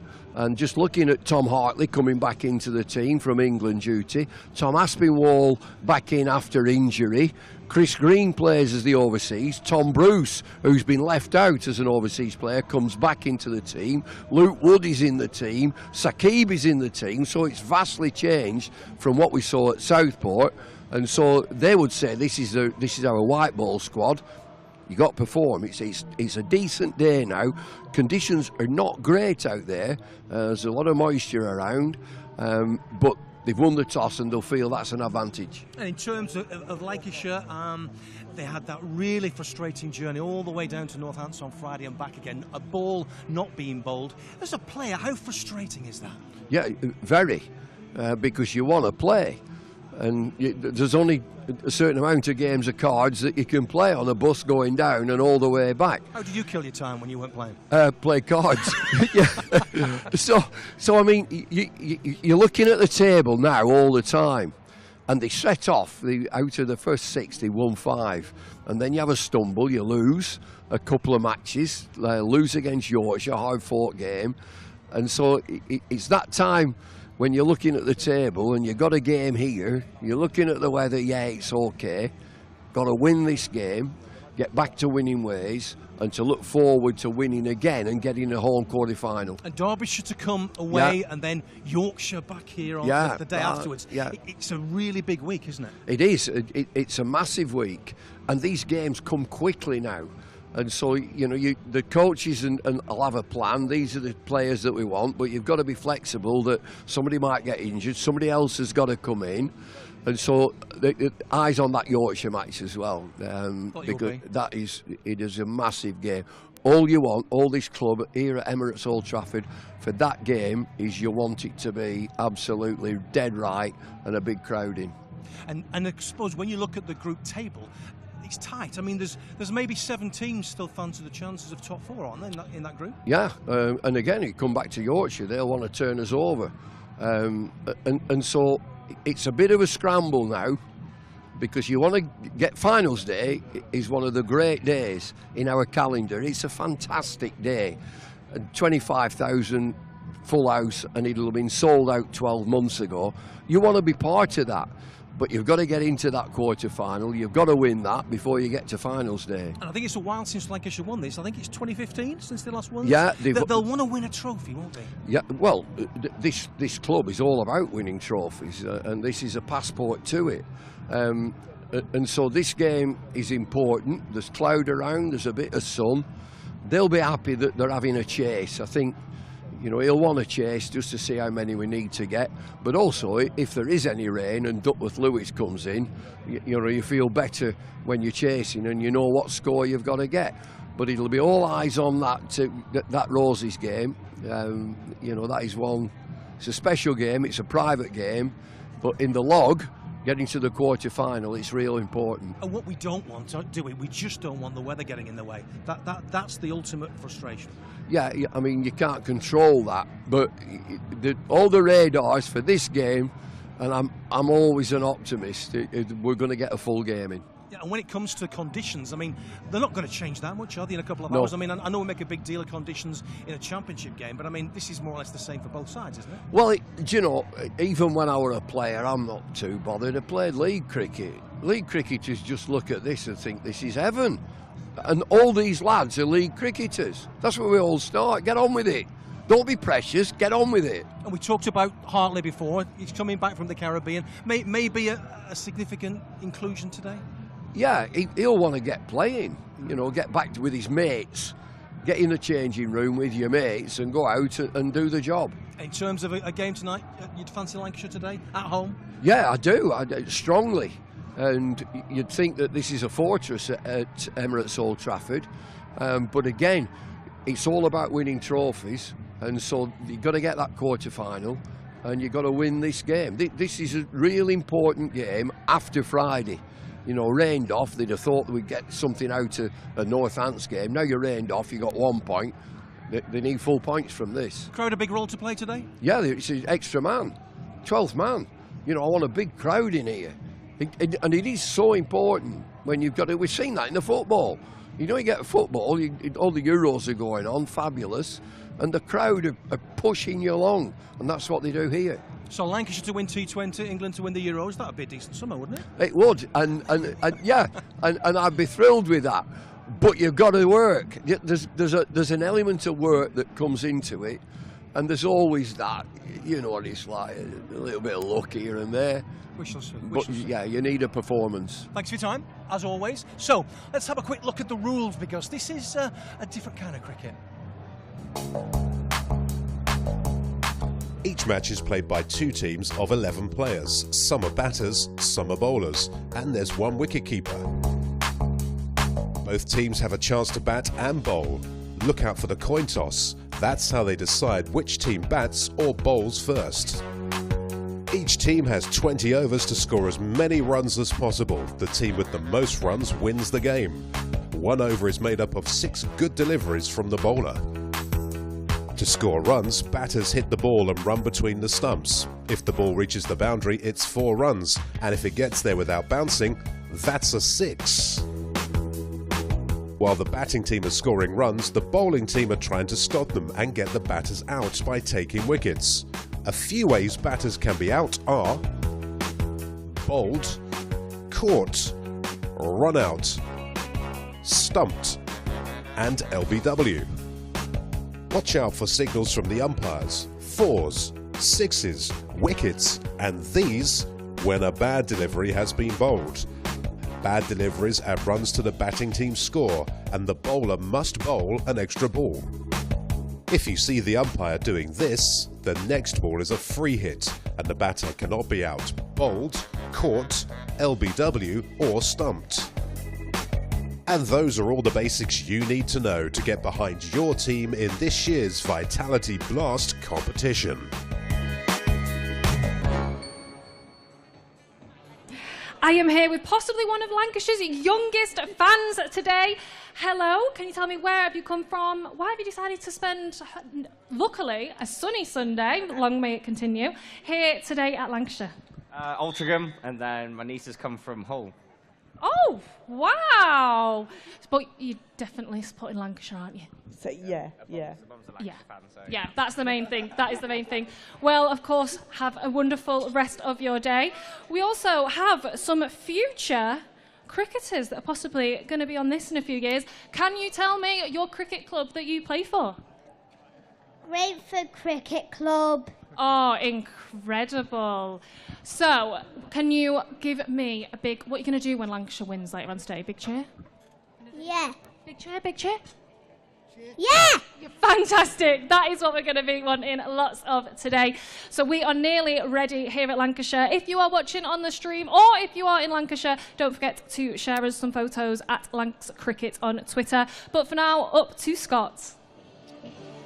Yeah, we're about 6 minutes away now, aren't we, from the start of this game. The sun has come out, which is lovely, which is well overdue. And I'm sure the ground staff are pretty grateful that we've got a bit of sunshine to help dry up the outfield, which has been a great effort to get to this stage where we're starting on time. Saqib Mahmood, one of the Lancashire bowlers, preparing to bowl first. Lancashire win the toss and go for that decision to bowl first. A ground that they know well. Paul Hilton former Lancashire captain, with us today. A ground that you know well, Paul.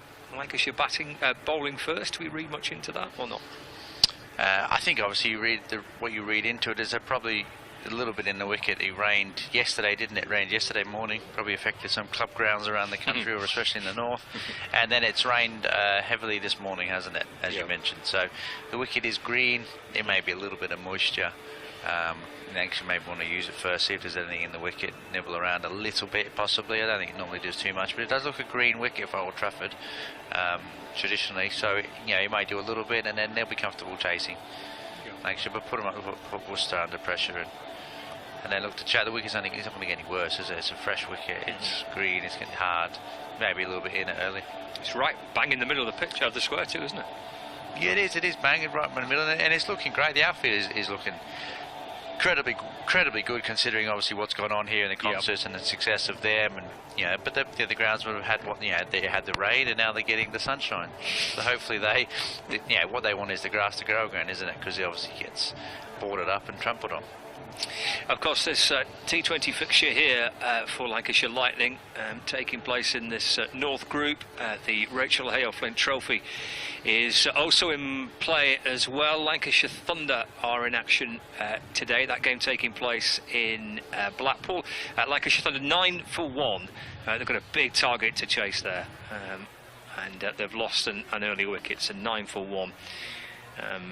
With 200 and plenty to chase. We'll keep across that game through the course of the afternoon.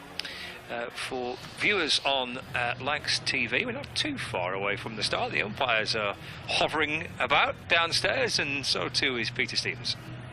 Yeah, very good afternoon, Emirates Old Trafford. Please prepare to welcome our umpires and teams. First of all, I must just say our guard of honour today from Walshaw Cricket Club. Give them a big round of applause, please.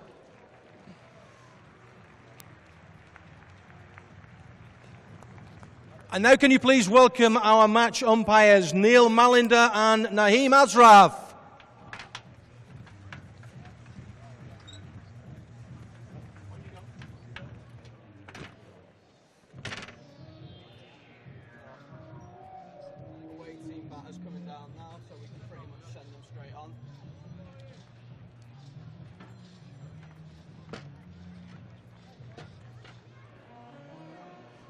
Okay, please give a very warm welcome to your opposition today. Worcestershire Royals. Worcestershire Rapids, sorry.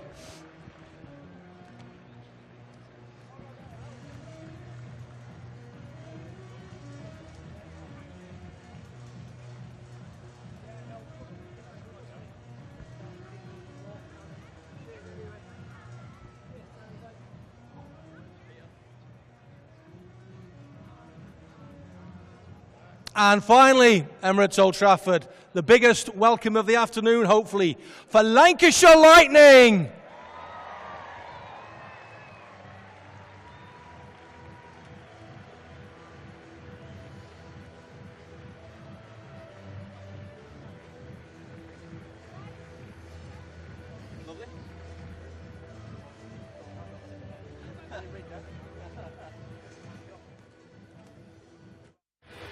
So the players are heading out with Captain Keaton Jennings leading out Lancashire. Luke Wood looks like he's going to open up the bowling for Lancashire from the Brian Statham end.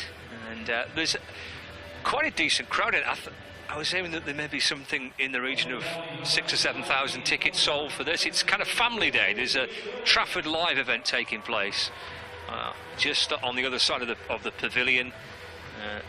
And there's all sorts of activities, and there's lots of families in, lots of kids in, and even though the forecast has been wretched, thankfully we're going to start on time, and it's cheered up a little bit, which is great. Having shifted 7,000 tickets or so, we don't want this to be a complete washout, and thankfully it's not. In fact, the forecast tells us, and those that know these things, Paul Orton, tell us that we're going to get a full game in, which is great. Yeah, they'll be fine now. The rain was for the morning, wasn't it? Heavy rain for the morning. It's cleared up for a beautiful afternoon. We can see the skyline, the big sky high-rise buildings in the beautiful Manchester in the background, so we're set for a cracking day. Fingers crossed we are. So here we go. It will be Brett D'Oliveira on strike, and it's Luke Wood to get this match underway. And it's defended away by D'Oliveira. Right on the money, Luke Wood. The first ball of the match, spot on from Wood. There's quite a sizable pile of sawdust just now as he stands on that little spot there. I think there was a little bit of concern before the game started that kind of the bowler's approach at this end may just been a little bit soft. So the ground staff have been working overtime again. I mean, it's been a brilliant effort to get it ready. Pile of sawdust would suggest it's just maybe a little soft. Swings in towards D'Oliveira. That's a nice shot. Clipped away towards mid-on. And that'll be the first runs for the Worcestershire Rapids off the bat of Brett D'Oliveira. And the Rapids are 2 without loss. Just a little bit of bounce, a little bit of shape back from Woody. You know, as always, good pace, but a little bit of bounce in the wicket. And this, the green is the hard surface, isn't it? This is the middle pitch. Yeah, I think there might be a little bit of extra bounce, pace and bounce in the surface. The grass normally keeps it on, so looks a really good surface. It does, yeah. There's Wood, left arm over the wicket, carved away down towards the third man boundary by D'Oliveira. Good to see Tom Aspinwall back fit. And in the Lancashire side, he's missed a few games. He's down on the third boundary there. Single for D'Oliveira, he moves on to 3. Rapids are 3 without loss. Mentioned Lancashire's ambitions to try and get a home quarter-final here. They've won their last 10 home T20 group matches, and they're unbeaten in total here in group matches in 23 games since they last lost a match here in the group stage. Swings away down the leg side by Wood to Kashifali. And it's called a wide by the umpire. There was a decent appeal by Wood for LBW. The umpire signals a wide in the end, 4 without loss. I think it's maybe going for a tickle down the leg side. A lot of times when the ball goes down the leg side, they're appealing because they want it to not be a wide, ultimately. But Neil Mullender has been around a long time as an umpire. Wasn't fooled by that. No. And made his feelings known, I think, to the... Wood in bowls. It's dropped away into the offside. And there is no run, 4 without loss. A reminder of the team changes. There's one of them. Tom Bruce coming back into the Lancashire side, having missed the Roses match at Yorkshire and not featuring in the championship games at Canterbury or at Southport, but a return for Bruce. Good to see him back. No Josh Bohannon, no Jack Blatherwick, no George Balderson. So a few changes for Lancashire. Wood bowls again, that comes back in towards Kashifali. Brings his bat down, defends away into the offside. No run, super start by Luke Wood. Yeah, it's brilliant. What's good about it is, and he's holding his line, isn't the ball swinging back a little bit. He's got great pace, but if he holds his line to the stumps, he swings the ball back into the top of off stump, middle and off. It's very hard to get away. You've got to do something different. D'Oliveira expecting the ball to bounce a bit, gave himself a bit of room, but Kashifali just getting used to the pace and bounce in the surface. But Luke Wood, really, really good bowler for Lancashire, isn't he? Final ball of his first over, and that's clipped away by Kashifali down towards the fine leg boundary. Those long legs of Luke. Tom Hartley down there. Tom Hartley gets across the field, and that completes the over with a couple coming off it from the final delivery. Tom Hartley returns for Lancashire. Was due to play on Friday at Northampton, but we never got a single ball bowled in Northampton on Friday night, so Hartley, having been away with England, back in the Lancashire Lightning side. No sign of Phil Salt just yet, but I think we're too far away from seeing Salt playing some T20 cricket. Maybe Liam Livingstone before the group stage is completed as well, fingers crossed. It's certainly hot. I mean, Livingston and Butler and Salt, you're always expecting those players to be away with England, but losing Hartley as well, they've been without some pretty key players, haven't they, Lancashire?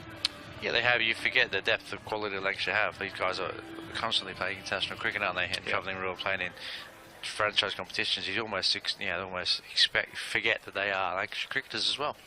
Yes, fair point. Here's Mahmood from the Jimmy Anderson in. That's a nice shot by D'Oliveira. Just guides that away through deep backward point. Tom Bruce goes scampering after it, and they're going to hurry back and run 3. And D'Oliveira moves on to 6. And Worcestershire Rapids 9 without loss. Really good running. The Wicket, I think the outfield might be a little bit slower than previous sort of days. It's a bit heavier. It's obviously had its concerts on it, hasn't it? And obviously it's heavily rained over the last couple of days. So that ball pulled up. It didn't race away across the field. So a little bit heavy, a little bit slippy as well underfoot, a bit softer for the fielders. Obviously Green slipped and chasing that. Hartley slipped a little bit at the back end. So it's a little bit softer, the ground, the outfield, but not as quick scoring today across the surface. It's normally like carpet, isn't it? It is, yeah, it is. It's Mahmood to Kashifali, swings and misses at that one. Into the gloves of Hurst. And you've got to change the field, haven't you? Lancashire have gone for like a very small, short third man, very fine short third man, and then a sort of deep third man backward point on that line. It's a very modern sort of T20 fielding position that sort of come about. Less of the third man and the backward point up. They've got obviously a short third man, and then it's almost a covering of 2 positions a little bit. The ball does get slapped a lot through backward points, so like it did do for D'Oliveira to start. 9 without loss. Here's Mahmood. Just eased away off the hit by Kashifali. That's a through for a single. The throw comes in by Luke Wells. And got through for 1. It takes the Rapids on to 10 without loss. Yeah, nice to be back at Emirates Old Trafford. We've been on a bit of a road trip. With Southport last week for 4 days, and then Canterbury the week before that for the championship match, and then away T20 matches. First game back here for a while. It's Mahmood to D'Oliveira. It'll be a single again, just eased out towards the leg side where Chris Green comes up to field. And the score moves on to 11 without loss. Yeah, Worcestershire Rapids, bottom of the North Group. They've had a difficult group campaign, 7 defeats in 9. They beat Lancashire at New Road, but just not really had any kind of form in this group stage. Maybe a bit of a free hit for them. Kashifali looking to try and launch that ball away through the leg side. The ball goes through and out of the gloves of Hurst. Nothing on it. Yeah, given his buys, I didn't know whether he'd sort of slight inside edge. He didn't sort of carry through, but he was given his buys. He tried to play that a few times, Kashifali, hasn't he? Back of a length, he's tried to really pull aggressively into the offside, into the leg side. They've got a deep backward square leg in place. Mid-wicket Green is on the edge of the ring. Second move, he's going to run in, hit back of a length, isn't he? Going to hit hard back of a length. But definitely interesting how he's trying to take him down. But they need a bit of impetus in the start. D'Oliveira's going to try and hold them together a little bit, isn't he? It's Mahmood to D'Oliveira. That should be caught. And it is. Hurst with the simplest of catches, really. Dug in by Mahmood. D'Oliveira kind of fends it off. Hurst does the rest, and the Worcestershire Rapids are 12 for 1.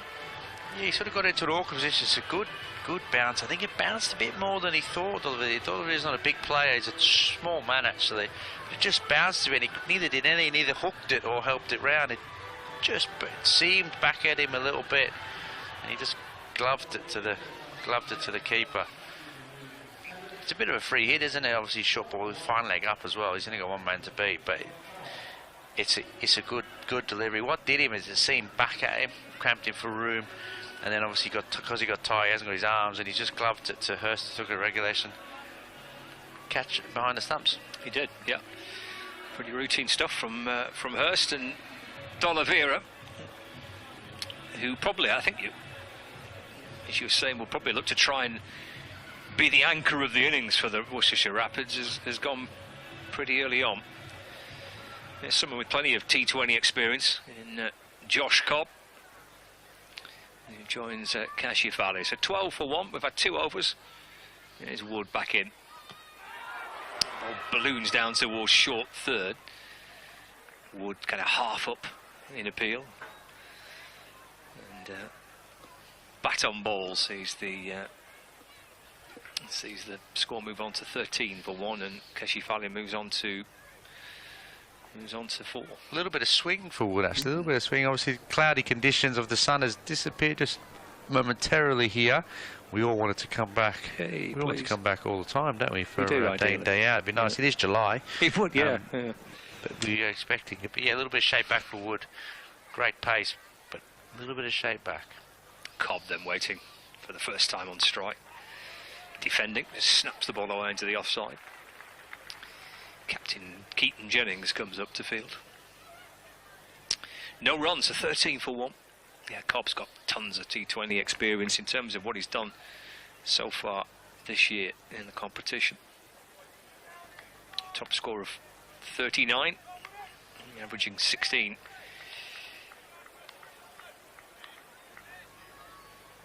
Experienced T20 player though. Wood in and balls to Cobb. Bit of width there, and that's driven away out towards deep backward point where Tom Aspinwall fields. Cobb gets his first run, and the score moves on to 14 for 1.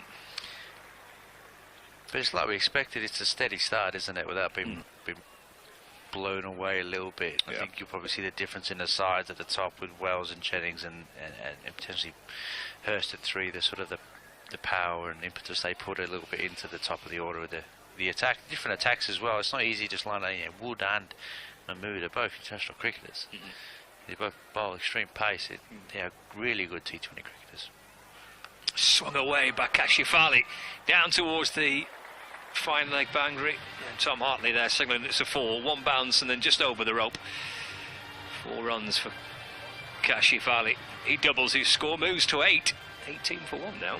Really good from Cash. If you're trying to do that a lot, isn't he? He's trying to pull into the leg side, and that's great. If you've got one guy to beat, and what Luke Wood and Dusaki do give you, they give you pace on the ball. So if you can get into good positions and you can play some good shots, then obviously you can use their pace. So Cash Valley's swung with it, used top of the stumps, but he's used his pace, and it's gone, that over fine leg really. He's only got one guy to beat. As it change in the field, Luke Wood bringing his deep backward point up, and 2 guys go out on the leg side. Hartley deep backward square leg, and obviously deep mid wicket. Yeah, Luke Wells back on that deep mid wicket boundary. It's Wood. It's pushed away into the offside, just gets underneath the body of green. Aspinwall chasing after it. Slides in, scoops it up, throws in towards Hurst, and replaces his divots. His score moves on to 20 for 1. I like the understanding of I understand the change in the field, obviously, with Luke Wood bringing the ball back, and obviously Keshifali's play. I'm not sure Keshifali's got enough to hit Luke Wood strong through the leg side into mid wicket. Yes, he can use his pace and go deep backward square leg, but it's very hard to bowl with everyone up on the offside, isn't it? He's only got to squeeze it through like he just did. Back up a length, that delivery, banged in by Wood, and through it goes to Hurst. 8 off the over. 20 for 1, 3 overs gone. Keshifali 10, Cobb on 1, live here on Lancs TV. And we're on the BBC Sport website and app, and on BBC Radio Lancashire as well. Scott Reed and Paul Horton and David Lloyd, your commentary team through the course of the next few hours. We've had 3 overs, 20 on the board.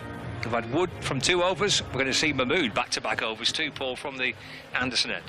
Yeah, there's good pace and bounce. A great bouncer there from Luke Wood, and obviously Mahmood, Dolavili was done with a ball bouncing a bouncer, and obviously seen back at him.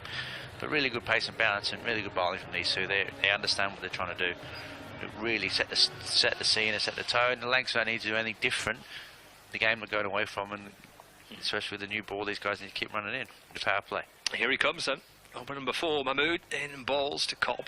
Just drops it away into the onside. Chris Green's quickly up there to scoop it up and have a shy at the stumps. Scamper through for 1. What they have done, and what you've noticed is, they're the 3.1 overs. How many times have you felt that they bowled wide and short and wide? How many times have you felt that they've really, really over-pitched? They haven't. They hold their line and length well, hug the stumps. So the only way they're going to be put away, if the batter does something different, takes a risk or pulls them into the leg side, is still a big risk. So it's really, really good high-class T20 bowling. Here's Mahmood in bowls, swing from Keshifali through to Hurst, and there's no run. he does look like he's going to try and line up leg side. Scofield isn't he? He's looking to try and take down leg side. I think Jennings may look to bring up his third man again into mid-wicket and push mid-wicket out. But I do think he's worth it. Guy having the deep backward third man, isn't it? It's a good place to have in case the ball goes flying down there. 21 for 1. Mahmood looking fit. In and bowling again, flashed away up towards the onside. That's going to be 6, I reckon it is, yeah. Over the rope, onto one of the covers. First 6 of the match. 27 for 1, halfway through the 4th. Brilliant shot from Scofield. Over-pitched, as we spoke about. He did over-pitch then, and he's just clipped it into the leg side. He is going to hit the ball in the leg side if he's going to go. He's got a high backlift, really high backlift. He sits deep in his crease. So if they get it into his arc, he has a strong bottom hand grip, isn't it? He's going to mow into the leg side. That was a lovely shot, pick-up shot. Clipped it into the leg side. And that's what Worcester need. Least to 16 with that.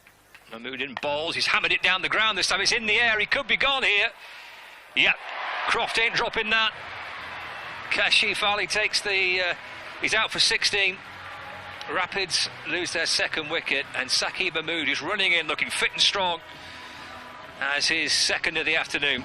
27 for 2 now. It's a great shame for Worcester, isn't it? Saqib, he's tried to go straighter. It's not easy to hit. Look, Saqib Mahmood back over his head. His mistake is in effect he's not still going into the leg side, pulling the ball into the leg side. Mahmood's gone slightly wider at him. With that slightly wider, he's tried to go down. Mahmood's sort of saying to the, once he's gone a bit wider at him, he can't pull it into the leg side as much, and he's just hit it straight up into the air. It's a shame really, previous ball for 6, he just got a bit of momentum. But probably shows where Worcester's troubles have been in this competition so far, hasn't it? Their starts haven't been blustering. Now they're blowing anybody away, are they? It's steady cricket from Worcester without being really impactful in T20 cricket. Lancashire Lightning have had the absolute Brucey bonus. Have been able to rest Saqib Mahmood and Luke Wood. They've not played in either of the 2 rounds of the championship games. And from Mahmood's point of view, we've documented really what he's had over the last couple of years, the injuries he's had, but it's really good to see him running in hard here and looking fit and healthy and looking like he's getting back towards his best. Yeah, great, and slow and steady, I think, when you've been out for such a long time. Here he is, in and bowls again. Gareth Roderick, the new batter. It's a cute little shot, isn't it? Just lets it deflect away off the face of the bat, away to the offside and through for a quick single. Gets himself his first run, Gareth Roderick. 28 for 2, the Rapids. With a delivery to go of the 4th over. Brings Cobb back on strike. Well, he's got 200 plus T20 matches, Josh Cobb, in his career. And the Worcestershire Rapids need a bit of Cobb's composure and experience here to try and get themselves going in this innings. Here's Mahmood over the wicket, balls again. Well, that's just deflected away off the hip. It runs down towards the boundary. It's going to be 4 and 4 leg byes. So no bat from Cobb, but 4 more to the total nonetheless. 32 for 2 with 4 overs gone. Yeah, nice little glance off the jumper, shall we say? Okay. Jumper down the leg side. Been taken was 4 for Worcester, and they squeeze up to 32 for 2 after 4, as you mentioned. So it's been a steady start. They've lost 2 wickets in power play. Scofield played well, brief, but he got some good signs. He looks like a clean strike of the ball, and that's what Worcester have to do at his back end of these games. They can't qualify anymore. They need to look to the future a little bit at times, within reason, and bleed in some of the younger guys. We've got a debutant today. We'll see probably more with the ball. Harry Darley's going to offer some seam bowling for Worcester, I believe, later today as a seam on debut. So that's the sort of where Worcester need to go with this T20 lineup. They need to build for next season at the moment, don't they? Yeah, looking to the future, potentially Worcestershire Rapids. Can they end this group campaign? It's going to be 3 on the spin from Wood. That's driven away by Roderick to mid-off, where Croft fields. There's no runs, so 3 overs on the bounce for Luke Wood from the Brian Statham end. Into the 5th over. Gareth Roderick on strike. There's a fine leg, and wide third man as Wood comes left arm over. And Roderick off the front foot defends. Bounces up to Croft again, who fields. And again, there's no run. Really good bowling from Wood, isn't it? It's good line and length, understanding he's a little bit in the surface, a bit of bounce. If he can just hold his line and length, he doesn't have to do anything different to start with. He's not getting any pressure being put on by these two new batters in the crease. Both only faced a couple of balls. So you can see out the power play, his 3 overs in the power play, which is rare, but you've got to be able to understand and flex and do what's right for the conditions and what works. Sometimes, and that's the art of captaincy, which Jennings is very good at, understanding he can bowl his 3 in the power play for Wood, can't he, today? It's in the air towards the leg side. Chris Green chasing after it. It lands beyond Green. And coming almost at the toe end of the bat from Roderick. He just chipped over the top. Green did really well to get close. He tried to chase back. It's such a hard catch over his shoulder. He was never going to get it. But he did really well, and then obviously spun and saved it to 1. It's probably quite poor running, really. No chance of getting it. And it just sat in the surface, didn't it? Lovely bit of backspin. We'd like that for a 9-iron. That'd be lovely just to chip it on and hold it on the green. 33 for 2. Here's Wood. Swing and a miss from Cobb. As Wood digs one in. Through it goes to Hurst. And there's no run. Really, really good bowling. Again, using the short ball well, pace and bounce. Really good bowling from Wood. And good organised, steady stuff from Lancashire, what they're known to do here. They understand how they play here. They understand what their roles are. This is one of their, the beauties of the side, and they all understand their sort of position and roles and how they're going to approach it. And these two are international cricketers you see running in. Yep. Here is one of those international cricketers, Wood, bowling, swinging the ball in towards Josh Cobb, who just nudges the ball away to mid-wicket. Wood's there to field off his own bowling. No run. So just a single of the over so far. 33 for 2. We'll take a look and see how the Thunder players are getting on in their match at Blackpool at the end of this over in the Rachel Hale-Flint Trophy. Got a big run chase of Ellie Threlkel's side in that game. Final ball of the 5th. Wood in, bowls, another swing and a miss by Cobb. Through it goes to Hurst. And that is the end of the 5th over. 33 for 2. We'll have a change up here as well. Bumble will come in replacing Paul Horton. Meanwhile in Blackpool, Lancashire Thunder lost a couple of early wickets. They're 2 down, now 44 for 2.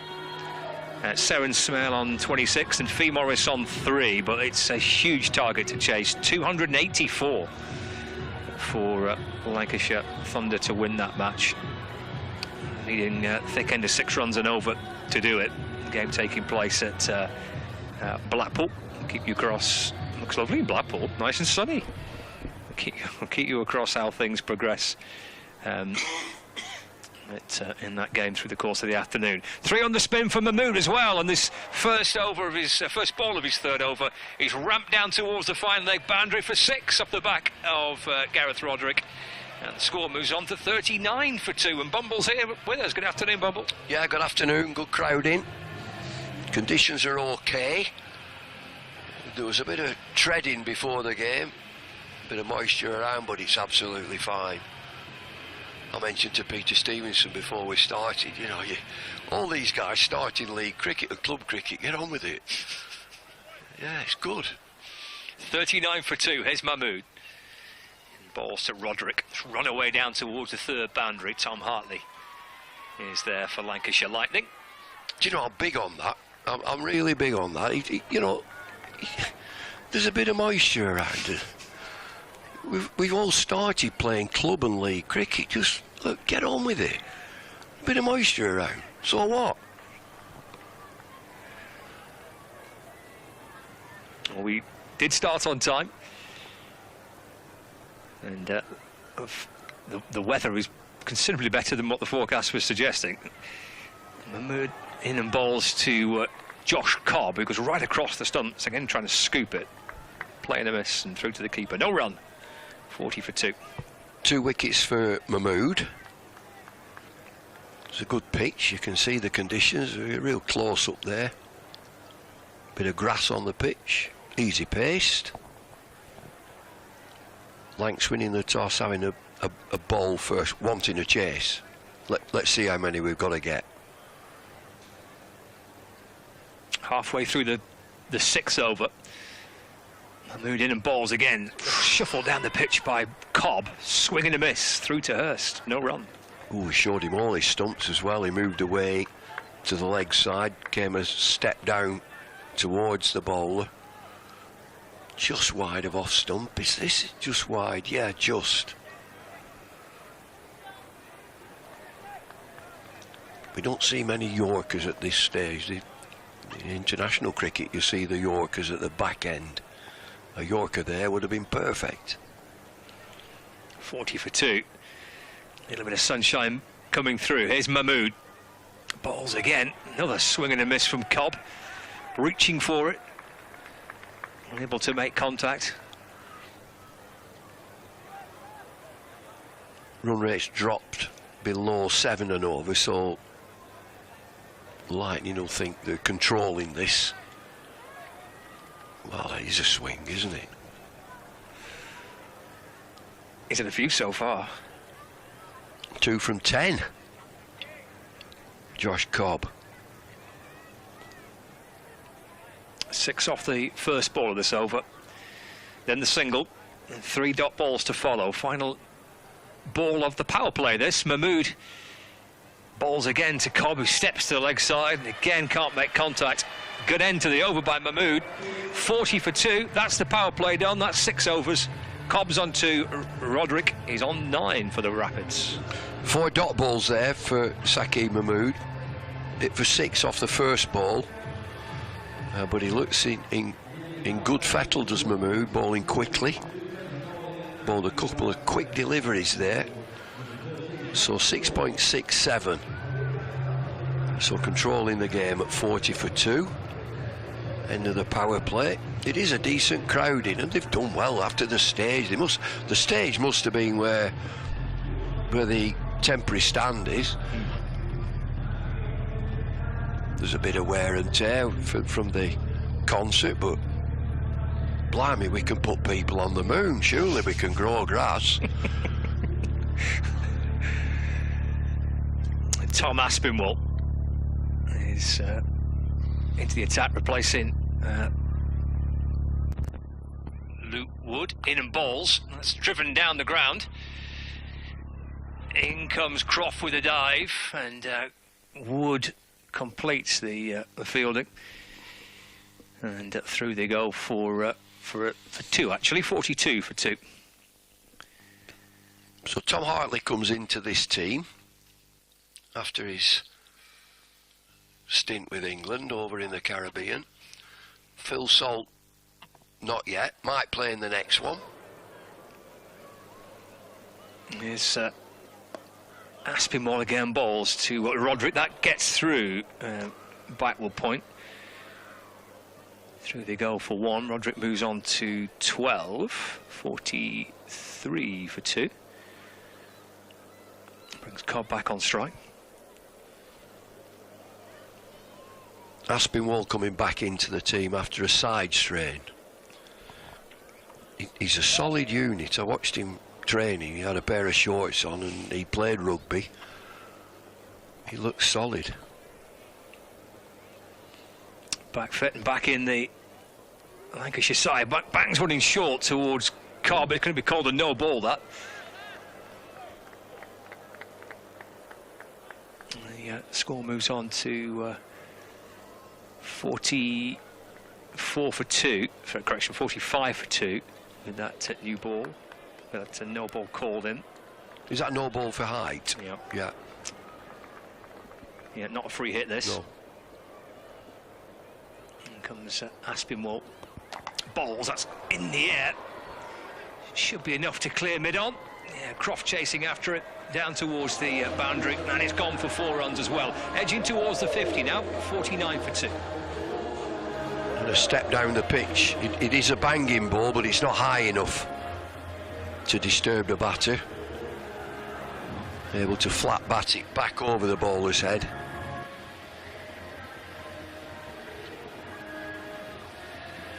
None for 9 in 3 deliveries, Aspinwall.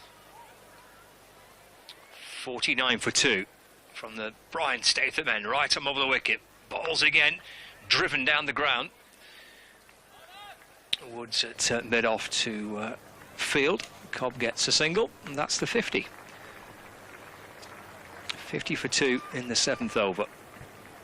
So back above 7 and over, 7.5. He went to school at Sedberg where Lancs play a game. It's lovely. I've been up a couple of times. It's really nice. Harry Brook went to Sedberg as well, I think. Spin more balls, pushed away by Roderick out toward the offside for a single. Moves to 13, 51 for 2. Well, lucky lads, all those facilities up there. It's a lovely place. And I think it's noted as a rugby place, isn't it? Rugby school. So he must have played rugby. He's solid.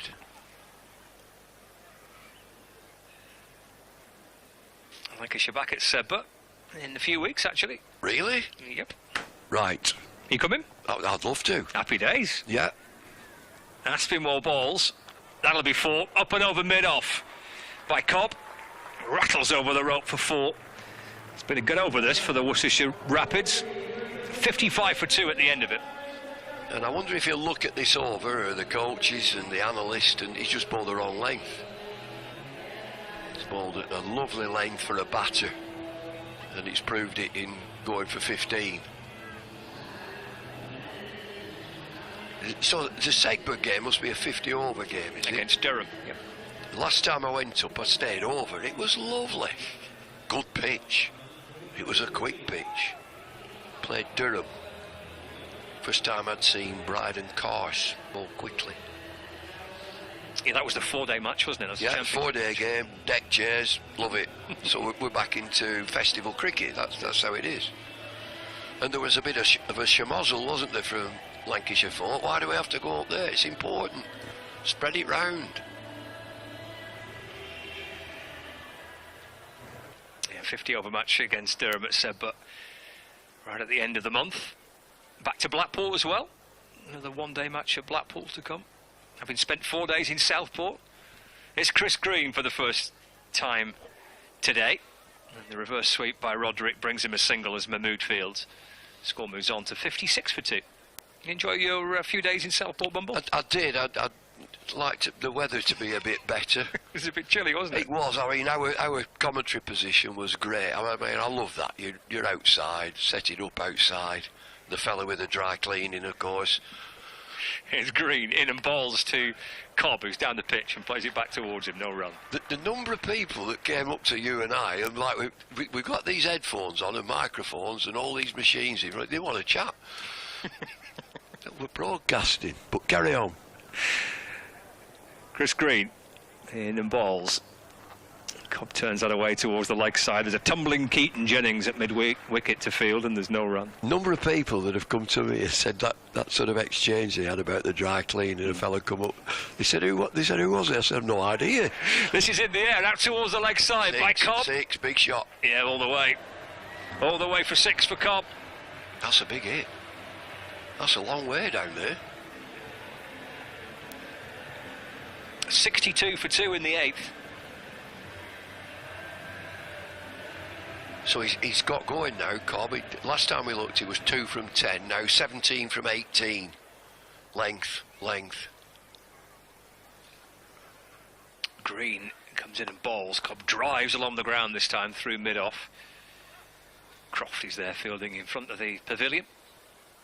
Cobb gets a single. He moves to 18. Good recovery this by the Rapids. 63 for 2. A decent couple of overs. Well, 8 and over now. 8 off the over so far. The final ball for Chris Green in this opening spell. Hopping away to the leg side, playing and missing Gareth Roderick. End of the over. 63 for 2 after 8. So 23 off the last 2 overs. I don't think conditions will change at all. Lancashire winning the toss and having a ball first would be all about let's have a chase, see what it is. Might have been thinking of Duckworth Lewis as well if there's any rain around, but it's set fair now, beautiful. Look at that. It's like Manhattan. It's like America, isn't it? Looking into the city. Great city. Fabulous city. Can get around it. You know, you can get round Manchester. Yeah, it's not a route march to get anywhere. Get on the tram, get on the metro, off you go. It's Tom Hartley for Lancashire Lightning for the first time in the Blast this year. And it's deflected away down towards short, fine leg. It's going to be called a leg bye. I live in York, and York's gorgeous. Lovely city. Got a wall all the way around it, it has. Can't take your dog on it. Can you not? No, not allowed to take your dog. It's a bit harsh, isn't it? Hartley in and bowls. Driven away by Roderick through point. He turns and comes back for 2. Moves on to 16. 66 for 2. There's no railing. Right. So you did fall off, wouldn't he? If he has a good bark, if he starts barking, he'd fall off. Right. It's Hartley left arm round the wicket. That's in the air. That's over the top, a deep backward square leg. That's gone all the way. That's 6 more. 6 for Gareth Roderick. 72 for 2 now. Suddenly, the Rapids have kicked on. Again, that's a long way. He's timed that beautifully. Cobb and Roderick piecing together a recovery here for Worcestershire. Hartley in and bowls. Shuffles back and then nudges the ball away towards the leg side. Croft having to come up from the boundary. Thought about coming back for 2, but they decide that a single's safe enough. And it's 73 for 2 now. And 2 finger spinners that we've seen, and it's not turning. There's no spin out there. Hartley sets off and aborts the run-up. Back to his mark. And slowly creeping in past the umpire.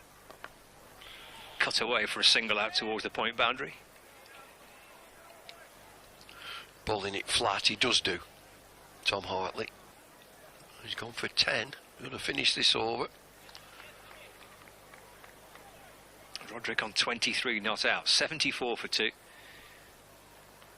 He bowls again. He's reaching for it, Roderick. He comes off the toe end of his bat and just bobbles away into the offside for no run. 9 overs gone now. 74 for 2. And you judge a city by its pubs, I think. You know, it's got good pubs and good history. Go in and socialise, have a good chat. Both York and Manchester noted for good hostelries. In York, the House of Trembling Madness. Great name. Yeah, that's one to go in. The Snickle Way Inn. Be nice when it's decorated. Need a lick of paint, does it? Oh, does it ever? The Bluebell, tiny little pub. Luke Wells replacing Chris Green from the Jimmy Anderson end. 74 for 2 after 9. Cobb on 19. Here's Wells in and bowls. Ooh! Beats the dive of backward point. Picked up on the rope by Hartley. They come back for 2. That's Tom Bruce just at backward point. It is. Just beyond his reach. He's back in the team, Tom Bruce. They've left him out for a couple of matches. Give him a break. Wasn't too far away. Slashed out towards the leg side by Cobb this time. Just for 1. Takes him to 22. 77 for 2. But he's down as a leg spinner, isn't he, Luke Wells? But he doesn't look like leg spinners. An aggressive run-up. A twirl of the wrist. He bowls it quickly. It doesn't spin.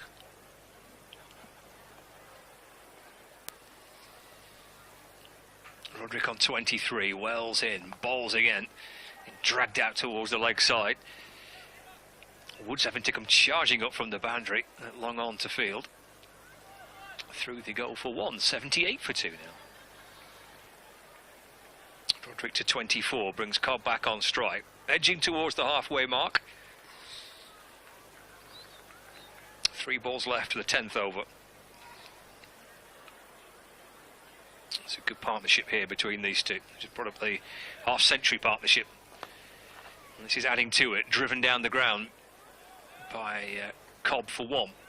79 for 2. They put on 52, these two. Well, they've recovered well. Roderick is 24 from 16. Cobb, 23 from 24. Big hitter, Josh Cobb. It's Wells. Down the pitch comes Roderick in the air, landing in front of Croft. Roderick gets a single. Takes him to 25 not out. 80 for 2 now. Just need a couple of quiet overs, the Lightning. Just 6 from this so far from Luke Wells. 1 delivery to go. Final ball of the 10th. Wells to Cobb. It's dragged down towards Wood on the long on boundary. And that does complete the 10th. So 81 for 2 after 10. A couple of early wickets for Lancashire Lightning. Brett D'Oliveira, Kashifali, both off the bowling of Saqib Mahmood. Cobb and Roderick have rebuilt very nicely for the Rapids. 54-run partnership is just what was needed by Worcestershire as they try and push that run rate a little further forward. Got themselves a platform to do that. Halfway point, 81 for 2. Paul Horton's back alongside me, and these two have done well, Paul. Yeah, they built nicely. They have built nicely. I think, Roderick's played really well, hasn't he? Gave him a bit of impetus, and Cobb has built a partnership with him. That's what they needed to do after losing the 2 wickets in a power play. 80 runs after the 10 overs. Chris Green returns, throws that out wide, carved away. Good stop by Jennings inside the circle, kind of wide mid-off, diving away to his left. Just the 1. Roderick's played really well, didn't he? 25 for 17, hit 2 sixes. He's struck the ball nicely, really clean. And Cobb has also sort of just hung around with him, built a partnership. He caught up a little bit at the slow start, but he's caught up really well. So that's how they put a good total on the board. 82 for 2. Green in and balls. Cobb going back. Can't find a way past George Lavelle. Inside the circle on the offside. And there's no run. Roderick 25 not out. Sun shining. And Green in and bowling. Down the pitch he comes. That's worked away towards mid-wicket, or through mid-wicket by Roderick. Takes him to 26 not out. Cut-off time is 15:45, and he's 15:13 now. I always think Lancs are slow. Whatever reason, I don't know why it is. Maybe it'll change with wickets. You do get time added on, but there's 9.3 overs to bowl in. 32 minutes. You're always right across this, aren't you? Your cut-off time. There's Green balls to Cobb. It's punched down the ground for 1. Croft comes up to field. In glorious sunshine. But they're building for a decent total. I don't think the outfield's as quick as normal. Obviously, it's a bit sluggish. Yeah, heavy field, I would say. It is. Players have slipped a little bit, but building a decent total. They're going to need 160 plus, aren't they, on what is a good wicket at Old Trafford as usual. Green in. Big appeal for LBW. He's got him. Roderick's gone. Out for 26 and Green strikes. Ends a very good partnership between Cobb and Roderick. 84 for 3. But the Aussie spinner strikes for Lancashire Lightning. He played nicely, hadn't he, Roderick? He just played a cross one, tried to sweep him into the leg side, and just missed a sort of a straighter one out of the front of Green's hand. He's a really experienced campaigner, Green.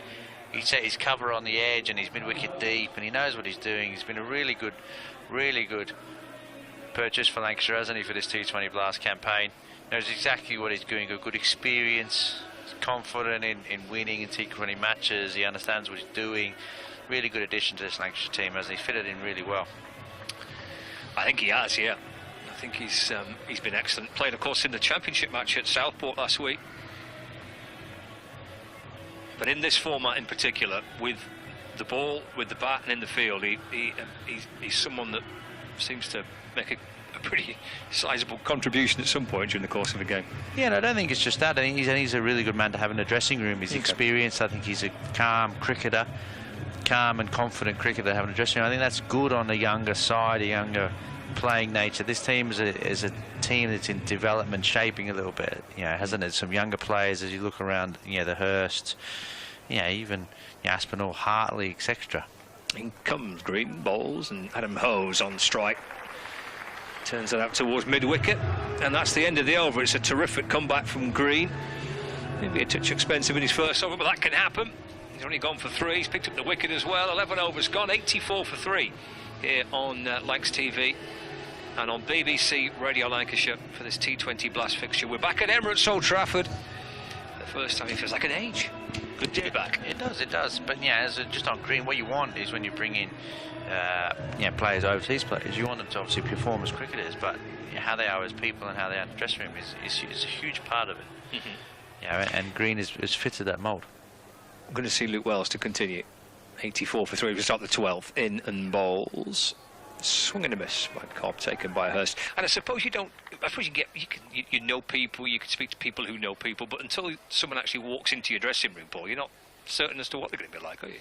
No, I don't think you are. I think you are. You need to try to do as much research as possible and find out. And there's enough people around that you do know that. Green balls. Cobb gets it up and over cover, down towards the boundary. Croft can't get across to cut it off. There's 4 for Cobb. He moves on to 30 now, 88 for 3. Really nice shot. He looked to sit back previous to the use his feet. He wide over cover. The ball just got tailed away.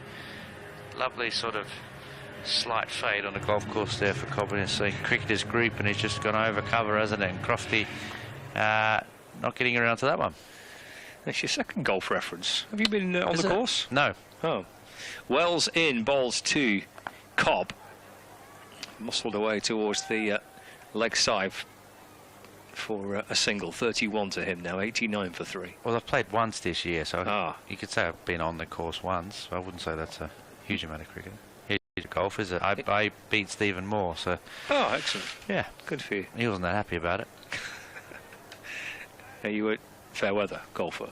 Is it just the weather? I'm a fair weather golfer, so I played once this year. Yeah. Does that marry up with the English weather? Yeah. There you go, yeah. I played once. The one day of good weather, you played around the golf. Wells to Adam Hose off the front foot, and that's punched into the offside for no run where Jennings fields.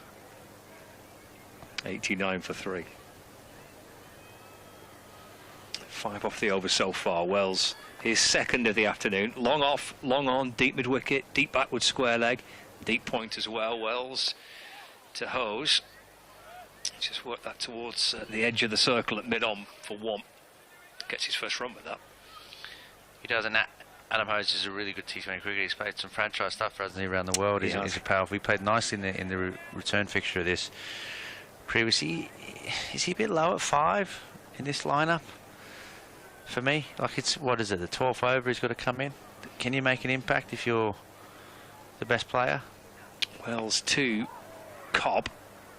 Get off the back foot, trying to muscle it down the ground. Doesn't quite get a hold of it, but gets a single. Keeps the strike as well. End of the 12th, 91 for 3. Cobb 32 and Hose on 1.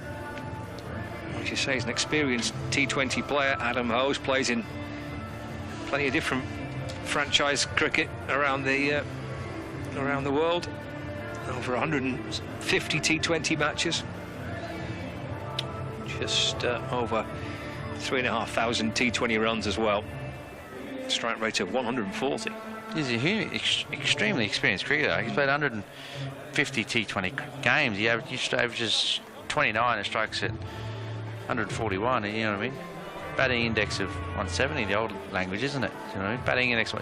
That's why he's wanted around the world. But just maybe with 5, it's, I don't know. Maybe that's a great position for him. But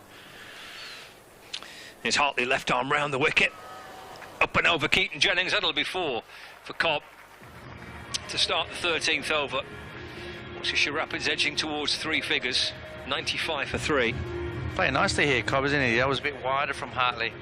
Really nice. I think if Hartley wants to bowl the Cobb, he's got to tuck him up, really. If Cobb wants width, wants to hit through the offside. He stands leg side of the ball. Not only against the quicks, but also against the spinners. He wants to hit through the offside, not the leg side. It's deflected away off the thigh pad. Sorry, off the pad down towards short, fine for a leg by. Mahmood comes up to field. Better bowling from Harley. Cobb's giving himself room. He's outside leg and he's just followed him, and he's ended up padding it round to 45. But that's a better area to bowl at Cobb. He needs to tuck him up. He ain't going to pull him into the leg side. Hose is different. He will do. It's worked away through the offside. Spin wall scampering away across the ground in front of the temporary stand. Through for 1, 97 for 3. Halfway through the 13th over. Cobb 36 not out. Hartley in, bowls, throws it outside the off stump, but too far wide. And called as such by umpire Neil Mallandap. Tight, that. Tight. Hartley to Cobb. Down the ground for a single. Croftfield's at long on. 37 to Cobb now. 99 for 3.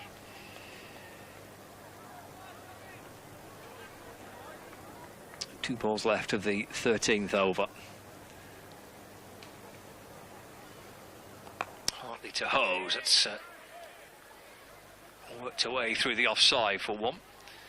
Now spin wall's been busy on that boundary in front of the temporary stand. Brings up the 3 figures.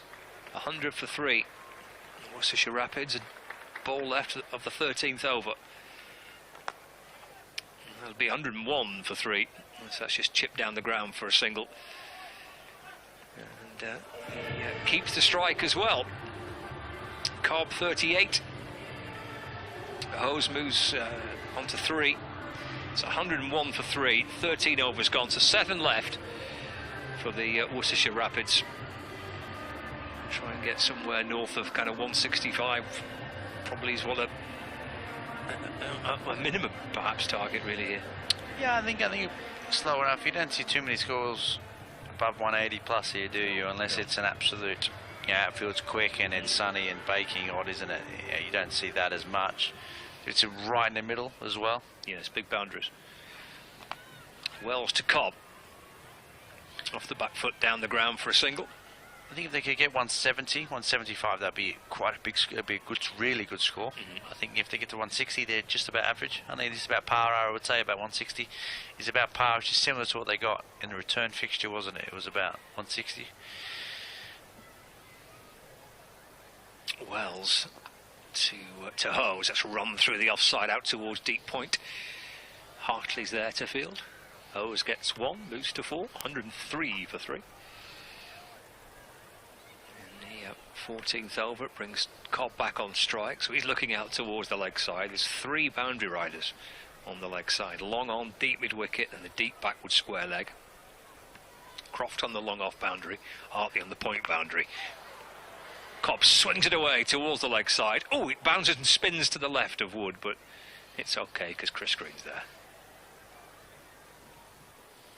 Score moves on to 105 for 3, and Cobb with that moves to 41 not out. It just pitched into the leg side, didn't it? That sort of pitched and spun it. That's where that ball's holding up and not running on a little bit because of the outfield. Wells to Cobb. Oh, that beats the dive inside the circle by Keaton Jennings. And the ball somehow is weaved its way under Jennings out towards the boundary at cover. 4 more for Cobb, who's edging towards a very good 50. He's playing really nicely there. He slapped again through the offside. Like I said previously, he wants width, he wants to hit through the offside. He ain't going to pull you and take you down into the leg side. He wants the ball wide of him to hit into the offside. 109 for 3. Wells to Cobb, who's on the walk towards Wells. Works it to the leg side for a single. 46 to Cobb now, 110 for 3. 1 delivery left to the 14th over. Adam Hose back on strike. Luke Wells for Lancashire Lightning. Balls to Hose, driven. Keaton Jennings fields. Holds the pose as he shapes to throw at the stumps at the non-striker's end. End of the 14th over. 110 for 3. Cobb on 46. Hose on 4. So a dot ball to end the over, but a dot ball with a bit of a bit of theatrics from Keaton Jennings. Yeah, pretending to throw. And Ethan Brooks is potentially coming in next. He's had a good competition for Worcester, hasn't he? Throughout the campaign, you know, a younger player coming, doing well and shining lights for them. You know, Tom Taylor can hit the long ball. Ed Pollock's a different type of cricketer, left-hander. Yeah, Brooks is their leading run scorer in the Blast this year, coming into this game. Green balls to Cobb, lifted off his hip. 1 bounce and 4, says Tom Bruce. Doesn't quite clear the boundary at fine leg, but 4 to Cobb. Does that bring him his 50? Yep. It does, yeah. Half century for Cobb, 50 from 40 deliveries. 6 fours and a 6. 114 for 3. Cobb's shown all his T20 experience here this afternoon for Worcestershire. And they needed it too. Green again from the Brian Statham men. Over the wicket to Cobb. Comes off the bottom edge of the bat and just squirts past the stumps and past Mahmood. Has to just track back to scoop up the ball. Single for Cobb, 51 to him now, 115 for 3. Just lost the sun temporarily here at Old Trafford. It's blazing over in the sunshine into the city, but it just got a little bit cloudy now. As it stays dry, but yeah, the forecast is fine, isn't it? I think it is, yeah. Then again, it seems to have changed quite a bit. Green to Hose, 4 ball, which he works down the ground towards Croft, who comes up from long on. Hose moves on to 5. 116 for 3. 3 balls left of the 15th over. Green 1 for 17. He's in his 3rd. Round the wicket. Thrown fallen wide of off stump. Taken by Hurst. Did dot that one in from wide of the crease. Comes back over the wicket to Cobb. Driven down the ground. Wood's there for Lancashire. Through for just the 1. Cobb to 52 not out. Worcestershire 117 for 3. Really well bowled, Chris Green. Isn't it really well bowled? Great death bowling around the wicket using his angles. Great experience shown. Into Hose, that's going to be too far wide. He knew it straight away, Chris Green. He sent it down and straight away his reactions, he didn't quite get that right, just pushed it too far wide. 118 for 3. Final ball of the over. Wood having to, Green having to go again with this. And balls to Hose. Again, that was flirting with the wide line, but he gets bat on ball, just able to squeak it down towards short 3rd for a single. And that is the end of the over. 119 for 3, 15 overs gone. Cobb 52. Hose on 6. Green's now ball 3 overs. So clouds are rumbling in, but I think they're not bringing any rain, hopefully. Rapids finding 4 sixes so far. All out on the leg side. How will they end their innings? They've got 5 overs left to try and push the score on. 119 for 3. There's Luke Wells in and bowls. Down comes Hose, up and over, extra cover, down towards the boundary. 1 bounce and it just skips over the rope. And that's 4 to start the 16th over. Hose moves to 10 and it's now 123 for 3. What can they get to? 170? 5 overs? A decent total, 160, 170. Wells' 4th and final over for him. In from the Anderson end, balls Just nudged away up towards mid-on by Hose for 1. He moves to 11 now, 124 for 3. Wells is doing okay. Just got to get out of this over. None for 28. Saki Mahmood bowled 3, didn't he, up front, and so he's got 1 to bowl. Luke Wood, he'll have a couple, I should think. He's got 1. Yeah, 3 on the spin for Wood and Mahmood, bowling through that power play. Yeah. Tom Aspinwall's bowled 1, Chris Green's bowled 3, Hartley's bowled 2. There's Wells to Cobb, plays it late, cuts the ball away down towards the wide third boundary. Hartley with the dive, can't cut it off. It's 4, 128 for 3. Well, this is a good over for the Rapids. 4, single, 4. So the bowler under pressure. Aspinwall bowled that 1 over, went for 15. So he's got work to do, Keaton Jennings. He's got to also just keep an eye on the clock, I think.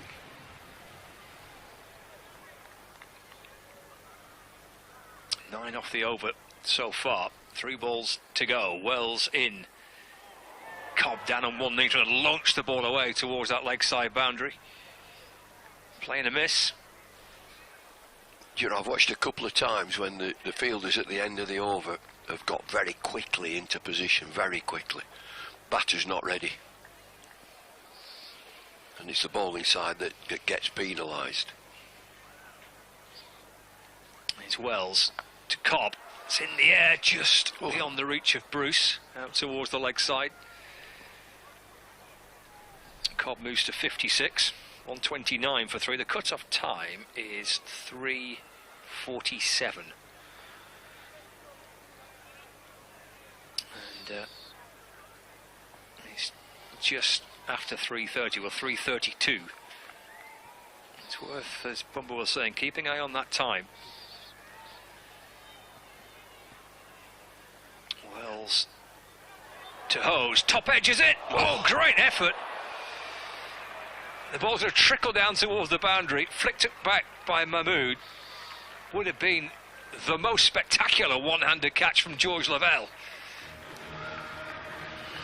So just keep an eye on this. This is a great effort. Just palms it away. So 4, 8, 9, 10, 12 from the over, none for 35. Okay. So they busied themselves in getting into position. You see 2 batters now just stood in the middle of the pitch. But he's Aspinwall coming back into the attack now. He's under pressure. Ball that 1 over for 15. 16 overs have been bowled. I think they're in a great position here.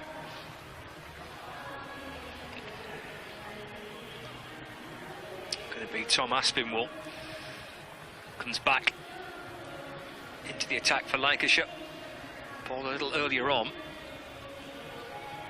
fact, he bowled the first ball out after the power play. First over after the power play, which went for 15. Aspinwall returns. Driven down the ground by Cobb. All the way for 6. Well, what a super shot that is. And 1 over for 15 and then comes back into the attack, and your first ball goes for 6. It's a length ball. Exactly what he wanted. Just a length ball. Powerful player, Cobb. Ball's been retrieved from the concrete going towards the tram lines.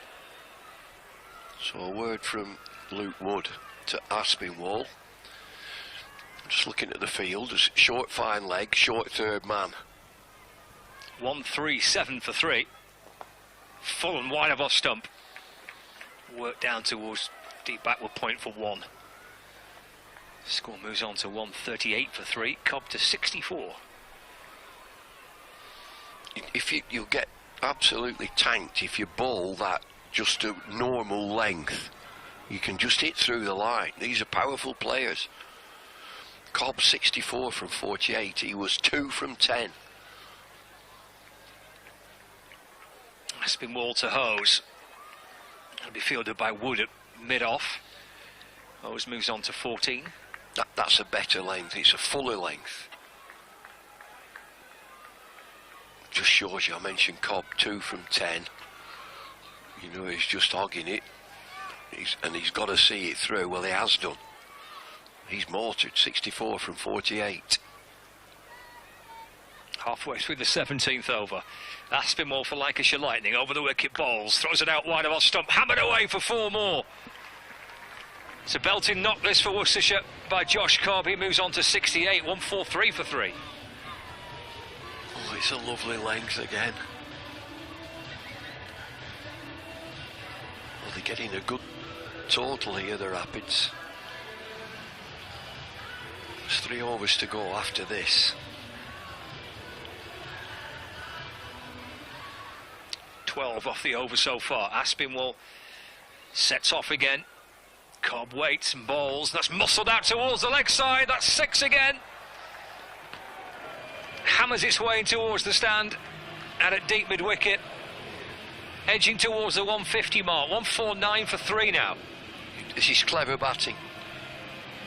Josh Cobb there, he's reading the bowler, his ball length, and then he's thinking, this is Josh Cobb. Length is not working for him, he's going to bang this in, and he sat back there, he just went back, waited for it, and he bowled a short ball, not short enough.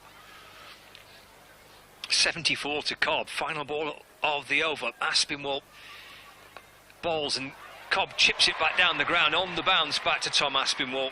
Leaps up high to his right off his own bowling, collects his cap from the umpire. First game back for a month for Tom Aspinwall, just his 4th T20 match in his career. Still a young man, still just starting out for Lancashire Lightning. Disappointed with the over, 149 for 3 after 17. And it was a good finish, really full, very, very full and wide. Not too much you can do with it. So 2 overs, none for 33. I think that'll be the end of him.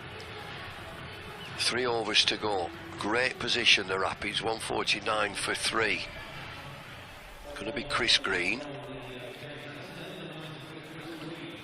So Chris Green for 1, and then it'll be Luke Wood and Saqib Mahmood to finish. Green 3 overs, 1 for 20. Anderson end, 149 for 3. Down the ground by Hose, it's in the air for a mile.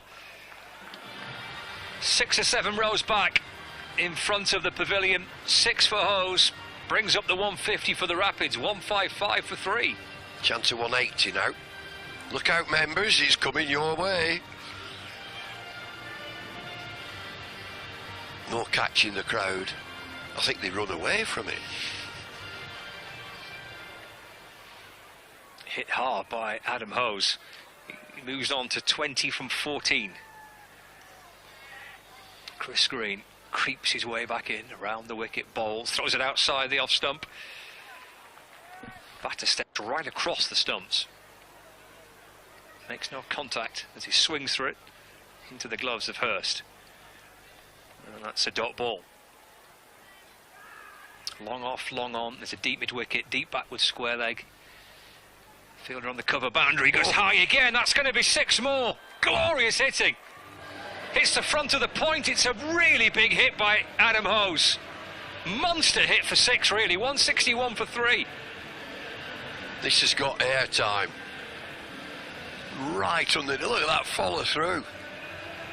They're both standing, staring, it's not come down yet. Ooh, 6s, it's raining 6s. 190. It's creeping up. Good score this. 26 not out from 16. 6.6 to start the 18th. Green to Hose. Drives it away through the covers for a single. 162 for 3. Round arm delivery. There's something different. The Lightning being pushed back here. They need to finish this off just to quieten things down. 2 balls left for Chris Green today. Cobb waits. Green bowls, throws it wide again. And Playing a miss from Cobb. He's just about got away with that, hasn't he, from round the wicket. He couldn't reach that with a yard brush. Final ball for Green tonight. Oh. Cobb goes back down the ground. It's in the air. Who's under it? Crofty's there. Takes the catch. Cobb's out for 74. 162 for 4 now. And Green signs off with his second wicket of the afternoon. It's 2 for 33 for Chris Green. Well, Lightning needed that. He's played so well, Josh Cobb. 74 from 52. Put his team in a super position. 162 for 3. You know, we've only a couple of overs to go after this. The situation has changed. Lancashire Lightning were in control after the power play. Very modest. Gives about 40 for 2 after 6 overs. Then they've bashed away loads of sixes. Safe hands of Stephen Croft just ends that innings from Josh Cobb. Run rate bang on 9. They're on for 180 plus. 8 sixes in the innings. 3 for Cobb. 2 for Gareth Roderick. 2 for Adam Hose. Both off that final previous over sent down by Chris Green. One hammered to long off, one hit for a mile over long on, and also one to Kashi Fali as well. Wood returns. That's scooped down towards the boundary. It's borderline. It's all the way for 6. Extraordinary. Unbelievable. Oh, it's gone for 6, that. This is not a small ground. Look at this Hose. 33 from 18. And another 6. The 9th of the innings for the Rapids. 168 for 4. 9 sixes. Luke Wood, left arm over, balls. And it's through the fingertips of Mahmood. He's at short, fine leg. Come back for 2. Now get to 170. There's still a bit of time to come. Yeah. It's just a few minutes ago I was thinking 160, 170. They've had a burst. So now they might be saying, like, go on 190. 170 for 4. Hose on 35. Wood, left arm over, balls, and he pushes it full and wide above stump. Adam Hose has gone right across the stumps there, hasn't he, Bumble? And the umpire says that's fine. Yeah, he's absolutely fine and following him, but he's just trying to glide it past third man. Oh, third man, he's inside the circle. He just wants a little nudge on that. These cat and mouse, they're just sort of playing with each other and thinking and gambling, what's he going to bowl? Wood for Lightning. In and ball swung away by Hose. Gathered by Chris Green. Hose moves to 36, not out. 171 for 4. So it gets the new batsman Brooks on strike.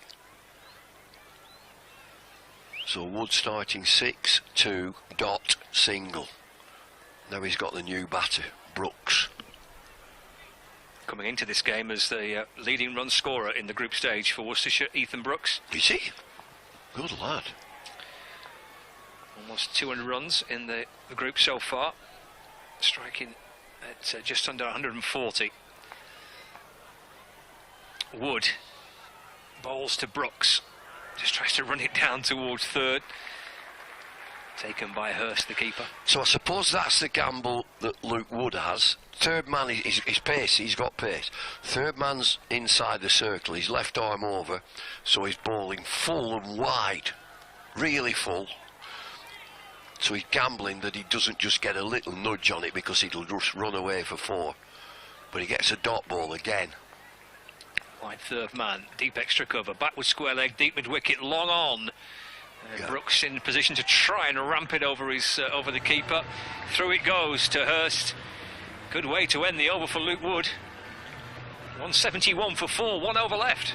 Good figures for Wood, none for 24 in 4. Just went for 6 off the first ball of that over, and then 3 from the last 5 deliveries. So 171 for 4. It'll be Saqib Mahmood, I'm sure. Yes, it is. Looking at a crowd are wrapped up a bit, aren't they? I mean, it's not red hot. Dad, I'm on. Give us a wave. Give us a wave. What's that? He hasn't come on the bus with that.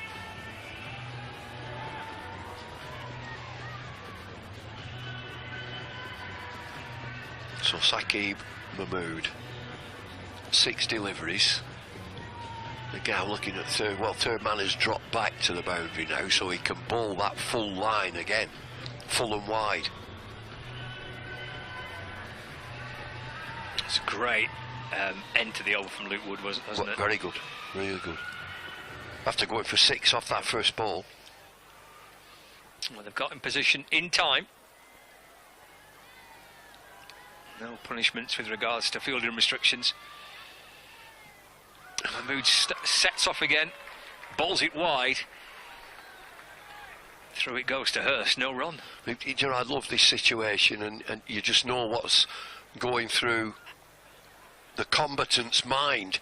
The batter's trying to outthink the bowler. The bowler, he's watching him like a hawk. He watched him there, and the batter moved away to the offside, and he followed him, banged it in and followed him. Has he decided now what he's going to bowl, or he's watching the batter? 5 balls left. Mahmood for Lancashire in, balls, it's wide, it's hammered away through the offside. Excellent looking shot, that'll be 4. Hartley trying to get across to cut it off. Terrific shot from Hose. He moves to 40 not out. 175 for 4 now. Well, it's what the English drool on, the cover drive.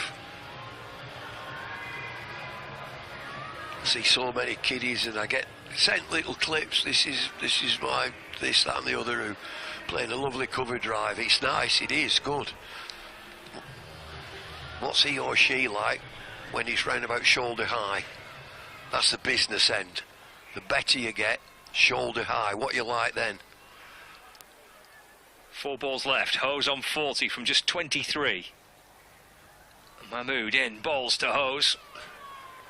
Pushes it full and wide of a stump, and Hose almost falling over, trying to make contact with it. It's a crucial dot ball though for Lancashire Lightning. He's bowled 2 in this over, so 3 deliveries, he's gone for 4. They'd buy that. 3 deliveries to go. They've got to the 170. These are bonus. Good score is this.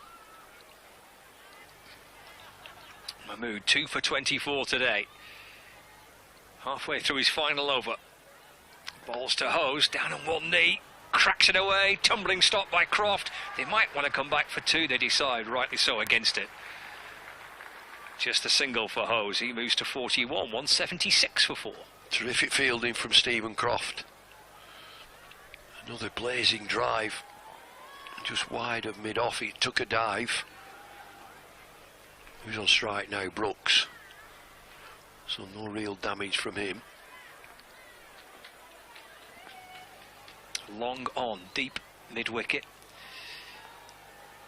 Deep point, 3rd man, fine leg. And that's worked out towards the leg side by Brooks.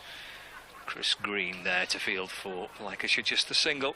177 for 4. Saqib Mahmood looks good. Had so many injuries, but he is a quality bowler. But a beautiful action.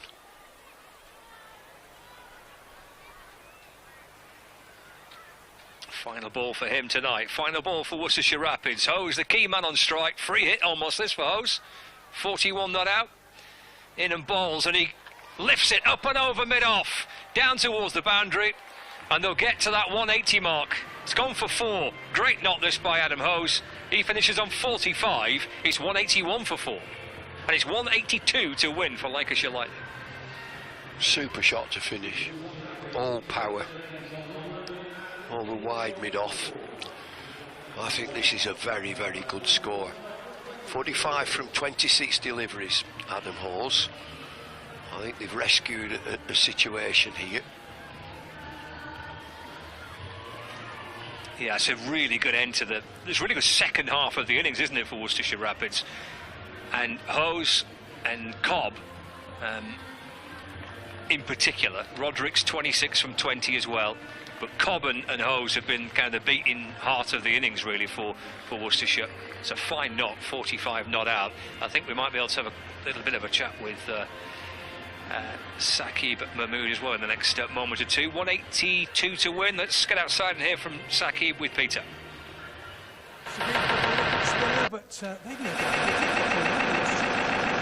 Played well, but obviously it goes to show there's a bit in the wicket for both bat and ball. I thought we had a good power play, but then they obviously built a good partnership after it.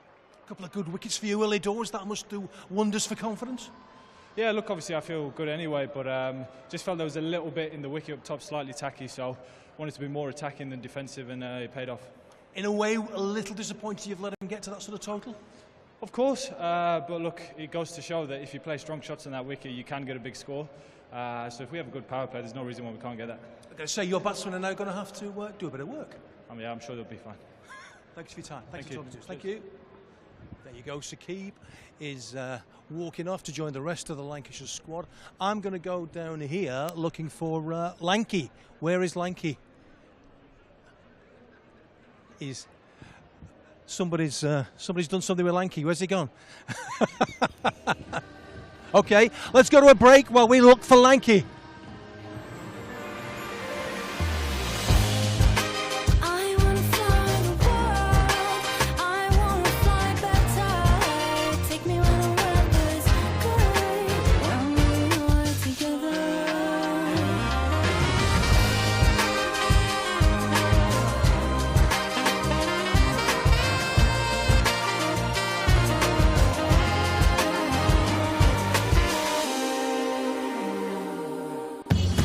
Welcome to Conrad Dubai. Here's your key. Thank you. Let me help you with the bags.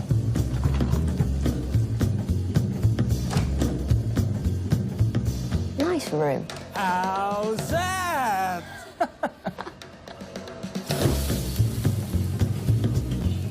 How's that?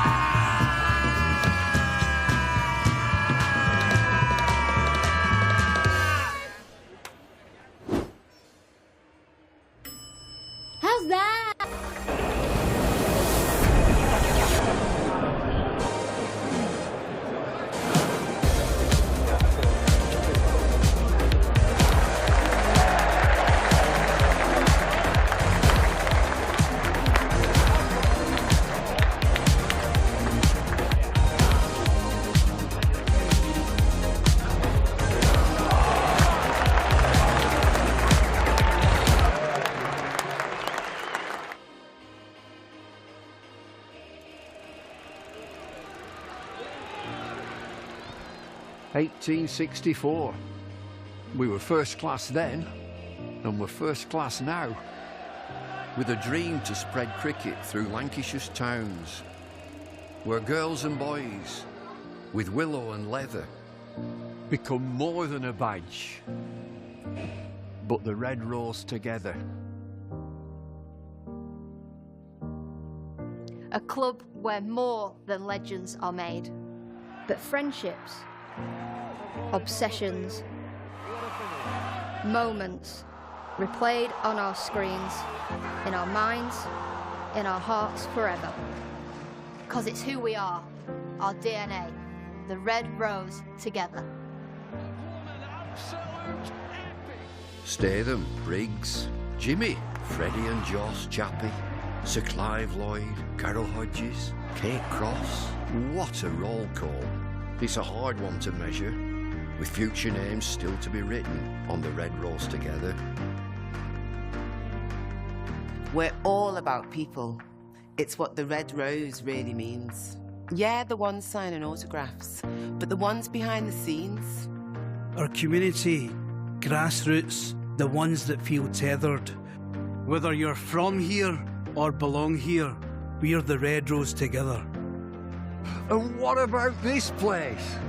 Talk about world-class venues, internationals, gigs, events.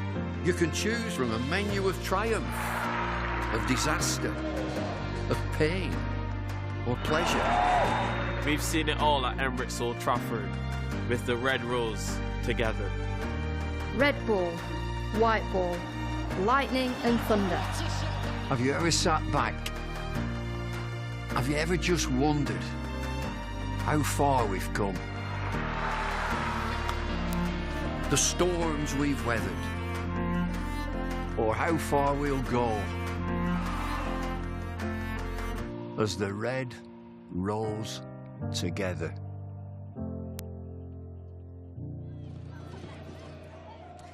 So we have our mascot, Mayhem. We've got two very lucky kids that are going to try and get these hoops over Lanky's head, because when you've got a mascot like Lanky, you've got to make your uses of it. So, welcoming, we've got Zach and Noah. Come on in, guys. Come on in, guys. Come on in. So, Noah, I think... Noah, do you want to come over here? Yeah.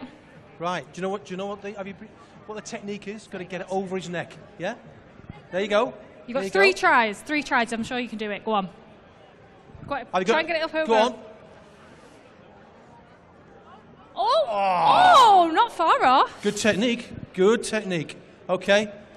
Can we have a bit of crowd encouragement, please? Come on, guys. Get in there. Get in. Oh, that was miles away. We need a fresh hoop. Yeah, you know what you've done? You need to adjust. Yeah. Oh, here we go. You've got here it. we go. You've got it. Here we go. Get a bit nearer. Get a bit nearer. Go on. Go. Get in. Oh. Get in. Oh. So close. You were too close. Go on, Noah. You've got this. You've got Here this. we go. Here we go. Here we go. Yeah. Oh! Tip of his nose. Right. One last go each. Come on, crowd. Come on. Oh! Build it up. Build it up. Build the suspense. Get in. Get in. Go on. Oh! Yeah. Lanky's just pulled a muscle Right, in this his is neck. it, Noah. This is it. Here we go. Come here on, we go. everyone. Here we cheer go. Noah Here we go. on. Crowd, come on. Get in. Oh, yeah. That Yes. counts. That counts. Yes. That counts. Yeah, I think we'll have that. We'll have that. Yeah, well done, lad. Well done. Fantastic. That was amazing. Fantastic. Yeah. But of course, we do look have at a winner, that. but don't worry. We've always got Cricket and Lanky as the ultimate winner every single time. Yeah. Do you enjoy that? Do you enjoy that? Yeah. Yeah, quick word. What does it feel like to have got a hoop on Lanky? Don't know. Ecstatic. Oh, thanks for the great interview. You enjoy that? Yeah. Yeah? Brilliant, isn't it? Are you enjoying the game today? Yeah. Who's going to win? Pardon? Who's going to win? Us. Us. I'll take Yeah. that as us. Thank you very much indeed.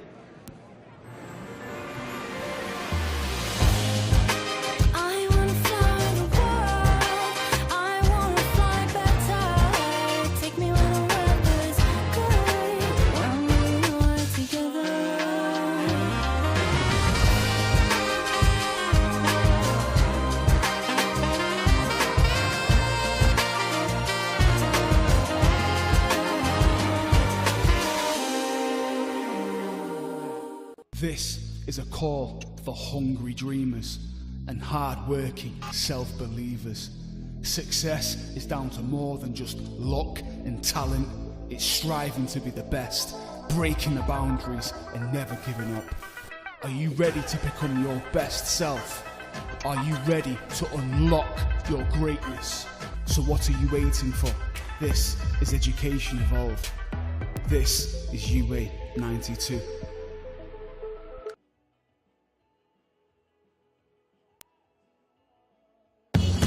Welcome to Canada Dubai. Here's your key. Thank you. Let me help you with the bags.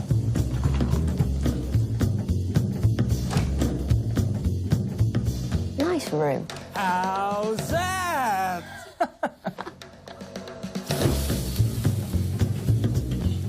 How's that?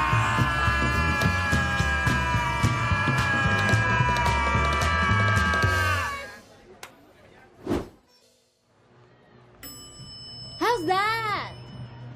Okay, Lancashire now with a bit of work to do. They need 182 to win this game. Please give a very warm welcome back to our two umpires, Neil Malinder and Naheem Ashraf.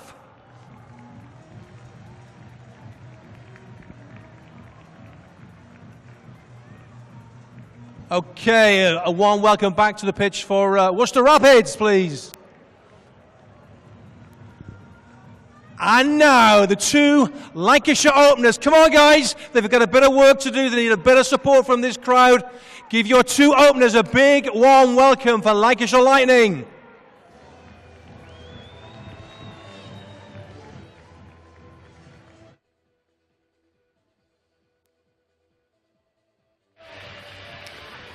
Wells and Jennings then to open up the batting for Lancashire Lightning. It's a big old target to chase, 182 to win for Lancashire Lightning.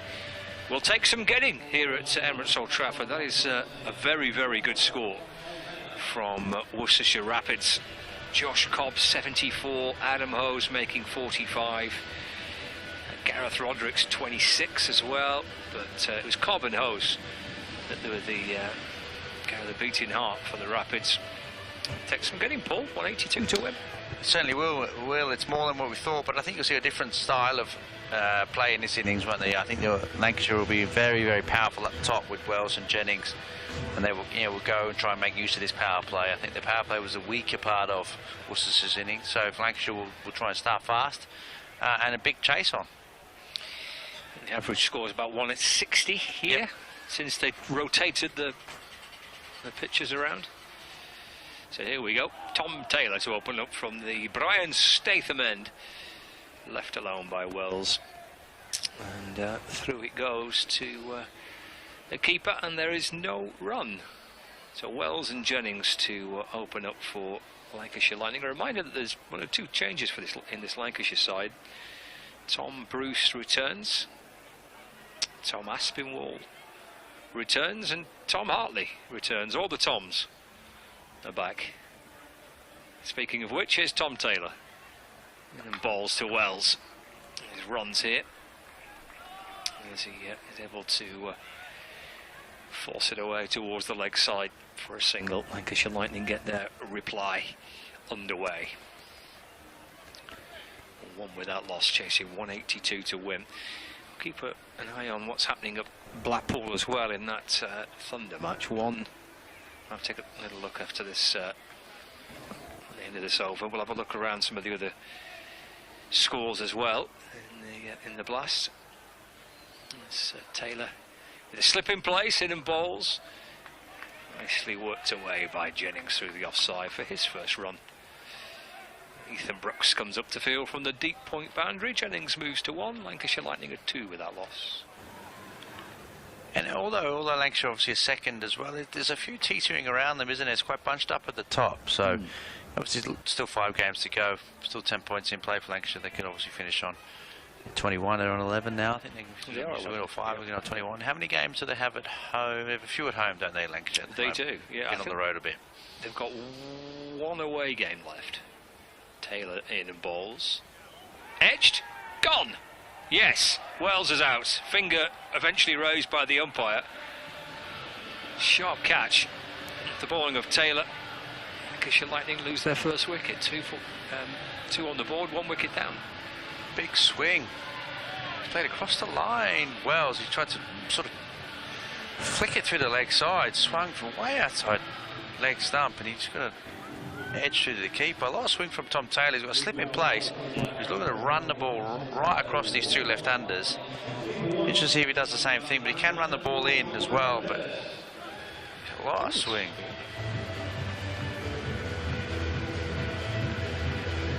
I mean, look across how much that's jagged back right across. Yeah, right across. He'll be targeting the stumps here. When it's in swing, he'll be trying to run the ball in. They're trying to take early wickets. I mean, positive. And as I mentioned at the start, dangerous when they're bottom of the table. Nothing to lose. Played with freedom with the bat, didn't they? Once they decided to get going. What does it matter if they lose today? They get last anyway. So what does it matter? So they play with freedom, and that's freedom up, and they've got a really imposing total. Yep. What Lancashire didn't want is an early loss. No wicket, especially Wells, who's played beautifully. Well, he's gone. And Matty Hurst is the new batter. Here's Taylor to Hurst. Swings and misses. Through it goes to the keeper. There's no run. It'd be worth, if we can, just looking back on that wicket. at the movement that Taylor got. As that ball swung a long way. Hell of a long way. Was it an inside edge as he played across the ball? Could well have been. Strange dismissal, really. Yeah, it was. 2 for 1. Yeah, a lot of movement for Taylor. Yeah, I think it was. Yeah. Good catch by Roderick, but that was sharp delivery. Change of field, obviously. Hurst, great intent. Used his feet and tried to pull into the leg side. Change of field. Deep mid wicket's gone out. And here comes Taylor. And in towards Hurst, who decides that maybe the best course of action for that final delivery is just to play very calmly defensively away into the offside, and there's no run. Yeah, obviously you've got to get going, you've got to get used to the surface, so it's great to be positive, and Hurst will catch up as well. He's, you know, coming in at 3 now as a really, really aggressive young player. He'll do really, really well. You know, he's just needs a good time, bit of bounce, a little bit of seam movement, isn't there? A little bit of seam movement for Worcester, a bit of swing. It was swing versus legs up front, wasn't it? Elsewhere at Blackpool, 129 for 4, Lancashire Thunder, Datani and Threlkelder batting. They've got a massive target, 280 odd to win, so they're up against it. The Thunder, a match taking place at Blackpool in the Rachel Hale-Flint Trophy. We've had 1 over here of Lancashire Lightning's reply. Keaton Jennings, batter on strike. It'll be Waite for Worcestershire in from the Anderson end. That's chipped over mid-wicket, and that'll rattle its way towards the rope for 4 runs. A nice way to start the second over for Lancashire Lightning. 6 for 1. Yeah, lovely bit of swing, actually. A bit of swing for Waite. And he just clipped through the leg side. Clipped through the leg side for wide mid-wicket. Jennings for 4. Beautiful shot from Keaton Jennings.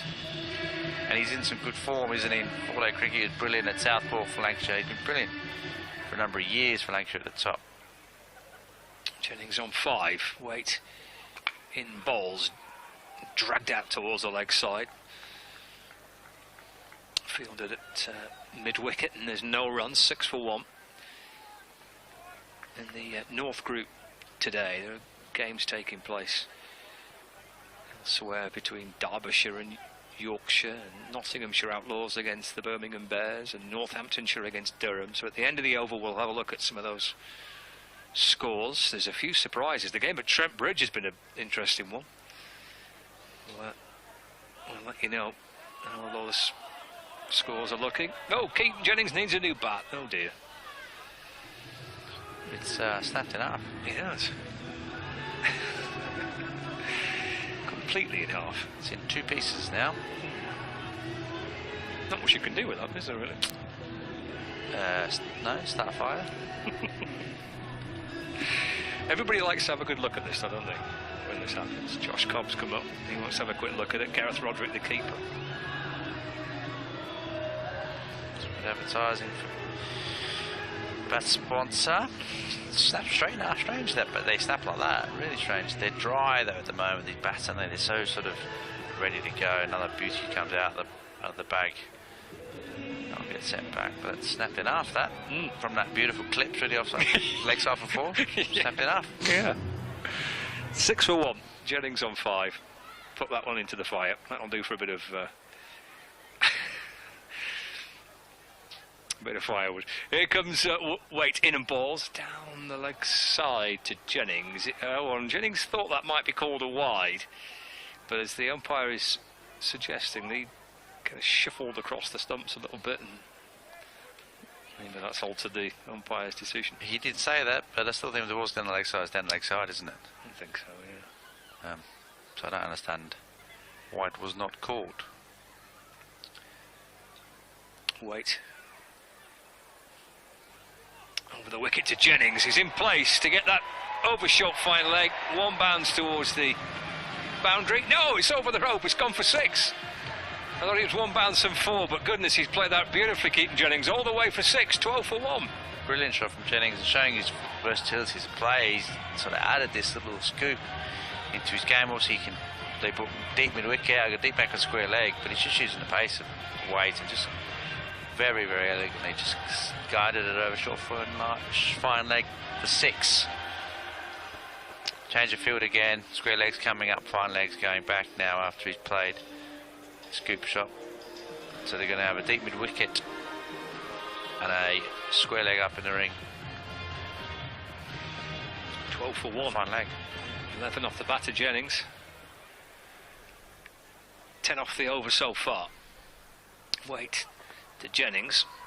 Sends Hurst back. As that's lynched away to mid-wicket. Where Ed Pollock fields. No run. So 4, a couple of dots. 6 and a dot. 1 ball left of the second over. 10 off the over so far. Wait for Worcestershire from the Anderson end. Bustles his way back in. Plays a forward. Pushed by Jennings. And that is the end of the over. So 2 gone, 12 for 1. Elsewhere in the T20 Blast, taking a look at the match involving the Nottinghamshire Outlaws against the Birmingham Bears, because Notts all out for 57. And no surprise, the Birmingham Bears have knocked that off pretty comfortably inside the 6th over. What a win that is for Birmingham Bears. What on earth has happened in that Outlaws innings? But 57 all out, just 2 players into double figures, Jack Haynes and Lyndon James. And a comfortable win for the group leaders, the Birmingham Bears. There's Darley on debut for the Rapids, flashed away by Hurst out towards deep backward square leg. And the score moves on to 13 for 1. Yeah, Darley coming into the attack. Harry Darley on debut here. A lot of great start from here. Old Trafford, 7,000 or 8,000 in. 2 players, you know, Jennings off his game, Hurst coming through, but big start. They haven't got masses of seam bowling in this attack at the moment, haven't they? If you look down, yeah, Waite, Darley and Tom Taylor. Also you get some bowling from Hayden Walsh, their leg spinner. That's a lovely shot by Jennings through mid-on, all the way for 4. 17 for 1. Glorious shot by the Lancashire captain. Really good from Jennings, in serious form. He's just leant on that down the ground, straight. Looks a small, he's not a big man, is he, Darley? He's not a guy, he's not going to get a huge amount to bounce. He's going to skid on, I think. He's going to be a tough ass. This is against someone of Keaton Jennings' class in your first game, T20 cricket. Yes, on to 15 now, Jennings. Darley bowls again. Played away to the offside where there is no run. A big moment for Darley, making his Worcestershire debut. Looked like there was obviously some younger players playing for Notts, but obviously a Sunday start, 2:30 start at Trent Bridge, and to get bowled out for 57. Probably a good crowd in. Not great for Notts this campaign, has it? Darley to Jennings, swings through that, over short third, bouncing down towards the rope. 4 for Jennings. Lancashire Lightning 21 for 1. Yeah, aggressive from Jennings. Step down the crease, and he tried to take him over wide mid-on. He got an outside edge, and it's over the short third man. Obviously, Worcester employing the short third man and deep backward point in place. But Jennings attacking, obviously the young leg on debut. Shimmy down, he knows he's just going to skid. Looks like he's pushing the ball across, Jennings. But Jennings in great form, 19 off 10. Playing lovely. Darley, right arm over the wicket, bowls again, hammered away through the offside. That races along the grass by Jennings, scooped up by Ethan Brooks, who's done well to come from behind square on the offside, running alongside the boundary, front of the hotel. On the extra cover boundary, scoops the ball up, and Jennings comes back for 2, but good work by Brooks. 23 for 1.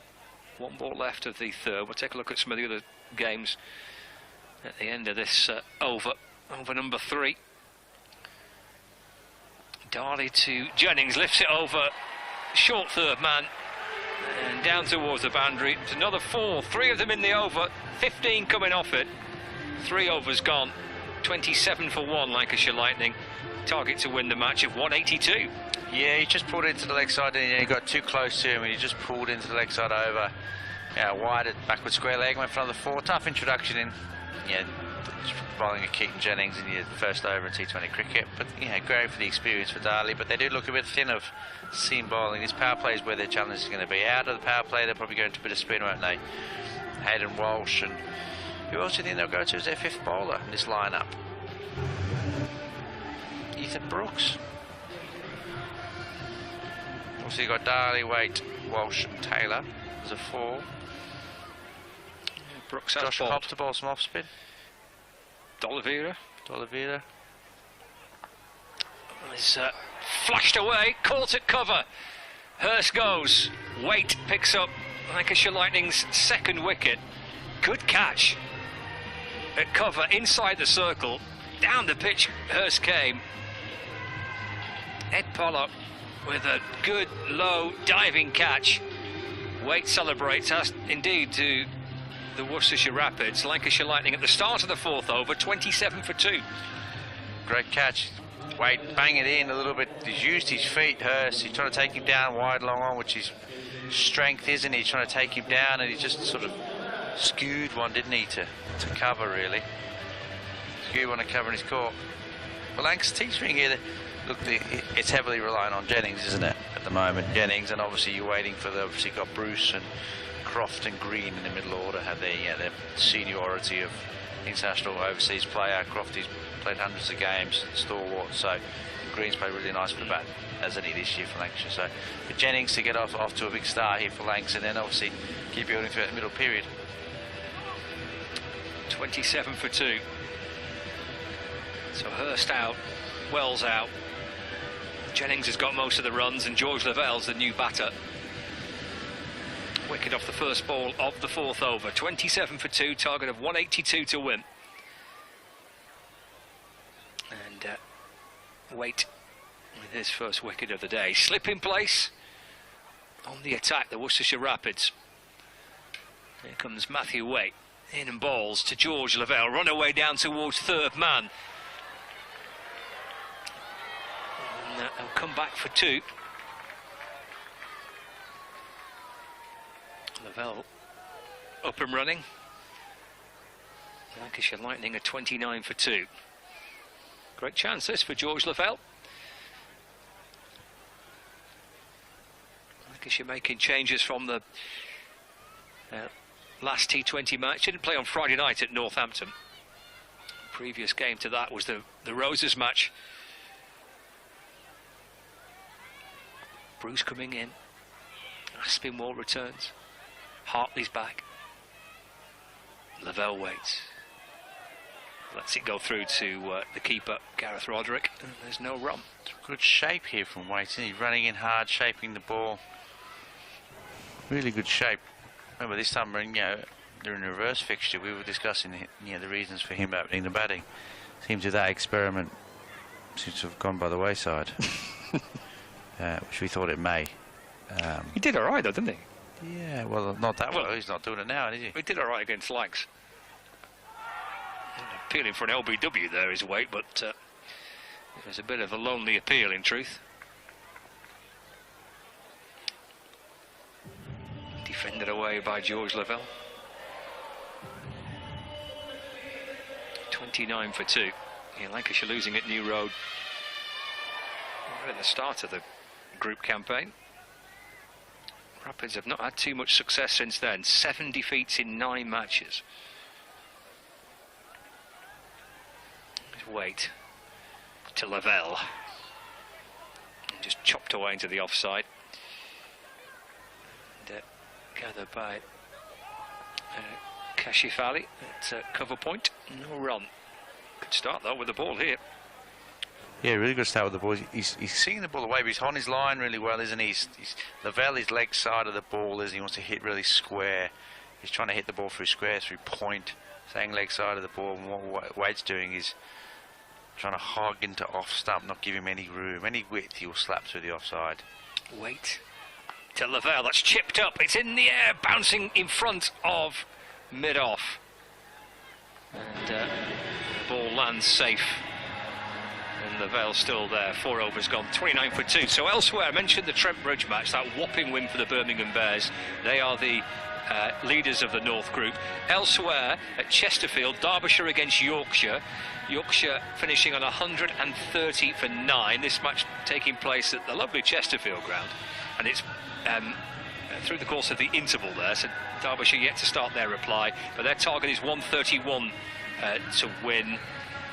Also playing today, Northamptonshire against Durham at Wantage Road. Durham 140 all out from exactly 20 overs, and Northants Steelbacks in reply are 26 without loss. They're in the 5th there, chasing 141 to win. They're the other games in the North Group of the T20 Blast. A reminder, this is how the table looks as well. The Birmingham Bears, with that emphatic win, a rather dismal day for Nottinghamshire, have moved on to 14 points, so well clear at the top, the Birmingham Bears, and then Lancashire Lightning in 2nd with 11, Durham in 3rd with 11, Leicestershire and Northants 4th and 5th with 10 points.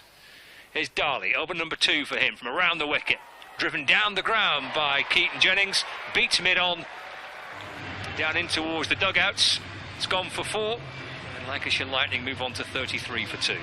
He's taken a liking to Darley in this skiddy seamer running the ball out. Keaton Jennings, he's taken a liking. He's standing and delivering Keaton Jennings. He's not worried about the pace or bounce of Darley.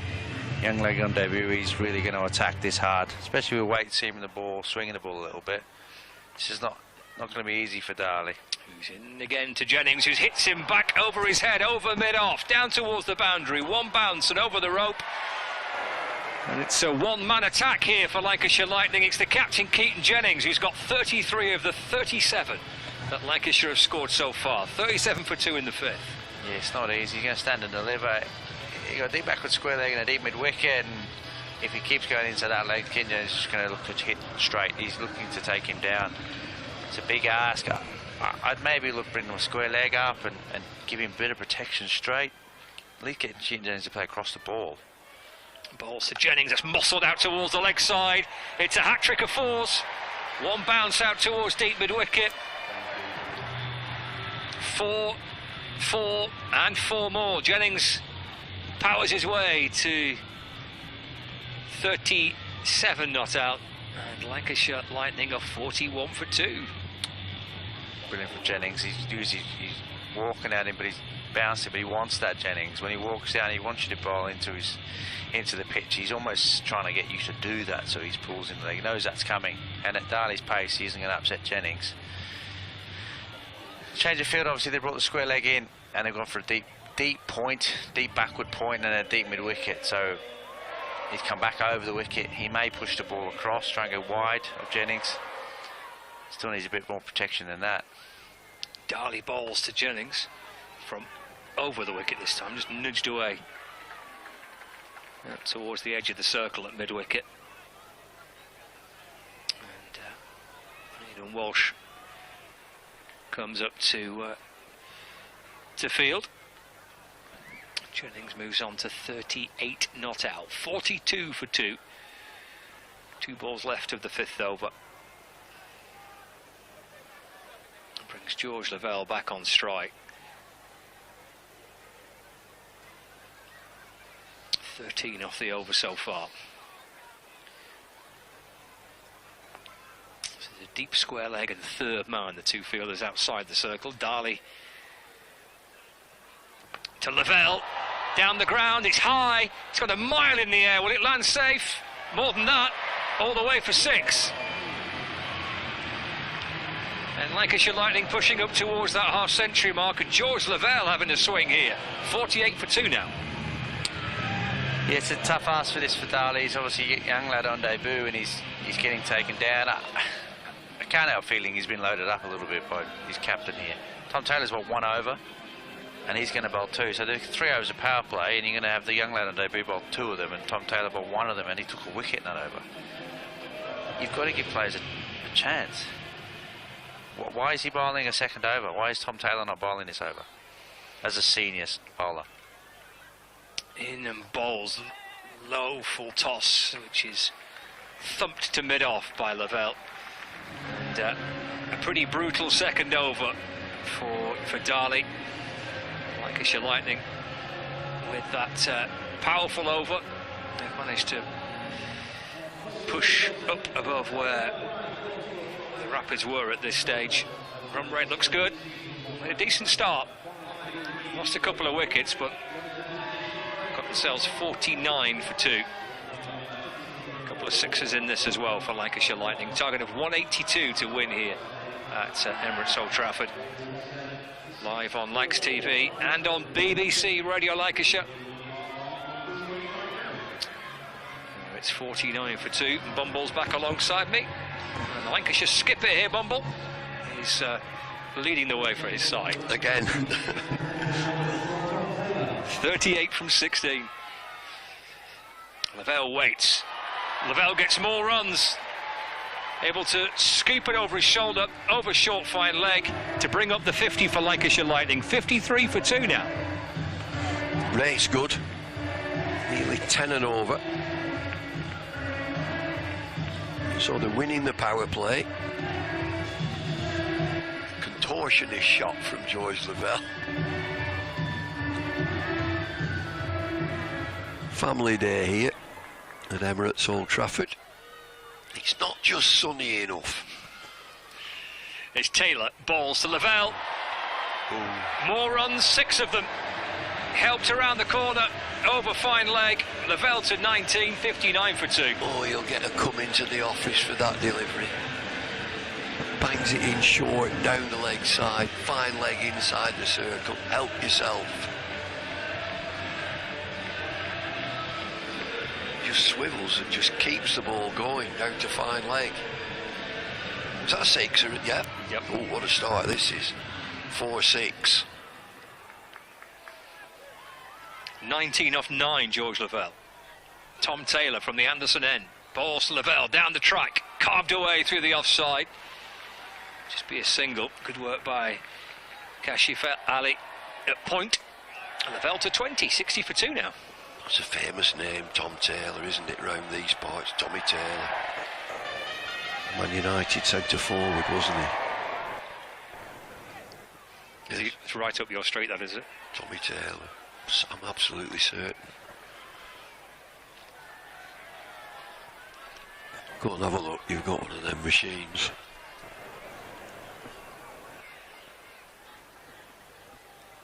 This is the modern day Tom Taylor, running in and bowling to Keaton Jennings. Just a single nudged away off his hip, down towards fine leg. 61 for 2. Well, the one I'm looking at played a bit for Wrexham. So no, that's not him. That's no, go back a bit.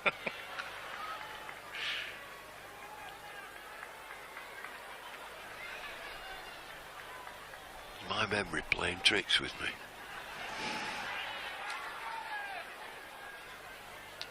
Here we go. Yeah, of course he was. That's him, that's him.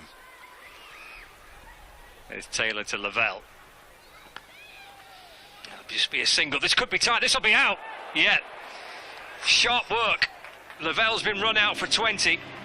61 for 3. And I was just thinking what a busy player he is, George Lavelle. He's scampered there. It's a wonderful piece of fielding. Get the dive in. Where's the dive?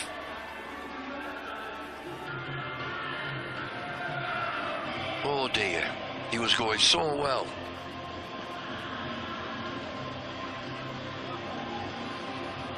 Push, go, quick. Fabulous fielding. Absolutely brilliant. So 3 down now. He'll keep going. Jennings will keep going. He's got the overseas player. He's had a little time out. As Tom Bruce from the team. Just collect your thoughts, get away from the game, see if you can rediscover your form. That's that fielding. It's Rob Jones, that. I wasn't sure, because he's not playing, so he's on as a 12th man, Rob Jones. Former Lancashire man. And a gun fielder. Picked the wrong fielder there. He's a brilliant fielder, Rob Jones.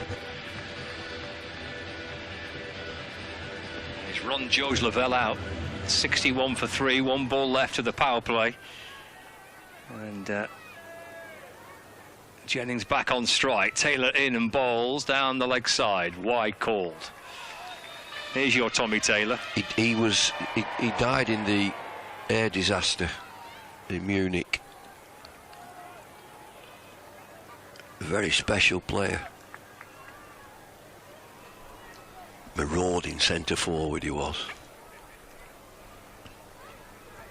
Born in Barnsley. Aye. Aye. Taylor to Jennings. Clipped away behind square on the leg side for a single. He moves to 40. End of the over. 6 gone. Power play complete. 63 for 3. So Lancs have won the power play. Now they've got to kick on. Worcester Rapids did. Got themselves into a great position, 181. So Tommy Taylor, the type of player he was, so I'll move it up a bit, not that far. Kate Cross's dad, David Cross, he led anybody. The crossbar, going to flag post, the road in centre forward.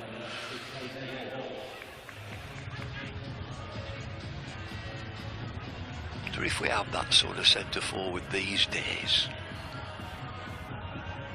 then okay. Put a bit about.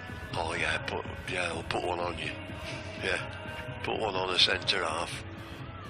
It's a bit out of fashion now, isn't it? I'll just leave that with you. Like Duncan Ferguson, that sort of player. Hayden Walsh from the Statham men, muscled away by Jennings out towards the leg side, just for 1. 64 for 3. Bit of tweak, bit of leg spin.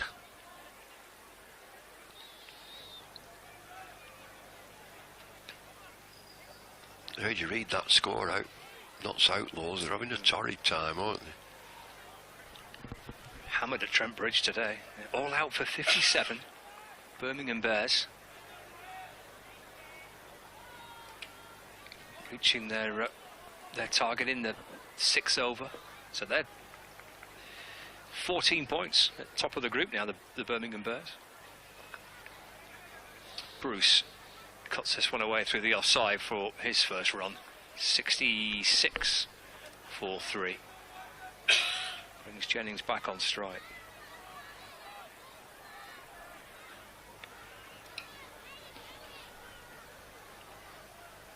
Walsh in bowls. Oh, it's a beauty! Oh. Jennings has gone for 41. It's a great celebration too by Hayden Walsh. It's a lovely delivery.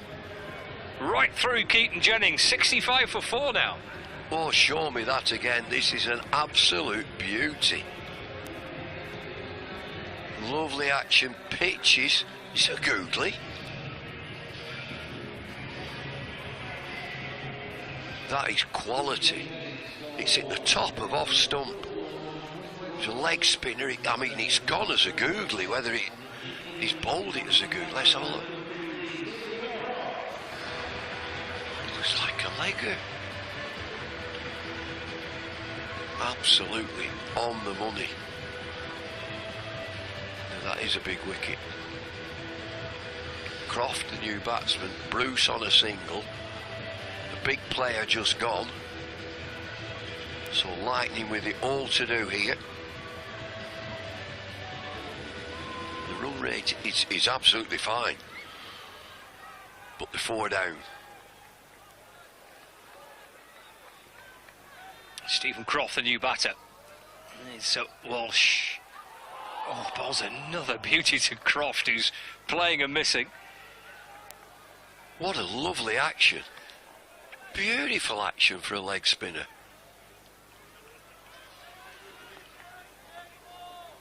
.65 for 2. Twirling his way back in again. Short this time. Playing a miss by Croft. 39 T20 internationals for the West Indies. 23 one-day internationals as well.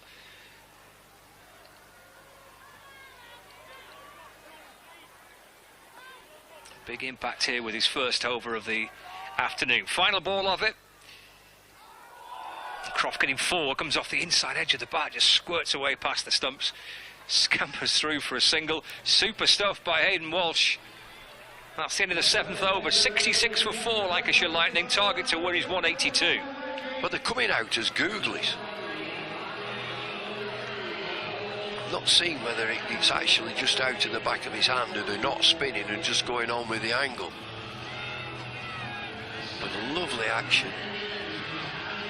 Has he played red ball cricket? Has he played test matches, Hayden Walsh? I've played test matches, no. I've played 34 first-class games. That's all right. Oh, it looks a gorgeous test match bowling, leg spin. 5-day test match, get a leg spinner in. We've got another here, have we? We have. Brett D'Oliveira to Stephen Croft. So a different style completely for the Rapids than what we saw from Lancashire Lightning, with the two orthodox finger spinners, Green and Hartley, firing the ball in. Now it's two leg spinners, much slower. Bruce and Croft, two new batters as well, and we face 5 deliveries between them. Bruce looking out towards the leg side, long on, deep mid-wicket, deep square leg. Wristy shot by Bruce, leaning into it, works it down the ground for a single. So this plan is to take the pace off. Wrist spin, there's always an interest, always. But the batters have to make all the play. There's no pace. D'Oliveira to Croft. A nervous glance over his shoulder as the ball is picked up by Waite at short, fine leg. Croft moves to 3, 69 for 4.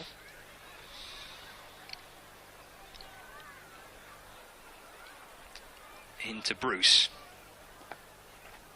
Bruce takes a single.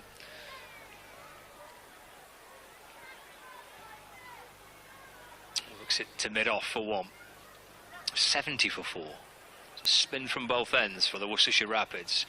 D'Oliveira in to Croft. Cuts that away. Rob Jones is in the game again. Spins round from the boundary. Scoops it up. Croft comes back for 2. Who's he on for? He's been on for a little while. There's a player off, injured, obviously. They've got a good fielder on. A brilliant fielder, Jones. D'Oliveira to Croft. Played off the front foot. Fielded by Cobb at cover. And there's no run. End of the over. 6 coming off it. 72 for 4. Target of 182 to win here for Lancashire Lightning. And a really intriguing passage of play. We've got spin from both ends, and it feels like this is hard work at the minute for Lancashire Lightning. Yeah, it's leg spin. Good start there from D'Oliveira. No boundaries. Just going for 6, so the run rate has dropped. That's 9. Run rate required is just over 9. Walsh to continue.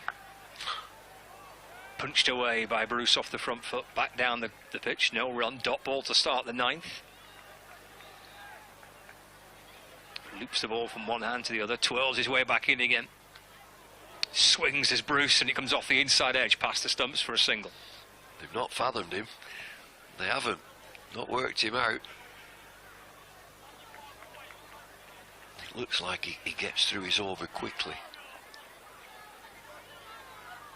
Croft waits. The back foot play back to Walsh, no run. Look, gets the ball straight back. Shane Warne style approach. Just walks in and then skips into his action. Yeah, pretty cool approach, isn't it, by Walsh?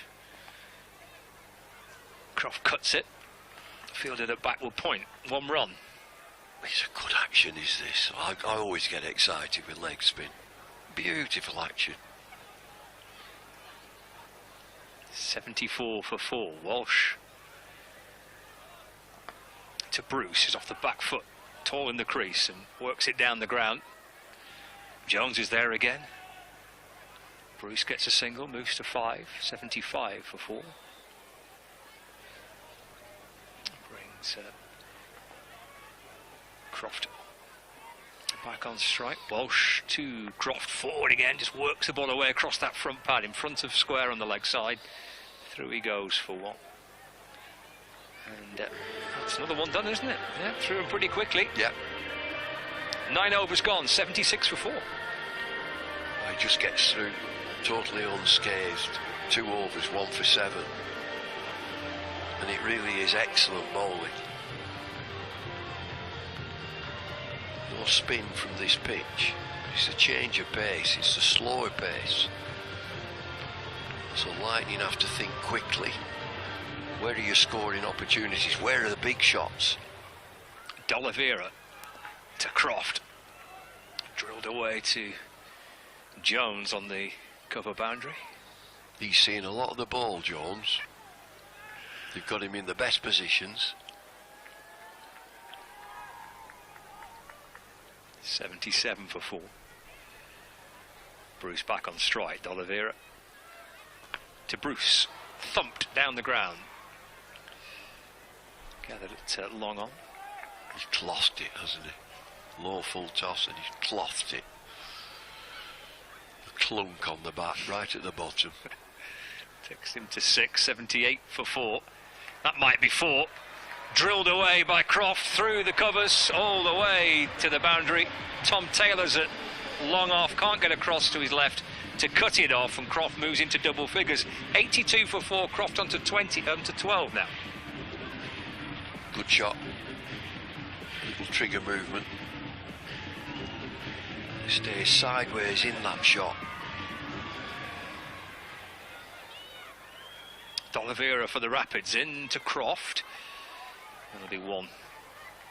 As he digs it out up towards mid-on. Ethan Brooks comes up from the long-on boundary to field. Croft to 13 now. So 83 for 4. Bruce goes back. Finds a gap through the offside. Jones is quick though. In comes the dive. It actually beats Jones. 4 for Bruce. He moves on to 10, 87 for 4 now. Well, they just got it moving again. Tricky time as the leg spinners came into the attack, but boundaries. And they're just hanging back a little bit in the crease. Final ball of the 10th over. D'Oliveira to Bruce. It's a dot ball to end as the ball's played back down the pitch. And that is the end of D'Oliveira's second over of the afternoon.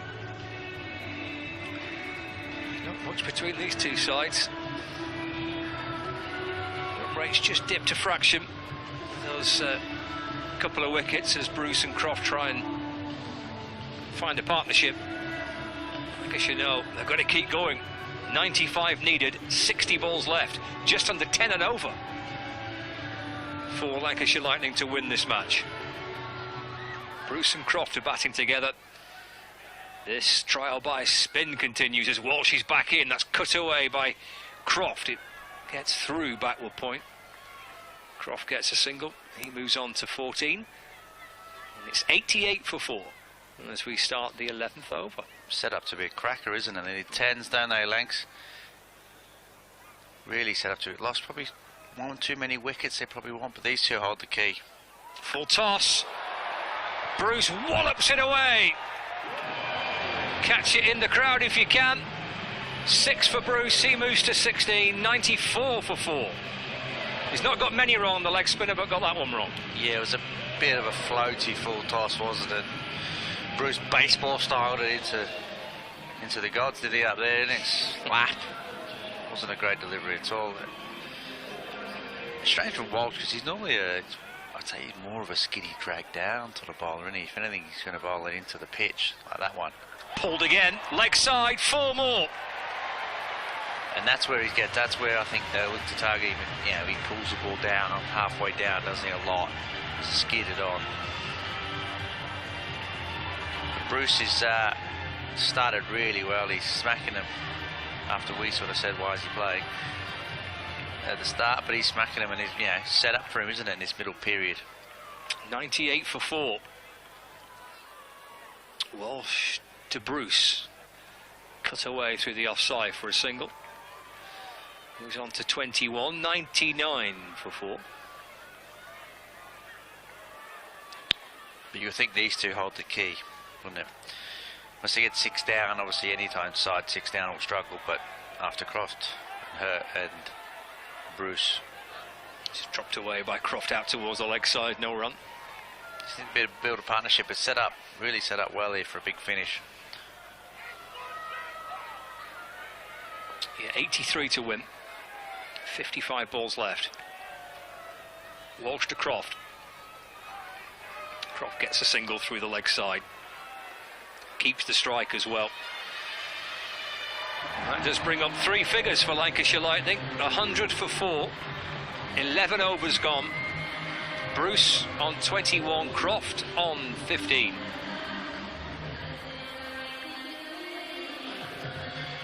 It's 82 to win. 54 balls left for Lancashire Lightning here on Lancs TV and on BBC Radio Lancashire via the BBC Sport website and app as well in the Vitality Blast T20. Live from Emirates Old Trafford. Ethan Brooks in and bowls, and Croft pulls a ball just back of a length out towards the deep mid-wicket boundary while Hayden Walsh fields there. Croft gets a single, moves on to 16, 101 for 4. We did think Ethan Brooks would be the 5th bowler or 6th bowler. De Oliveira's bowled 12, 17, hasn't he? Brooks to Bruce. Bruce works it through mid-on for 1. 22 to Bruce now, 102 for 4. Evenly poised. It is. Halfway stage, just over, evenly poised. These two at the crease, they get going.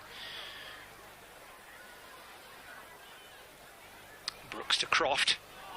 Oh, he's down on one knee to launch the ball away towards that temporary stand. Doesn't get a hold of it, Stephen Croft. 102 for 4. Croft 16 not out. Brooks 3 balls into his first over. Hammers it to cover. D'Oliveira with the catch. Croft departs. Brooks picks up a wicket. Lancashire are 5 down. 102 for 5 in the 12th, requiring 182 to win. It's a great catch, but he smacked that hard, Croft, isn't he? He's disappointed. It's a sort of short and wide one, and he's just picked out little D'Oliveira at cover, who's taken a good catch, stinger on his hand, but he's taken a really good catch. It's a shame. 102 for 5 now changes. He'd be disappointed, Crofty, because there's plenty of opportunity, plenty of space there as well. He's got D'Oliveira's only 5 foot and a little bit, I reckon. At cover there, not a lot to beat, and it's going for 4. Be disappointed. Great start for Brooks with the ball, and he's going to have to bowl some overs, because I don't think he'd go back to Harry Darley, 2 overs for 30 odd. Yeah. So they're going to have to find some overs in this middle period from someone else. Obviously D'Oliveira's bowled 2, and Brooks is going to have to make them overs up. They're going to have to make them overs up. It was a good catch by D'Oliveira. It was travelling. It was travelling. Yeah, he properly hammered it. And he's at short cover there, D'Oliveira. I mean, if it's another 6 inches higher, it's over his head, and it's probably 4. But it was a sharp catch. Chris Green, the new batter, hammered out towards Rob Jones. Just the single. Green off the mark with that, 103 for 5.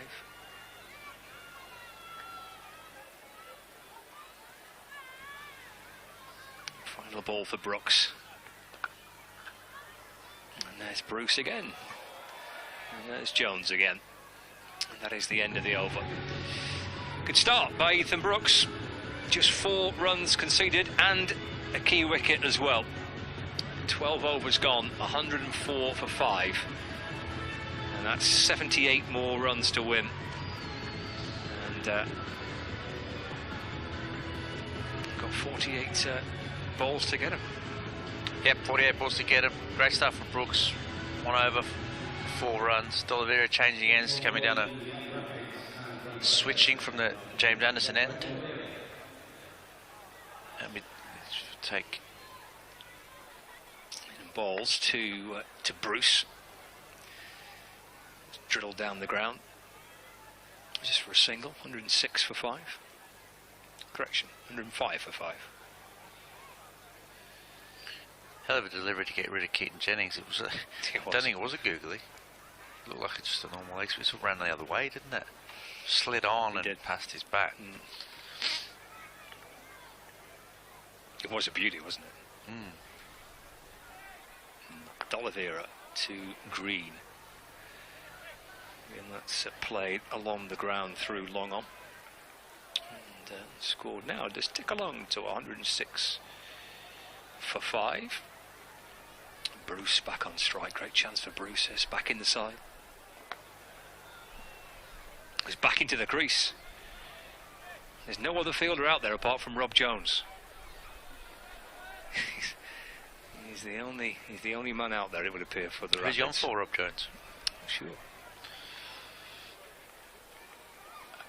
I haven't seen Adam Hose for a bit. D'Oliveira to Green. Green to Jones. One more added to the score. 108 for 5. Nice to see Rob Jones again. Still looking like he could be a musketeer. D'Oliveira's in. Squirted out towards the leg side. Good work.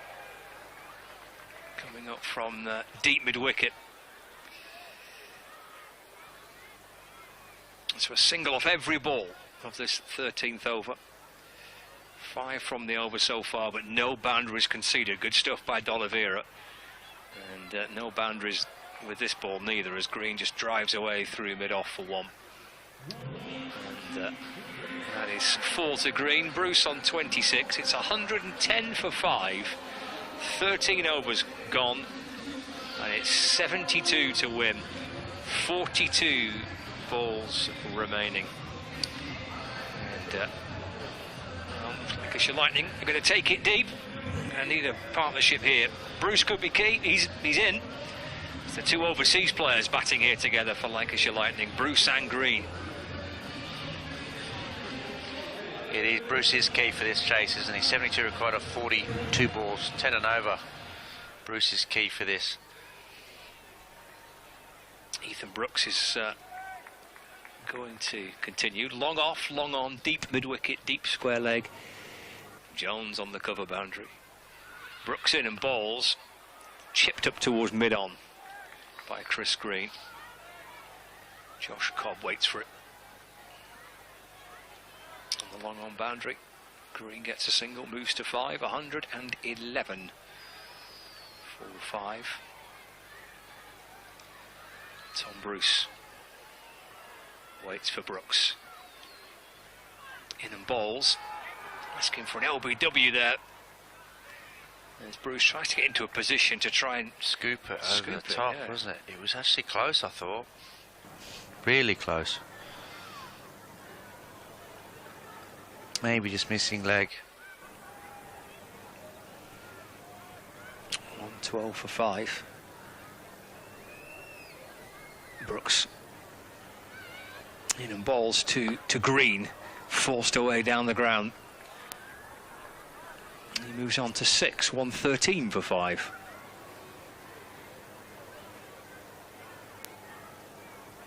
I think you know that the score from Blackpool, 195 for 9.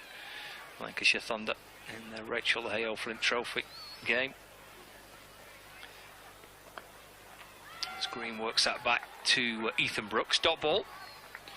No run. Thunder were set 284 to beat the South East Stars, and they're 195 for 9 in the 13th over. Here we're watching Brooks for Worcestershire bowling to Green, carved away through the offside. Jones is there again, and it's a single. 114 for 5. You see what the wicket of Croft creates, just a little bit of steadiness, isn't it? And a couple of overs, we're just going to run a ball here. What a wicket creates. Green is 6 off 6. Just trying to rebuild slightly, but it's just gone up to 11s now. It's starting to get into that zone when once you get to 2 a ball. Brooks bowls to Green. That's 1 run through mid-wicket. End of the over, 115 for 5. Well capable where it starts to test you a little bit. 2 a ball is a testing. That's in the testing zone, isn't it? It used to be 10s. It used to be 10 and over, but now it's probably moved to where 12 and over is the test. Thunder, meanwhile, have reached the 200 mark in sunny Blackpool. But they need 83 to win from 46 deliveries against the South East Stars in their Rachel Hale Flint Trophy fixture. Looks like D'Oliveira here is going to bowl out. He's had a good run out with the ball today. 3 overs for just 23. And here comes D'Oliveira to Green, who's down the pitch and drives it towards long on. I think Bruce might try and target this. His down boundary is a bit shorter from hitting into the point. This is hitting away from the point. This side hitting this way. This over, I think Bruce might try and target to the short boundary or shorter boundary. It's it back towards D'Oliveira. Stops it off his own bowling. There's no run. Thunder have lost, by the way, that match at Blackpool. They've been bowled out for 201. So victory for the South East Stars. D'Oliveira to Bruce. It's played out towards Walsh on the point boundary. 28 to Bruce. It's 117 for 5. Green back on strike. Driven down the ground. Green moves on to 9, 118 for 5. 64 to win. 32 balls left, 5 wickets remaining. It's going to be a hell of a finish from here. Last 5 overs for Bumble, isn't it? If they get over the line, Lanks. Just a bit. It's in the air, but safe enough. Chipped out towards the leg side. And they're going to try and hurry back for 2. That's good running. Bruce moves on to 30. It's 120 for 5. With 1 ball left of the 15th over.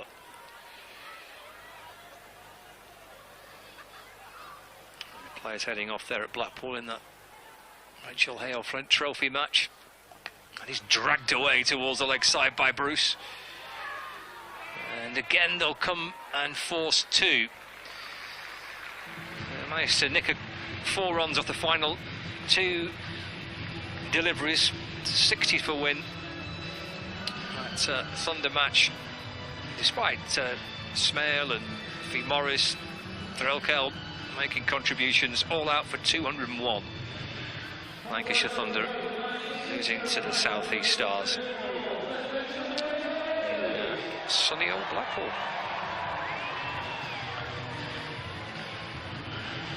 We're going to have some finish here. Going to be one heck of a final 5 overs if Lancashire are going to get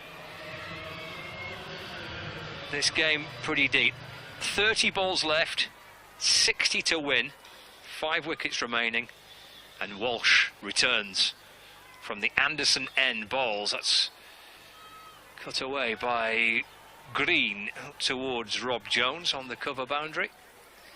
And it's 1, 2, 3, 4, 5. Bumble's back. What do you reckon? Boundaries. Lots of them. 2 a ball. Can Bruce find some? He's 32 from 24. And it's Walsh in and balls to Bruce. Swings and misses. Stopped by the keeper, then he flicks it back towards the stumps. It's kept by Roderick. Just in case Bruce had straight out of his crease. Leg spinners have been really good for the Rapids. Different tactics completely.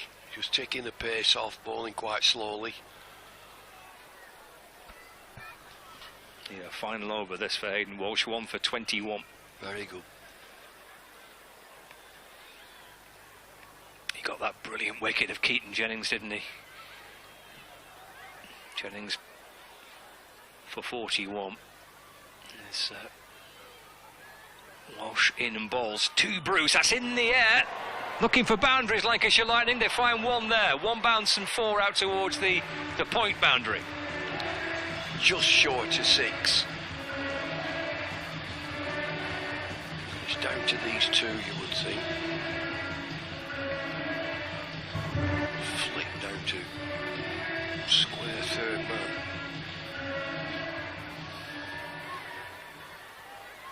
On 27 for 5. Bruce on 36. In comes Walsh. Bruce trying to find a gap in the offside. He can't. D'Oliveira is there, fielding. No run. Got to take it down to the last over. On 27 for 5. 55 to win. 27 balls left. Chopped away into the offside by Bruce. Through he goes for a single. 37 to him now. You see, just taking the pace off Walsh, and the batters have got to make all the running. They've got to put all the power on. There's no pace. We're going to have to go back to some pace at the end of this over because D'Oliveira's balled out. And this is the final one for Hayden Walsh. Pick up and throw. If he hits, he's out. D'Oliveira sent it towards the bowler's end. Green does get safely home. It's the end of the over, a direct hit, and he might be struggling. End of the 16th, 129 for 5. Just in. But they've got going. Bruce is 37 from 27, Green 11 from 11, so they'll get together, look at the board. It's 2 a ball. It's slightly over. So now it's down to the rapids. The spinners have finished, but the 2 leg spinners have finished. Now he's got to turn to Taylor, opening bowler, coming back into the attack. So we've got 4 overs, 24 deliveries to go. Excellent figures from Walsh, 4 overs, 1 for 27. Yeah, Taylor's got 2. Waite's got 2. Both those 2 bowlers started for Worcestershire. Both got 2 left. Taylor to Green. High. Over long on. Big hit. All the way for 6. Just what Lancashire Lightning needed. Dropped in the crowd, Dad. No, it's not there. How many times do we see it? How many times do we say it? Just a length ball. Ooh, hit me. Hit me hard. That's exactly what Chris Green did. Walloped it away. Green moves on to 17, 135 for 5. Swings again, down the ground. Flat. 1 bounce and 4. Don't bowl lengths. Don't bowl lengths.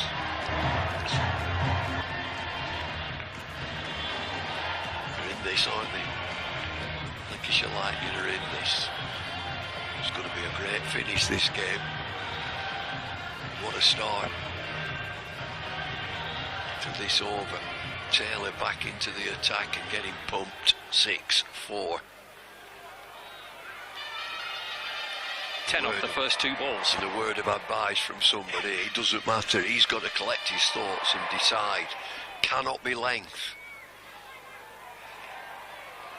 43 to win from 22. What's Taylor's response? Bowles throws it full and wide of off stump. Yeah, that is the go-to, isn't it? You can see that blue line, see the stumps and the blue lines. Got to get inside there, and you bowl it very, very full.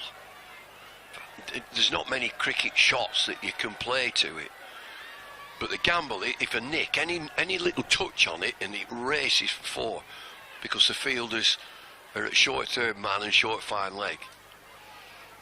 139 for 5. Taylor bowls again. Green hammers it away through the offside, but Walsh is there on the cover boundary. Just been the single. 140 for 5 now. So same delivery, the he finishes up a low full toss but very wide, and there's a fielder on that deep cover boundary, so it's just a single. So he's gone 6-4, dot ball 1, and then he's thinking, what do I do now? His last 2 have worked. Very full and wide.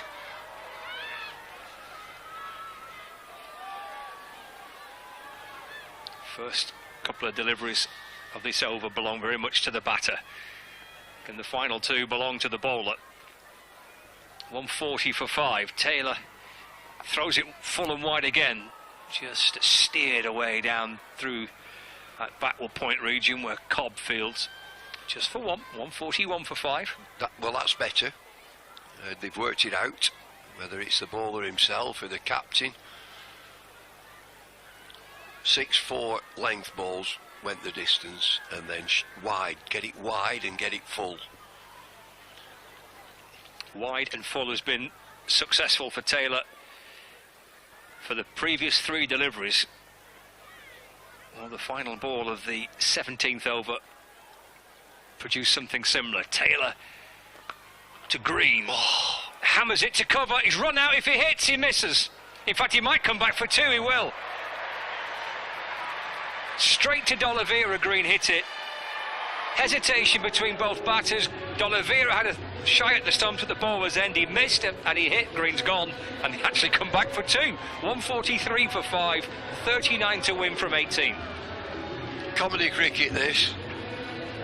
T20 at its best. He was halfway down the pitch when he shied at the stumps. D'Oliveira from the edge of the circle and missed. Touchdown, turn round and get an extra. 39 to win from 18. Still in this. Big ask. 17 overs have been bowled. Spinners have finished. Need a big over. How many off that? 6, 10, 11, 12, 14 off that. Need the same again. It will be Ethan Brooks, who's bowled 2 overs, 1 for 8. Good. And it's Brooks from the Anderson end to Bruce. Hammers it down the ground, all the way. 6. Into the 40s with that, Tom Bruce. 149 for 5 now, Lancashire Lightning.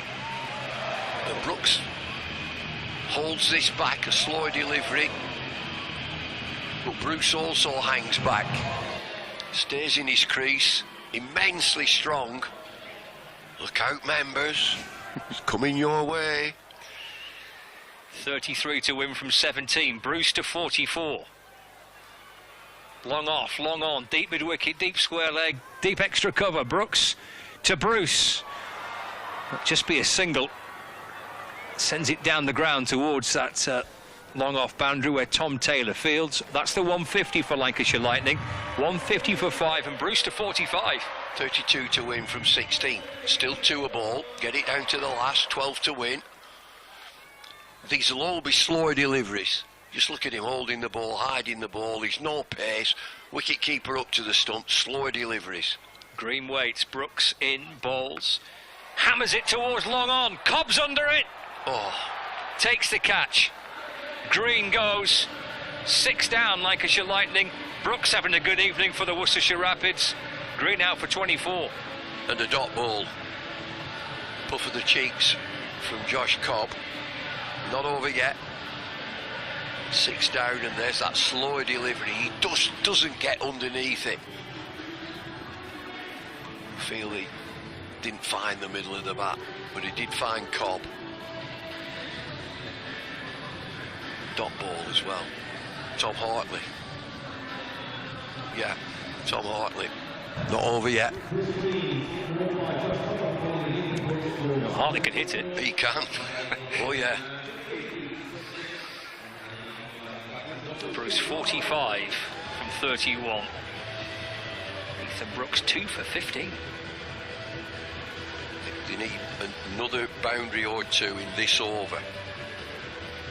Tom Hartley, he's on. They didn't cross, did they? No, Tom Hartley's on strike.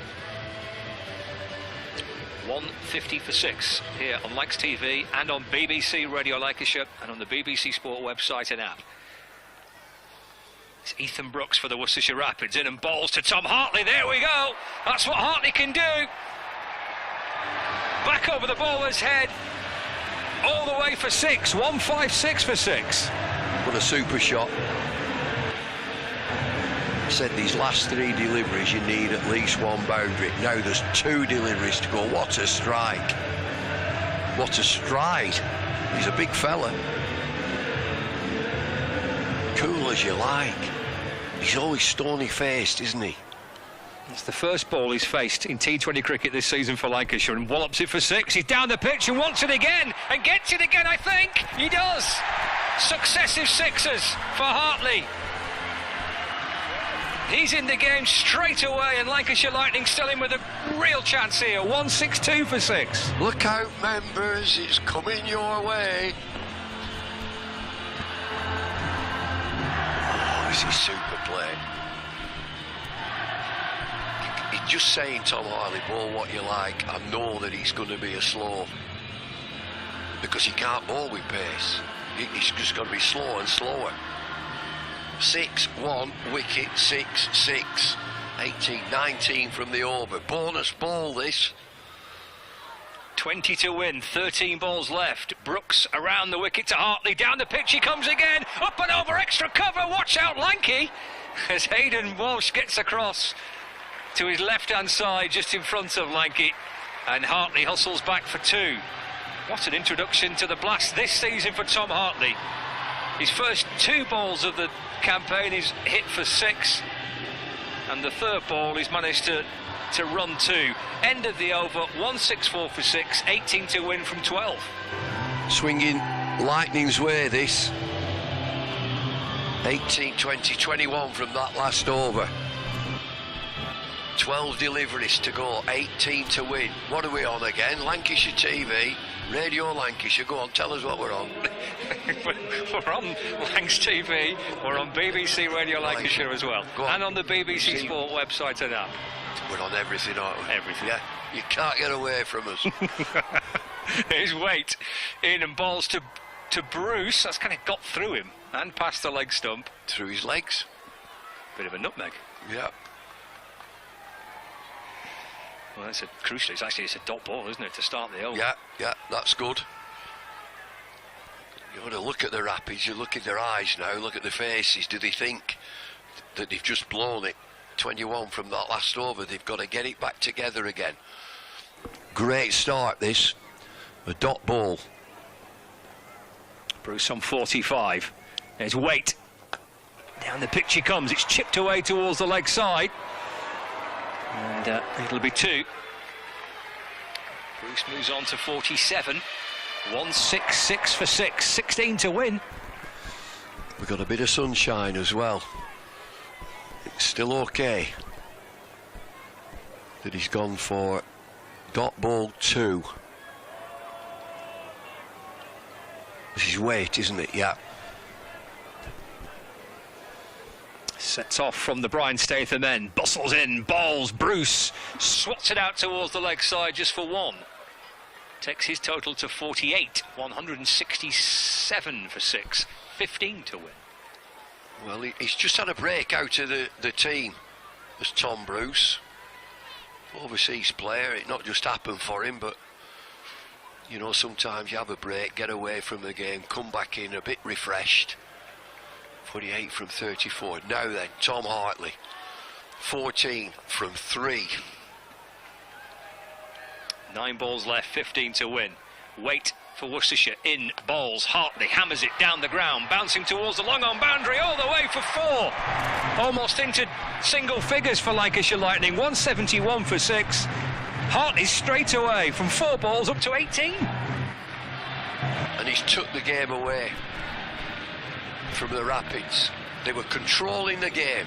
Worcester Rapids in control of this game up to about 6 or 7 minutes ago. And in a flash, it's all changed as Waite in and balls again. Hartley's edged it, he has, through to the keeper. Ooh. Waite picks up his second, it's 7 down now, 171 for 7. Hartley the man out, caught behind by Gareth Roderick for 18. Well, he's played superbly well there. It's a thin nick through to the keeper and he walks off, Tom Hartley. You could say that he's done his job, but there's work still to do. And Lancashire Lightning This has been a good chase, but the 7 down. Tom Aspinwall, he can clonk it as well.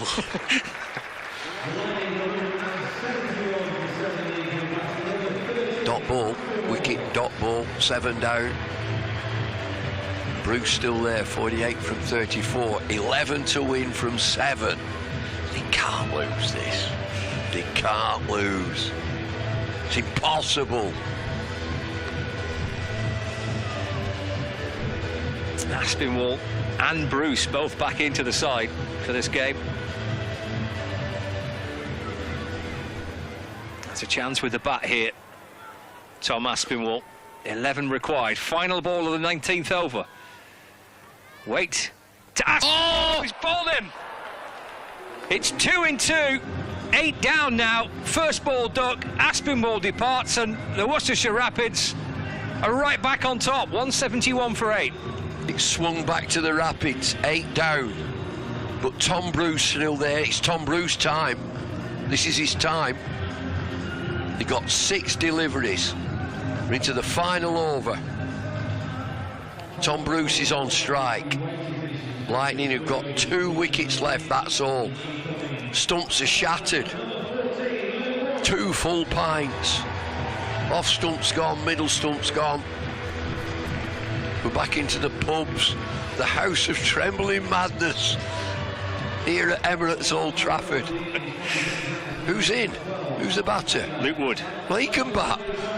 He can play, Luke Wood. He got hundreds. He can't lose. Can't lose from here. It's impossible. They could tie. 10 runs will be a tie. Who's bowling this last over? Looks like Taylor, is it? Yeah, it will be.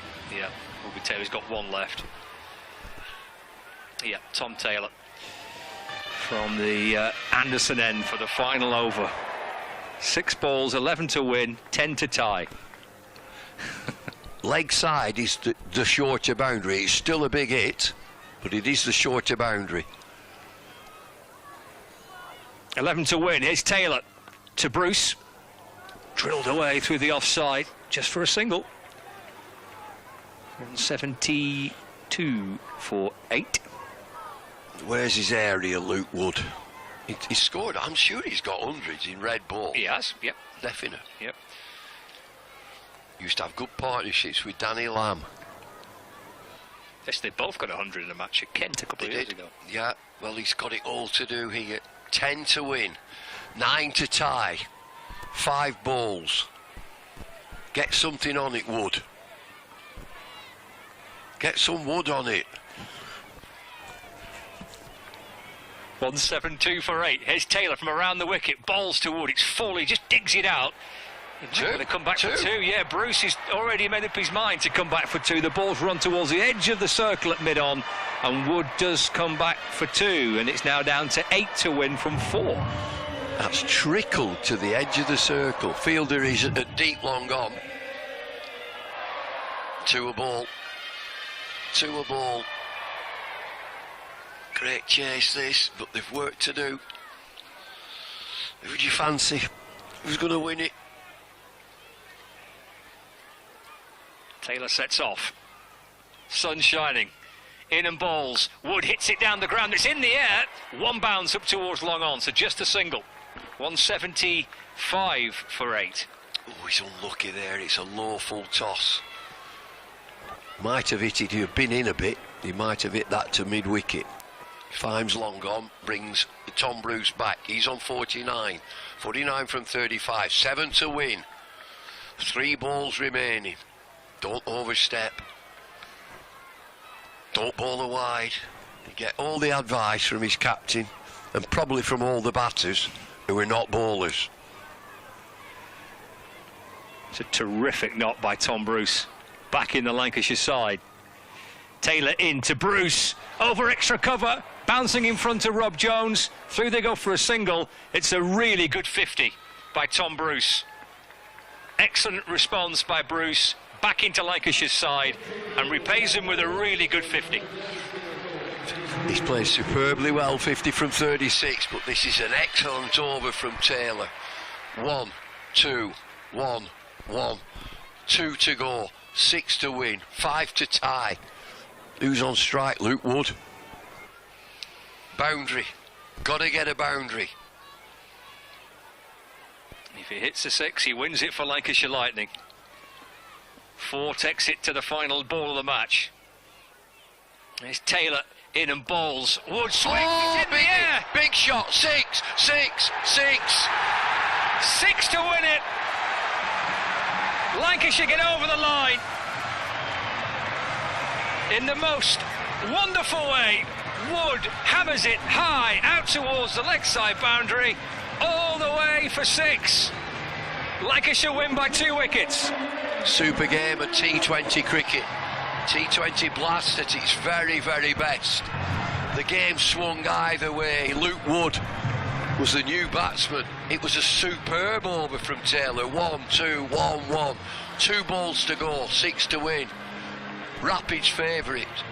Low full toss, a swing of the bat to the big boundary to the new hotel. And you could see it in the air. And it's on the breeze as well. He's hitting with, oh yes, oh yes. Right, oh yes, look at that. As so sweet as a nut, is it that? Absolutely sweet as a nut. Air time. They kept coming, didn't they? Tom Hartley, oh he can bat. Luke Wood, oh yeah, he can bat. That's a big win. That's a huge win. Keeps them second in the table, that as well. Within a point of the leaders, the Birmingham Bears. A word for Bruce, who's had a difficult start to his season with Lancashire. Lost his place in the Roses match, hasn't played the 2 previous championship matches. Wants to stay and fight for his place, and he gets a 50 fumble. It's a great, great response. It is. Have a break. You know, things not going well, have a break. Come back refreshed. Look at these smiles. Look at Luke Wood. Oh, he'll not hit a better shot than that. But Tom Bruce earned his coin there. 50 from 36. The ball, it was swinging either way, wasn't it? The result, the Rapids in control, leg spinners. Keaton Jennings there. Dale Benkenstein. Craig White. Lanky! Go on, Lanky, lad, give us a dance. Give us some moves. Yeah, that's the one. Bit of Neil Diamond as well. You can't go wrong, can you? You can't, can you? You can't go wrong. It's a perfect Sunday afternoon. It is. Players just shaking hands down below as we're hoping both on Lancashire TV and on BBC Radio Lancashire we'll be able to hear from Luke Wood. It didn't quite work at the interval for our Radio Lancashire listeners, but fingers crossed it'll work and we can hear from in fact potentially both batters who were there at the end. So we're going to head downstairs in a moment or two to hear from Luke Wood and from Tom Bruce by the sounds of things as well, which will be great. As Lancashire wrap up a 2-wicket win. So a really great afternoon for the supporters here at Emirates Old Trafford. Right, let's get outside, shall we? Tom Bruce and Luke Wood are with Peter Stevenson. Wow, what a crazy, crazy finish. How are your nerves? Oh, it's good now. Yeah, we're fine now, but it's a bit twitchy, but I mean, Brucey and Tommy played brilliantly, and yeah, there we go. I saw you jumping up and down by the bench, just waiting to get on, and then all of a sudden, you had your moment. Well, I mean, I was hoping it wasn't me. I was a bit stiff after bowling, so that's why I was jumping up and down. But yeah, like I said, brilliant from the lads. Pressure? Yeah, obviously. It was a win or lose situation, so I was asking him whether he wanted the one or he wanted me to try and go for it, and luckily I got the ball to do so. What was that moment like when you made that connection? Like I just said to him there, I knew it was 6 once I hit it, but I wasn't so confident before it. What does that do for confidence now in the camp? Oh, brilliant. Like we sort of spoke about at home before, we've not lost in the group stage for a long, long time. So we needed that win after getting rained out the other night, and it's just good momentum moving forward. Pastor Mike, how was that for you? Yeah, it was a nice win at the other end when Woody hit that 6. So No, it's good. The first game back after a couple of 4 days, so yeah, really good team performance from the lads. It looked as if Lancashire were building momentum, and then they lost a wicket, and then they built momentum, then they lost a wicket. Were you always confident in your own ability and in the team's ability? Yeah, absolutely. You know, we bat right down the order, so I knew every guy that was coming in was, you know, going to put on a cameo or at least try to. And, even though, like you said, we just build a partnership and then we'd just lose one, but the next guy coming in just took off right from the last guy. So, you know, Greenie and Harts at the back end, that was a fantastic knock. Hit your first 2 balls for 6 and then another one as well. So, yeah, and awesome from Woody to finish it there. And to chase down 182, what does that say about the character of the side now and the, if you like, the ability of this side to go on and deep into this competition? Yeah, look, obviously, you know, we back ourselves. We've got a good side. We've got a lot of depth.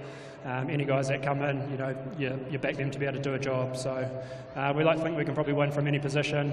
You know, this is a really big confidence-boosting win to kick off this back half of 2020s. And a big week. Derbyshire to come Thursday, and then a quiet little game on Friday night against Yorkshire. Yeah, just a quiet one on Friday night. So yeah, obviously a big game against Derbyshire Thursday, and then yeah, hopefully a big one here. We can get a decent crowd in and really entertain in front of our home fans. Thanks for your time. Thanks for your batting. There you go. My nerves are shredded. How are yours, Scott?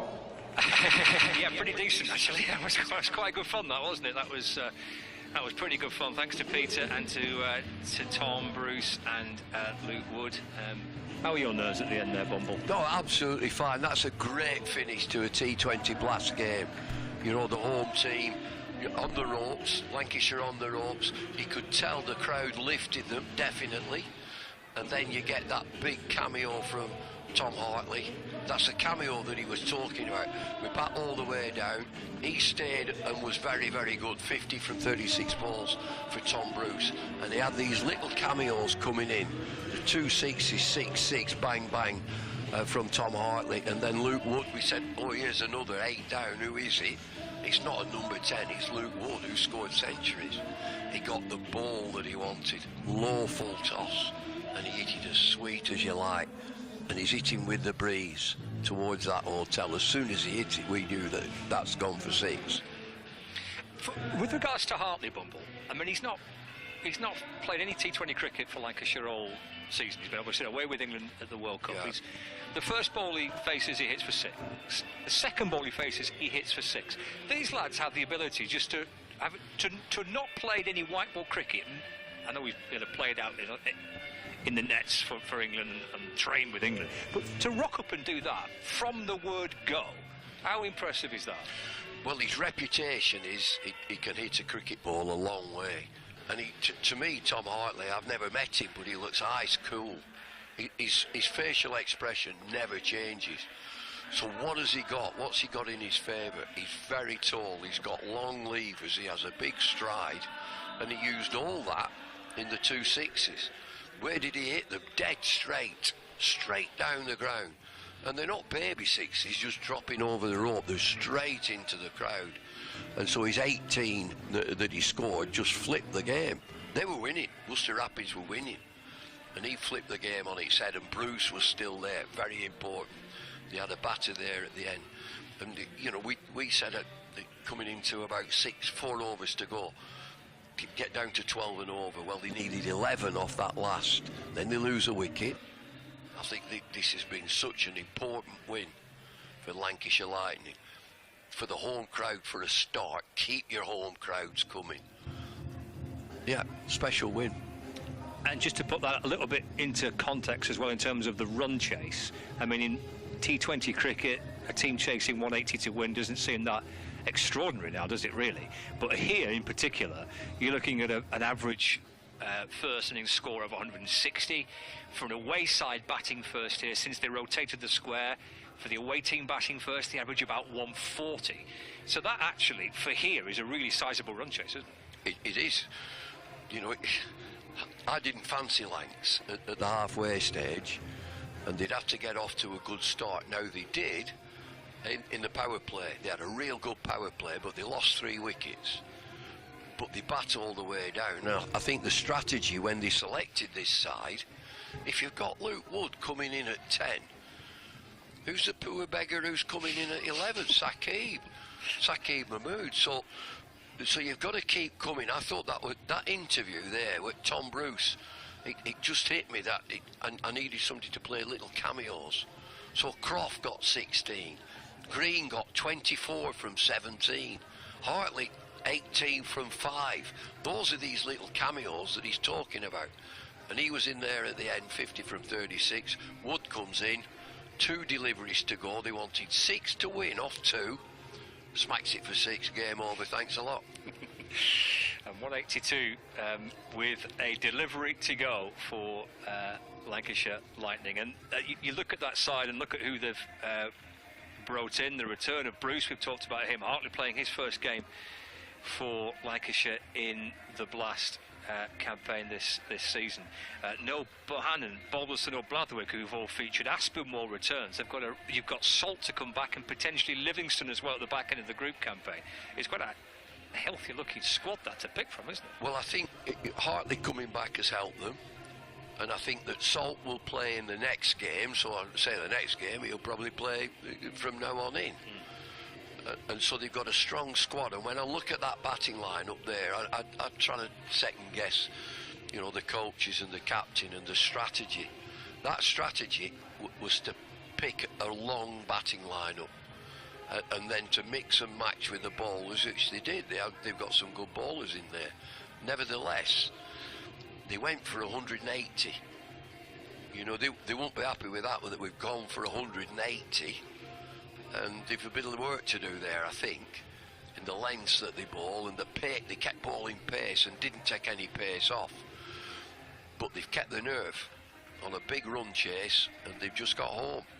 2 wickets for Ethan Brooks, 2 for 29, 3 for Matthew Waite, 3 for 19. A young man on debut, Darley, with a couple of overs for 35, but he'll, I'm sure, learn from that and come back from that. Well, you'd hope so. I mean, it's not great when you just come into a team and get pumped for 35 off 2 overs. He didn't bowl badly. The thing is, they just took to him. And again, they would look at it and know that there's a young fellow on debut. Let's see what he is. And they took into him. He goes for 35. Well, the Lancashire players are signing some autographs. The young kids have come down at the front of the stand to try and get a signature or 2 from some of their favourite players. It has been a family day here at Emirates Old Trafford. There's been a good crowd in, over 7,000 tickets bought in advance for this fixture, plus your walk-ups as well. So a nice Sunday afternoon out. The weather played ball as well, which quite frankly is remarkable because the forecast was horrific.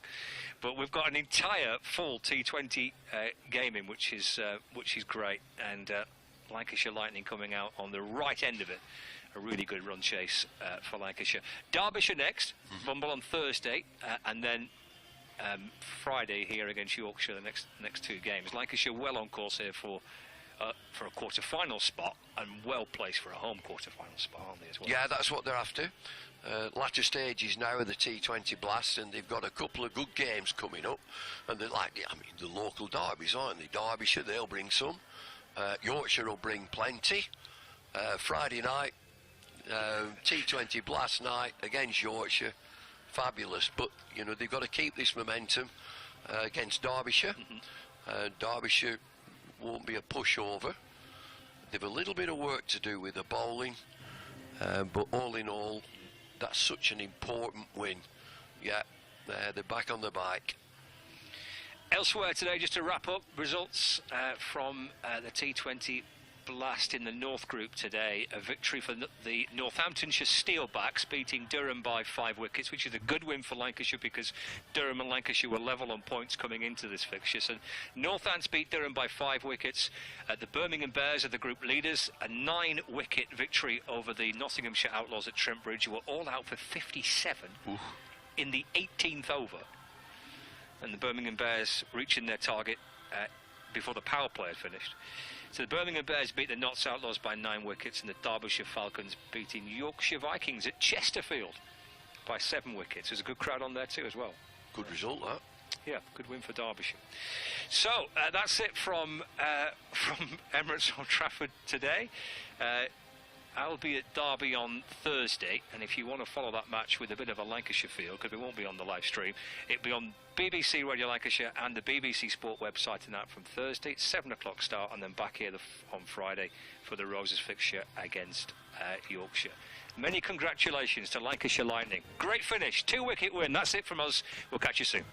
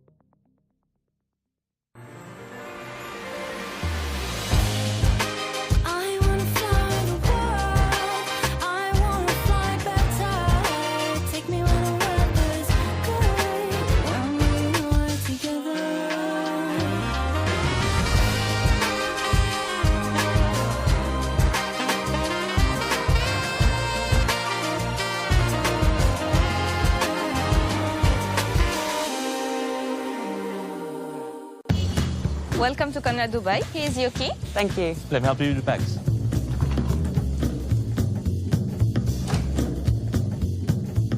Nice room. How's that?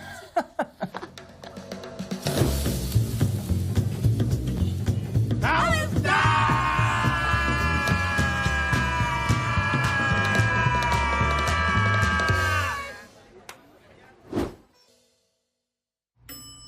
How's that?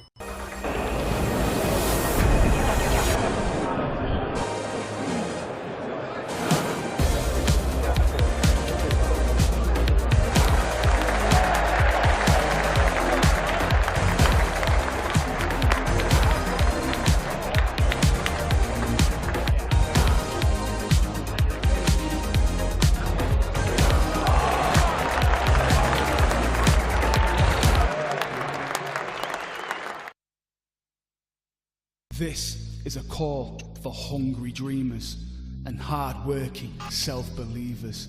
Success is down to more than just luck and talent. It's striving to be the best, breaking the boundaries and never giving up. Are you ready to become your best self? Are you ready to unlock your greatness? So what are you waiting for? This is Education Evolved. This is UA 92. Action. All the fun and all the games, they all start here with All Stars Cricket. All new experiences for everyone. All over the country. Every session is all-out action all the time. All welcome, all invited. Even mums and dads. Skills, friendships, smiles, dreams. It all happens here. All you need is delivered right to your door. Best of all, it even has your name on it. All the activators are fully trained. And all they want is for us to have a great time. Always. That, ball, catch, throw, try it all. It's time to go all in, all together. And it all starts with All Stars. All you need to get started is at allstarscricket.co.uk.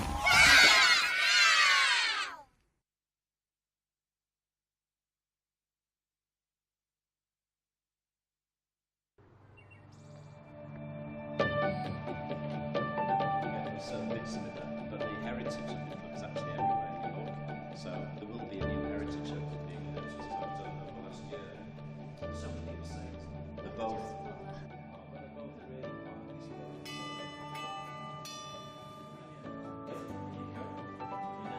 Hi Noah. Nice to meet you.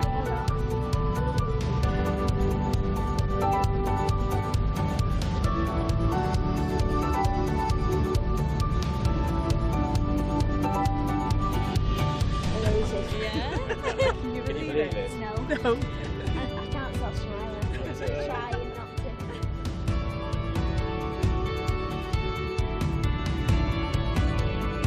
Yeah, that's it.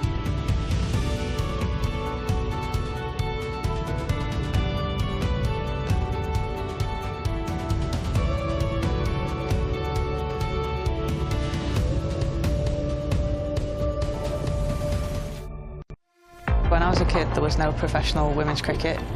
I didn't even think that women could be professional sport. We are in a hard world of professional elite sport. And a warm welcome from Emirates Old Trafford. We are back again. It isn't a nice Sunday school tea party. There are no hiding places. It's another monster hit for six. I know we are good enough, but we're just not showing it on the pitch. You put that support in, you put that investment in, right, start winning games. Doesn't work like that, does it? It means so much. It means so much to me, the staff and everyone in it. A few wins put together, maybe they could actually reach finals day. Well, that's a ferocious looking shot. We don't want equal pay, we want equal opportunity. They're going to try and show a little bit of something for the investment that's been put in. The reality dawns, that is what professional sport is.